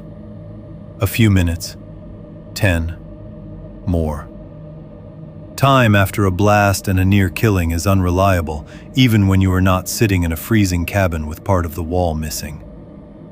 I remember Boone eventually coming close enough to touch my leg with his nose and then retreating again from the smell pouring out of the side room. I remember trying twice to stand, and only succeeding the second time by holding onto the table edge with my left hand while keeping the rifle in my right. I remember not going near the hole in the wall at all. I did not go outside that night. That choice felt, in the moment, less like a choice than like recognition. Whatever had entered the cabin had left wounded. It was somewhere north in the trees, or at least had gone that way. I had no idea what damage I had actually done, whether it could double back, whether the scream had been pain enough to drive flight or pain enough to drive rage. The dark belonged to it more than to me now. Going after a blood trail through nighttime timber with one flashlight and one rifle would not have been courage. It would have been surrender dressed up as action. So I stayed inside. I fed more wood to the stove because the cold was pouring through the broken wall and I needed heat to keep from going stupid. I found a canvas tarp and tried once to pin it over the opening from the inside. But the wind worried it so badly that I abandoned the effort and settled for dragging the table a few feet to alter the draft.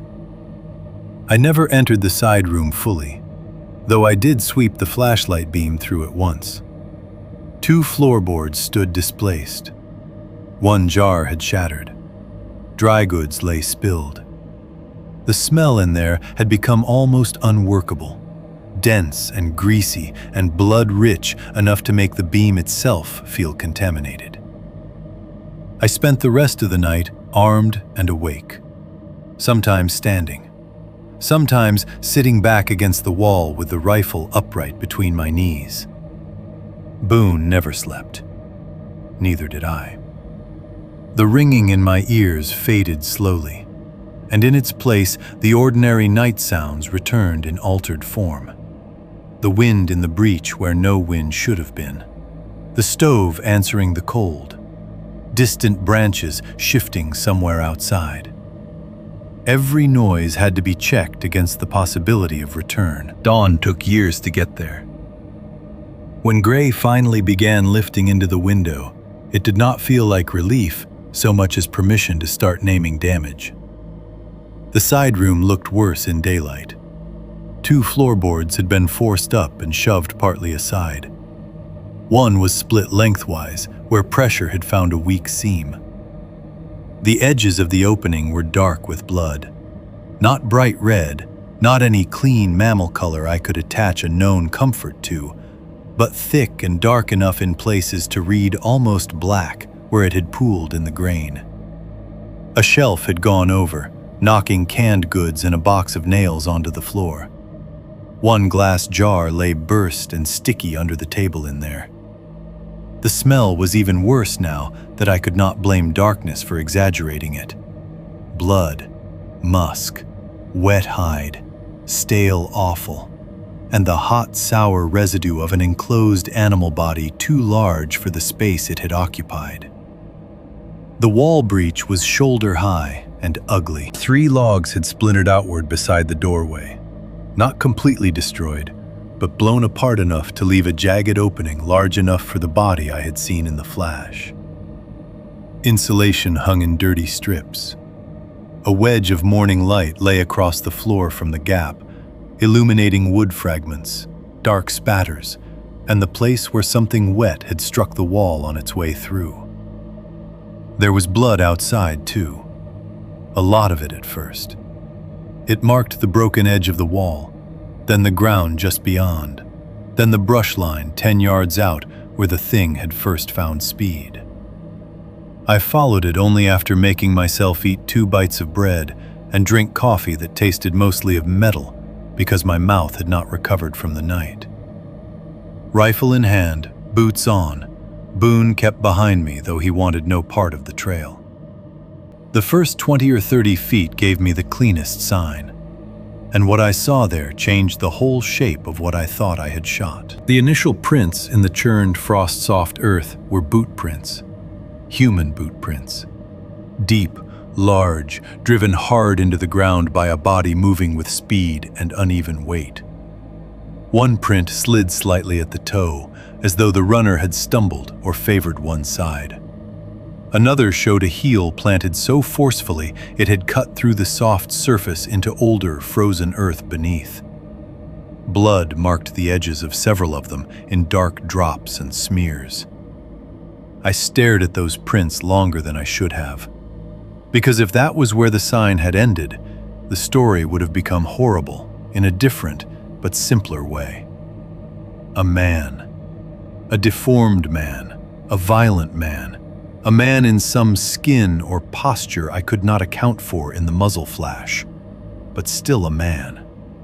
The scream would have matched. The sweat in the doorway would have matched. The smell, perhaps, in some ruined and human sense, would have matched. Then the trail changed. At first, subtly. The stride lengthened too quickly. The rear of each print narrowed. The forepart began taking more weight than the heel. One step retained enough boot-like shape at the rear that you could still see where the sole had wanted to register, while the front compressed into an ugly, elongated pressure, with claw-like punctures beyond it. 2 yards later, the next print had gone farther still. Less heel, more narrow center line, toe region longer and more splayed. The pattern was not one of a man removing a boot while running. It was a morphology in motion, a foot shape abandoning one logic and taking on another between strides. I followed that trail about 100 yards, no more. Farther on, what remained on the ground belonged wholly to neither category. Not human foot, not bear track, not anything I had a clean name for. Something between. Something that seemed to use the memory of one shape while moving into another. The blood thinned with distance, but did not stop immediately. The sign angled north toward the creek and beyond it into the same timber where the impossible cabin stood. I stopped there. My hand had tightened on the rifle so hard the web between thumb and forefinger hurt. Boone would go no farther. He stood behind me with all his weight shifted backward, refusing the line of travel the way he had begun refusing the north side of the property days earlier. I looked at the trail, at the final broken sequence of prints that no longer let me pretend I had shot a man in the ordinary sense, and felt the last workable version of the world give way under me. I had not shot a thing that merely resembled a man. I had shot something that moved in and out of human shape. Chapter 7. Nothing was there. I did not go back to the clearing right away. There are versions of this story in which I say I did, because the impulse to know is easier to admire than the instinct to survive. But the truth is messier and less flattering. After the night it came through the floor, I spent the next several days doing only what was necessary to keep the cabin standing and myself functional inside it. I patched the wall well enough to slow the cold. I screwed a heavier sheet of plywood over the broken section from the inside, then added another from the outside, because one layer felt like denial, and two felt marginally closer to effort. I reinforced the side room boards with whatever lumber I had on hand, and drove screws through them until the heads stripped or bit too deep. I reset what supplies could be salvaged. I scrubbed the blood I could see, and stopped once the wood grain refused to surrender the rest. I did not cross the creek. Not for several days. The weather turned harder in that stretch, and I let it help me avoid a decision. The first real freeze came clean and decisive one night, locking the shallower mud under a hard skin and silvering every blade and board edge by dawn. The mornings took on that severe brightness Alaska gets after temperature finally commits. When the air is so clear it makes distance look simple, even when nothing in it is. Smoke rose straight. Water stiffened in the buckets if I was late to break the surface ice. The world sharpened and thinned at once, and some exhausted part of me wanted to believe that this sharpened version of reality would force everything back into categories that made sense. It did not. The cabin remained damaged. The smell in the side room never fully left, though it dulled as days passed and the cold claimed more of the air. Boone stopped sleeping deeply. I stopped sleeping at all in any way that felt restorative. I went through motions I knew and called them routine. Split wood, check fuel, listen to weather, clean the rifle, recount the ammunition. Avoid looking too long at the patched wall because the shape of the repair had started to feel like a second doorway. And all through those days, one thought kept returning. Not dramatically, just persistently enough to wear me down.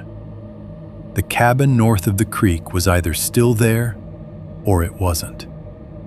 If it was still there, then I needed to decide what that meant about the man in the doorway and the trail leading back to him. If it was gone, then I needed to decide what that meant about everything else. You can only delay certain questions so long before they become a form of their own answer. So after the freeze had held for 3 mornings straight, and the sky gave me one of those pale, merciless daylight windows that make distance seem manageable, I took the rifle, left Boone inside despite the way he hated that, and went back. The land north of the creek looked cleaner in the freeze. That is one of the things cold does best. It tidies a landscape without making it kinder. Mud hardens. Rot draws inward. Smells diminish. Tracks, if fresh enough, print sharp and honest. I crossed the creek on stones rimmed with ice and moved through the timber under a sky the color of hammered metal. My breath showed in front of me. The spruce held themselves in that black, dense way evergreens do against snowless cold, and the birch trunks flashed pale between them like bone in a wound that had not sealed. I knew the way.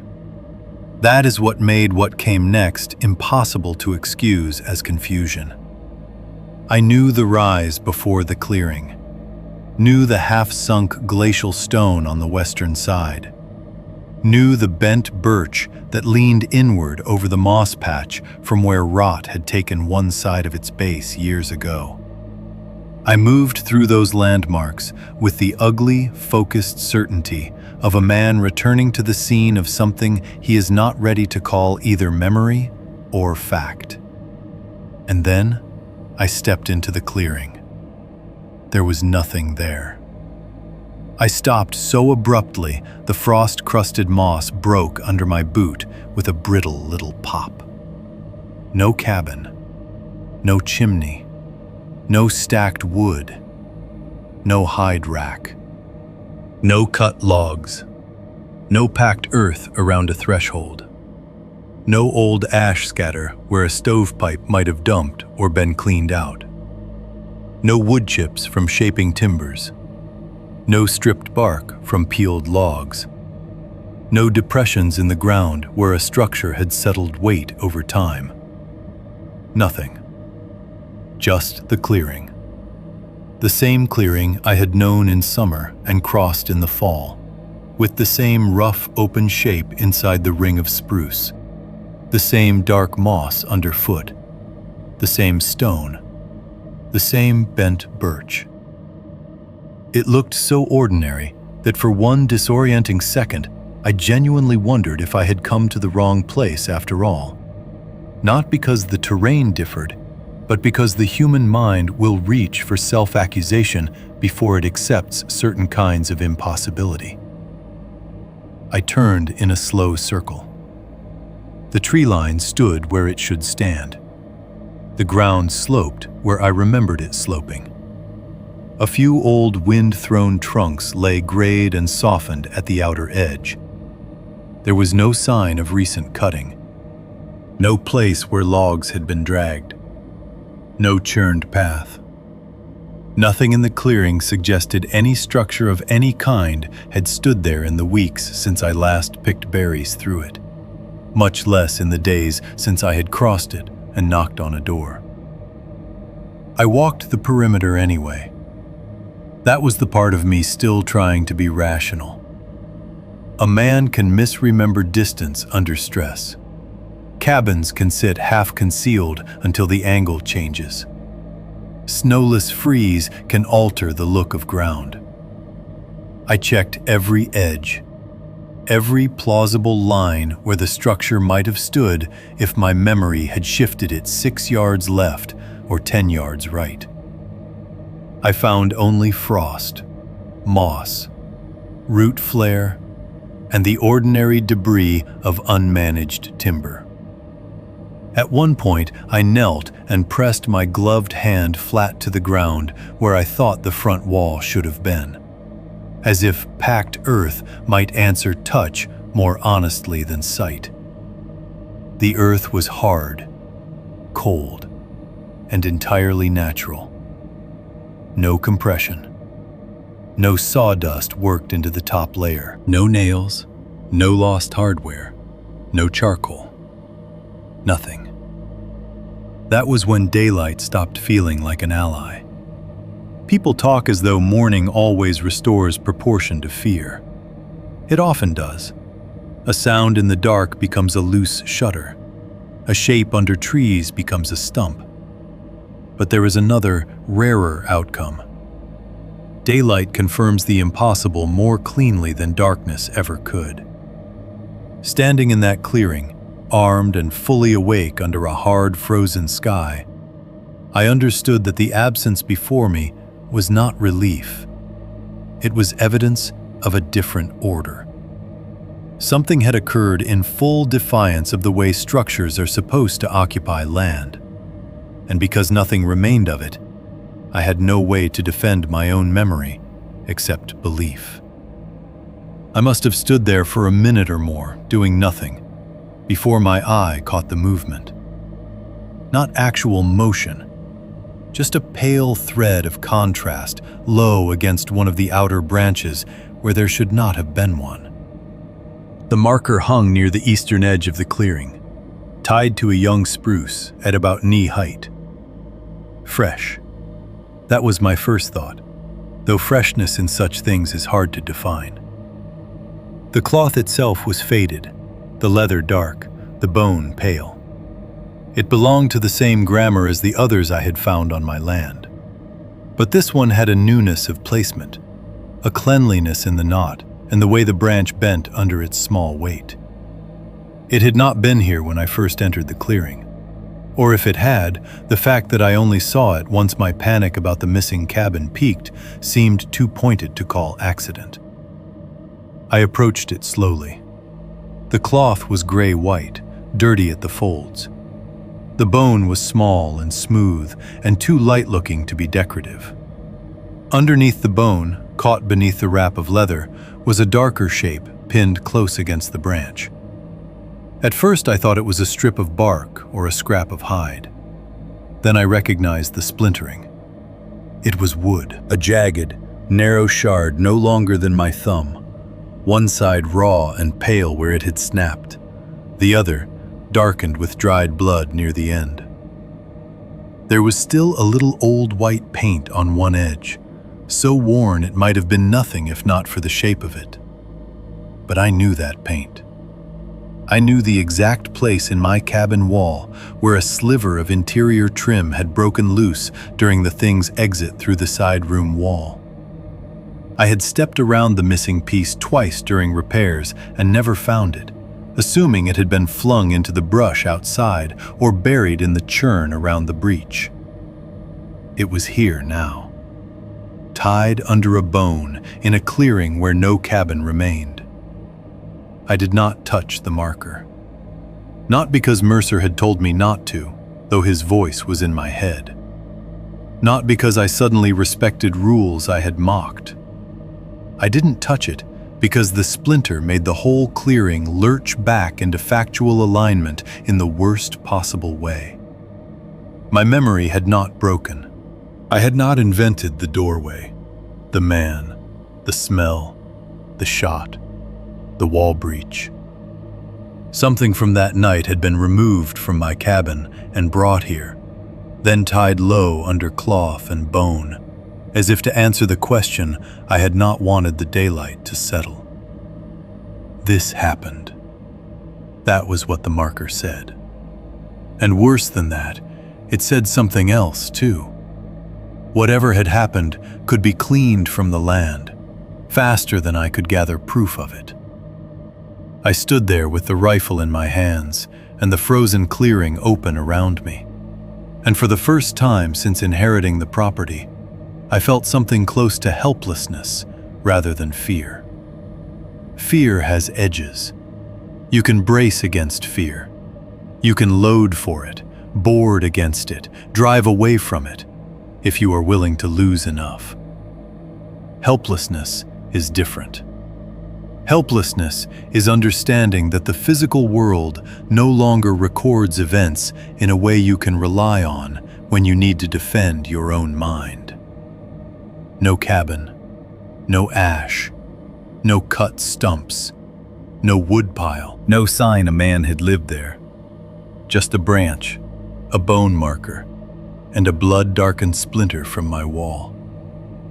I backed out of the clearing without turning my back fully on it. That must sound theatrical. It was not. By then, some old bodily instinct had taken over and refused to give the open center of that place my spine. I kept my eyes on the marker until the spruce trunks began interrupting the line of sight, then moved faster down the way I had come. When I reached the creek, I crossed too quickly and nearly slipped on one of the stones rimed with ice. I remember steadying myself with the rifle and thinking, in a detached and ugly way, that if I broke my leg there, I would die in sight of a property whose own evidence could vanish overnight. By the time I saw my cabin through the trees, patched wall and all, my understanding had simplified in one crucial respect. The land did not owe me a stable narrative. It could erase the physical outline of what happened, faster than I could prove it had happened at all. Chapter 7. Leaving didn't feel like a choice. I did not leave the property in one dramatic rush. That would make for a cleaner story, but it would not be true to how these things usually happen. Men do not often abandon a life in a single cinematic gesture unless the house is actively burning or the threat has put a body on the ground in daylight. Most of the time, the leaving starts as a practical adjustment, a delay, a temporary relocation of gear, a decision to spend one night elsewhere because the road is clear and you need supplies anyway. Then another, then a calculation of cost. Then the slow, humiliating realization that what you are doing is not taking a break from a place, but unmaking your claim on it piece by piece. That was how it happened to me. After the clearing with no cabin and the marker tied with the blood-darkened splinter, I stopped pretending the property was going to return to its previous shape in my mind. I still slept there for a little while longer, because there were things that had to be handled, and because men who live alone in Alaska do not simply walk away from everything the first time fear tells them to. But the quality of my days changed. I was no longer maintaining a life. I was managing an exit I had not yet agreed to call permanent. The first practical problem was deciding what counted as worth taking. That sounds simple until you put the question on the floor in front of you and start touching things. Guns, yes. Ammunition, yes. Papers, Tools I could not afford to replace easily. Winter clothes. What cash I had. The truck. Boon. The small, durable pieces of a life that remain legible when carried south. But the cabin held more than legible objects. It held history of effort, and effort is harder to sort than property. My uncle's hand tools, old traps, the maul with the handle worn pale where his grip had polished it, coffee cans full of mixed fasteners, spare chain, 2 good axes and 1 bad one I'd kept because I meant to rehang the head, jars, rope, a folding table, a spare lamp, the half-used sealant, books swollen slightly by years of freeze and thaw. If I had packed all of it, I would have spent days doing nothing else. Days inside and outside those walls trying to decide which objects still belonged to my life and which already belonged to the place that had stopped being livable. I found, very quickly, that I could not bear that kind of sorting. Each object demanded a question larger than itself. Was I coming back? Was this temporary? Was I abandoning the land or just stepping away until I understood it better? The tools especially were difficult because tools imply future use. To pack them was to admit I did not trust the property to remain my working ground. To leave them was to concede something I still resisted naming. So I compromised in the cowardly way people often do when reality moves faster than identity. I took the things easiest to justify, left the things hardest to grieve in the moment.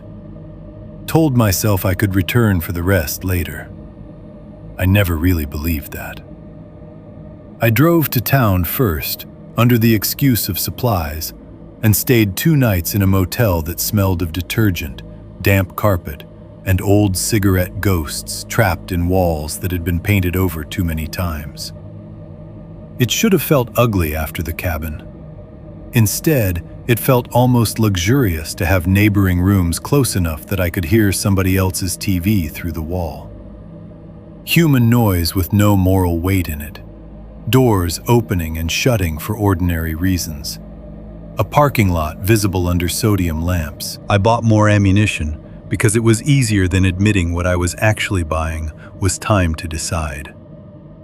I spoke to a local agent on the second day, not because I thought the property would sell well or quickly, because speaking the possibility aloud to a person whose job it was to turn land into paperwork made it feel more like logistics and less like surrender. I gave him the practical version. Remote parcel, inherited, too far from town for my work situation. Cabin needs repairs after winter damage. Didn't mention the hole something made in the wall. Didn't mention the markers, or the smell, or the clearing. I said water issues once, because it sounded like the sort of vague truth people accept around remote property without pressing for detail. He nodded, the way people nod when they have heard 100 partial lies and do not need to punish any particular one if the paperwork will still go through. The place sold badly and quickly, not in the sense that a line of buyers formed, in the sense that I let it go for less than it was worth, because I no longer wanted to remain in the kind of conversation where value had to be defended. A man from farther south wanted recreational land and figured he might fix the cabin properly over time, or just use it seasonally. He liked the remoteness. Said that word with the pleasure people carry when they are still imagining isolation from outside it rather than inside. I did not tell him not to buy it. I wish I could say that silence shames me. Mostly, it exhausts me. Try explaining to another grown man that he should not acquire a parcel because there may be a pattern running through the timber that no survey map acknowledges. Some failures arrive preloaded into the act of speech. I left tools behind, more than I should have. more than I can justify economically, even now. The maul, the hand auger, half the chain. Mercer's old trick of wrapping dry kindling in feed sacks and tucking it into the rafters for emergency starts. I left the sacks there too, still full. I took one box of my uncle's papers and a few small things I could carry without deciding what they meant. The rest stayed because every hour I spent choosing among them felt like letting the place keep one more hold on me. Boone came with me south. That mattered more than anything else I loaded. He did not like the drive. He endured it in the silent, narrow way dogs endure what they do not understand but accept as part of staying attached to the creature they've decided is theirs. We crossed distance and weather and the vague shifting of identity that happens when a man's daily horizon changes from timber and dirt road to gas stations, truck stops, chain motels, and highway signage. I ended up in Montana because it was far enough to feel like relocation and close enough to still resemble the parts of the country I knew how to live in. I found contract work first, then steadier work later. Rented a small place on the edge of town where the roads were paved and plowed, and there was a grocery store 10 minutes away with fluorescent lights that hummed like insects, and a butcher counter I never once used if I could help it. My life looked safer there from the outside. Close neighbors, streetlights, driveways laid in gravel and bordered by mailboxes instead of spruce, utility bills instead of fuel runs, houses close enough that if someone screamed, somebody else would hear it without needing a radio and favorable weather. Traffic after dark, kids' bikes left in yards, dogs barking because a delivery truck pulled up, not because something in the trees had stopped breathing around the house. But the real changes were not in geography. They were in behavior. I lock every deadbolt now. Every chain, too, if the door has one. That sounds ordinary until you understand I did not used to think much about locks beyond weather and casual theft. Out on the property, a latch had often felt symbolic. If something wanted through, wood and distance were the real barriers, not hardware. Now I lock doors with the attention of ritual and check them more than once on bad nights without needing a reason beyond the fact that dusk happened. I never leave windows cracked after dark, even in summer. I do not care how warm the room is or how stale the air feels. I do not sleep easily in houses where curtains are thin. I scan tree lines automatically, parking lots, schoolyards, store edges, apartment complexes where ornamental shrubs stand between units and the property line. Anywhere vegetation gathers enough to create a boundary, some part of my attention measures it before the rest of me catches up.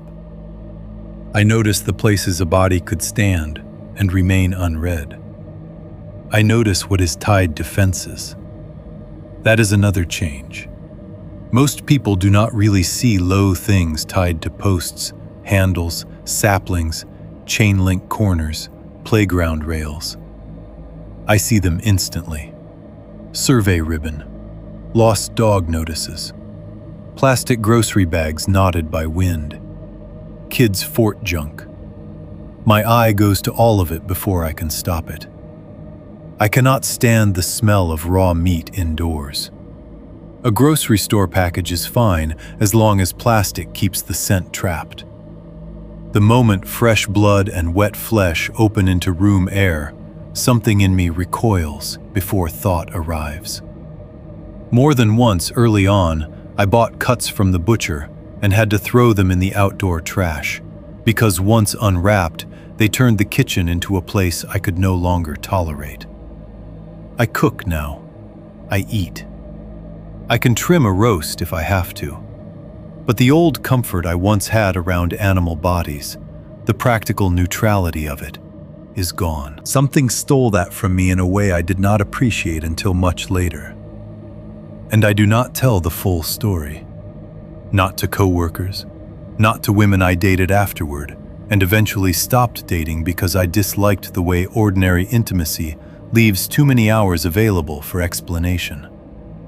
Not even to Mercer, not fully, after I called once from Montana and heard the pause in his silence when I said I had sold. I tell pieces when I have to. The cabin was damaged. The land got into my head. I was too far out, and living alone didn't suit me as well as I thought. All of those things are true. None of them are the truth. The truth, spoken cleanly aloud, sounds like madness. There was a cabin where no cabin had been. There was a man at the door who may not have been separate from the thing beneath my floor. I shot something that screamed like a man and bled into boot prints before changing shape on the ground. I found proof tied low on branches, after daylight erased the structures that should have explained it. Even now, knowing I lived it, the sequence resists ordinary speech. People think a lie sounds too polished. They forget that truth can sound impossible simply because it refuses the listener's categories. The emotional fact beneath all that is this: I survived, but the life I thought I was choosing in Alaska did not. That is what got taken from me.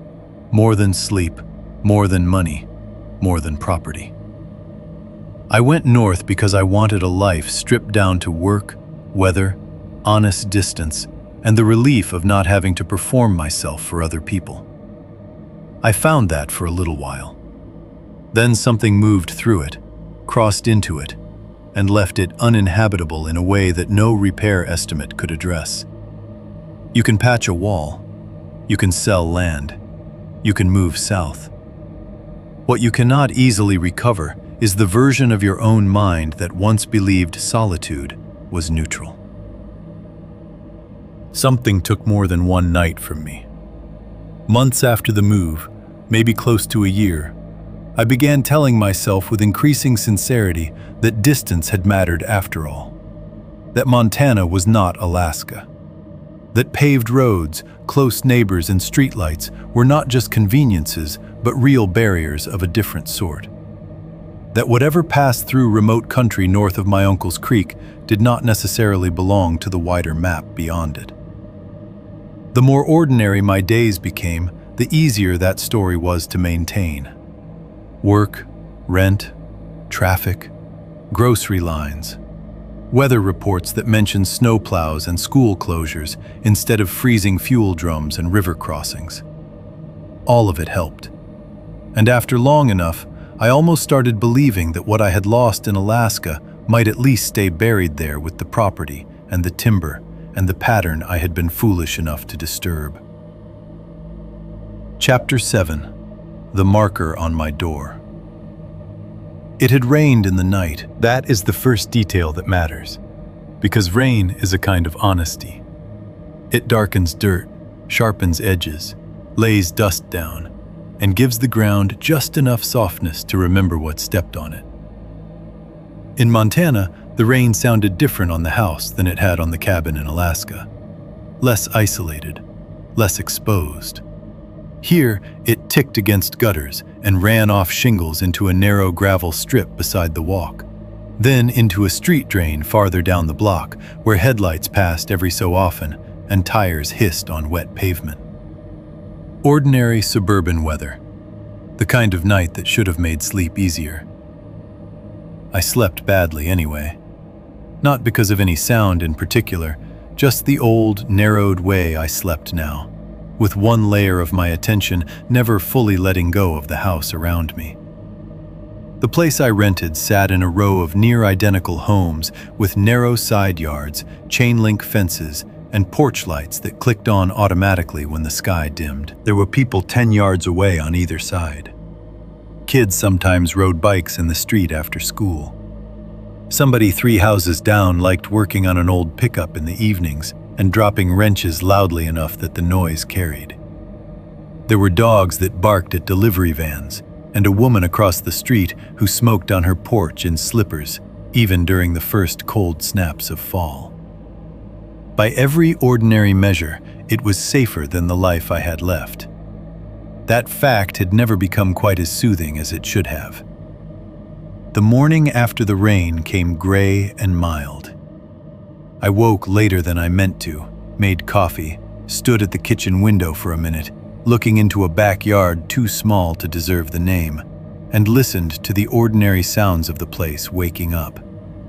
A garbage truck somewhere at the next block over, a television through a wall, a car door shutting. Boone had died months earlier by then. Old age, lungs giving out in the slow, ugly way dogs do when they've spent too many winters in weather better suited to younger bodies. I mention that because his absence mattered more in certain moments than it had during the grief itself. There was no animal in the house now to notice things before I did. No body to read tension from. Only me, the locks, and the habits I had carried south. I remember feeling almost calm that morning. Not happy. I had not been happy in the uncomplicated sense for a long time. But calm enough that the day seemed already arranged in my head. Coffee, work, hardware store on the way home for weather stripping, maybe groceries if the lot wasn't too full. Things lived in sequence again, which is as close to peace as some men ever get. I took my mug to the front door and opened it to get the mail. The porch outside was small. 2 concrete steps, a rail, narrow overhang. Potted plant long dead because I had accepted it from a previous tenant and never bothered replacing it. Rain had darkened the threshold and left little beads along the rail. At first glance, the world beyond looked as ordinary as I needed it to be. Wet street, cloudy light. A yard across from mine with a plastic tricycle lying on its side. Nothing moving except a distant car easing past the corner. Then I looked down at the handle. The cloth was tied low, just under the lever, hanging against the painted metal of the outside plate. Gray-white from weather. Leather darkened and gone stiff. A small, pale bone suspended beneath it. The knot was the same. That was the part my mind understood before the rest of me caught up. Not similar. Not the generic resemblance of 2 knots tied by any man used to cord and leather. The same style. The same layered hitch drawn snug so the cloth lay flattened under the wrap and the bone hung in a centered drop below. I had seen that exact grammar in the trees north of my cabin, on the birch by the path, on the generator shed latch, near the wood pile, at the edge of the clearing where no cabin remained. Recognition arrived before fear, and was worse because it came with no room for argument. I did not move. The coffee in my hand tilted enough to send one hot line across my knuckles and onto the threshold, and even that small pain felt oddly distant. For several seconds, I simply stood there in the open doorway, looking at the marker tied to my suburban front door handle, while the quiet street and the trimmed lawns and the parked cars all remained in place around it, as if nothing in the world had shifted except the one thing that mattered. Then, I saw the ground. Rain had left the strip of dirt beside the front step and the seam where concrete met the small garden bed soft enough to hold an impression. There was a track there at the threshold, half on wet soil and half pressing into the thin mud that had gathered where runoff pooled near the step. The heel looked like a boot, not a full, crisp tread because the placement had slid slightly as weight transferred, but enough of a heel block and rear shape remained to trigger the category instantly. Then, moving forward through the print, the logic collapsed. The middle narrowed too much. The forepart lengthened. Pressure deepened in 4 ugly points ahead of where toes should have resolved, each one driven in with the familiar downward angle I had studied beneath my porch in Alaska. A boot beginning, a clawed ending. The same refusal of category captured in one wet print at the entrance to a rented house in Montana. I crouched without deciding to. The mail had fallen unnoticed from the slot to the mat inside. My coffee was still in one hand, trembling enough now that drops fell dark and hot onto the concrete. I set the mug down mechanically and leaned closer to the track. Not because I needed confirmation, but because I could not stop looking at the exact place where human shape seemed to give way inside the impression. Rainwater had gathered in the deeper punctures, the heel edge already softened as it dried. If I had opened the door an hour later, maybe less, the whole thing would have blurred just enough to let me call it distorted and get through the day. It had not come for blur. It had come for recognition. I stood and looked up and down the street. No one was there, not close enough to matter. The woman across the road had gone in. No dog barked, no curtain twitched. The little camera mounted under my own porch eave had not sent any movement alert to my phone. I checked that with fingers that wanted to fumble and somehow did not. Later, when I reviewed the footage, there was nothing useful in it. Rain, headlights, darkness, then morning. No clear figure, no interruption. Just a gap in certainty large enough to fit exactly what I had already learned the world could hide from me. I did not call the police. I knew that before I consciously made the decision. A strip of cloth, a small bone, an ambiguous print blurred by rain. Even if I had called immediately, what would I have offered them besides my own history? And what would that history sound like in daylight in a normal neighborhood? An officer standing on my porch while I described Alaska, the cabin, the man, the shot, the vanished clearing. I could hear the tone my own voice would take as the story lengthened. Hear the way the listener's face would begin managing concern around disbelief. So I stood there instead. I stood there with the door open, the marker moving almost imperceptibly in the damp morning air. And memory came back not as narrative, but as fragments. The smile already waiting on the man's face before his door had fully opened. The smell inside his cabin. Wood smoke over raw meat and wet hide. The thick, wrong curve of his hand when it gestured. The rapid clicking in the dark doorway of my own side room. The scream after the shot, human enough to infect me with guilt before terror settled the question again. All of it lived at once in that one small object tied under the handle of a house, separated from Alaska by states, highways, seasons, and every ordinary measure of distance. That was when the last useful denial went out of me. Maybe the markers had never been only barriers. Maybe Mercer had been right, but only partially right. Maybe they did not simply turn something aside. Maybe they also recorded passage, acknowledged it, maintained it. Maybe once you removed one and survived what crossed in afterward, the pattern no longer ran only through trees, creeks, and remote clearings. Maybe it had room now for addresses, porches, rental houses, and men who thought distance counted as escape. I do not think anymore that the thing only hunted flesh. If flesh were the point, that night in the cabin would have been enough. It had me cornered. It had tested the structure, solved it, entered, and stood within reach before I fired. Had I missed, this would not be a story. Had flesh been the point after that, it could have kept coming in a simpler way. Instead, what followed was slower, and in its own way, colder.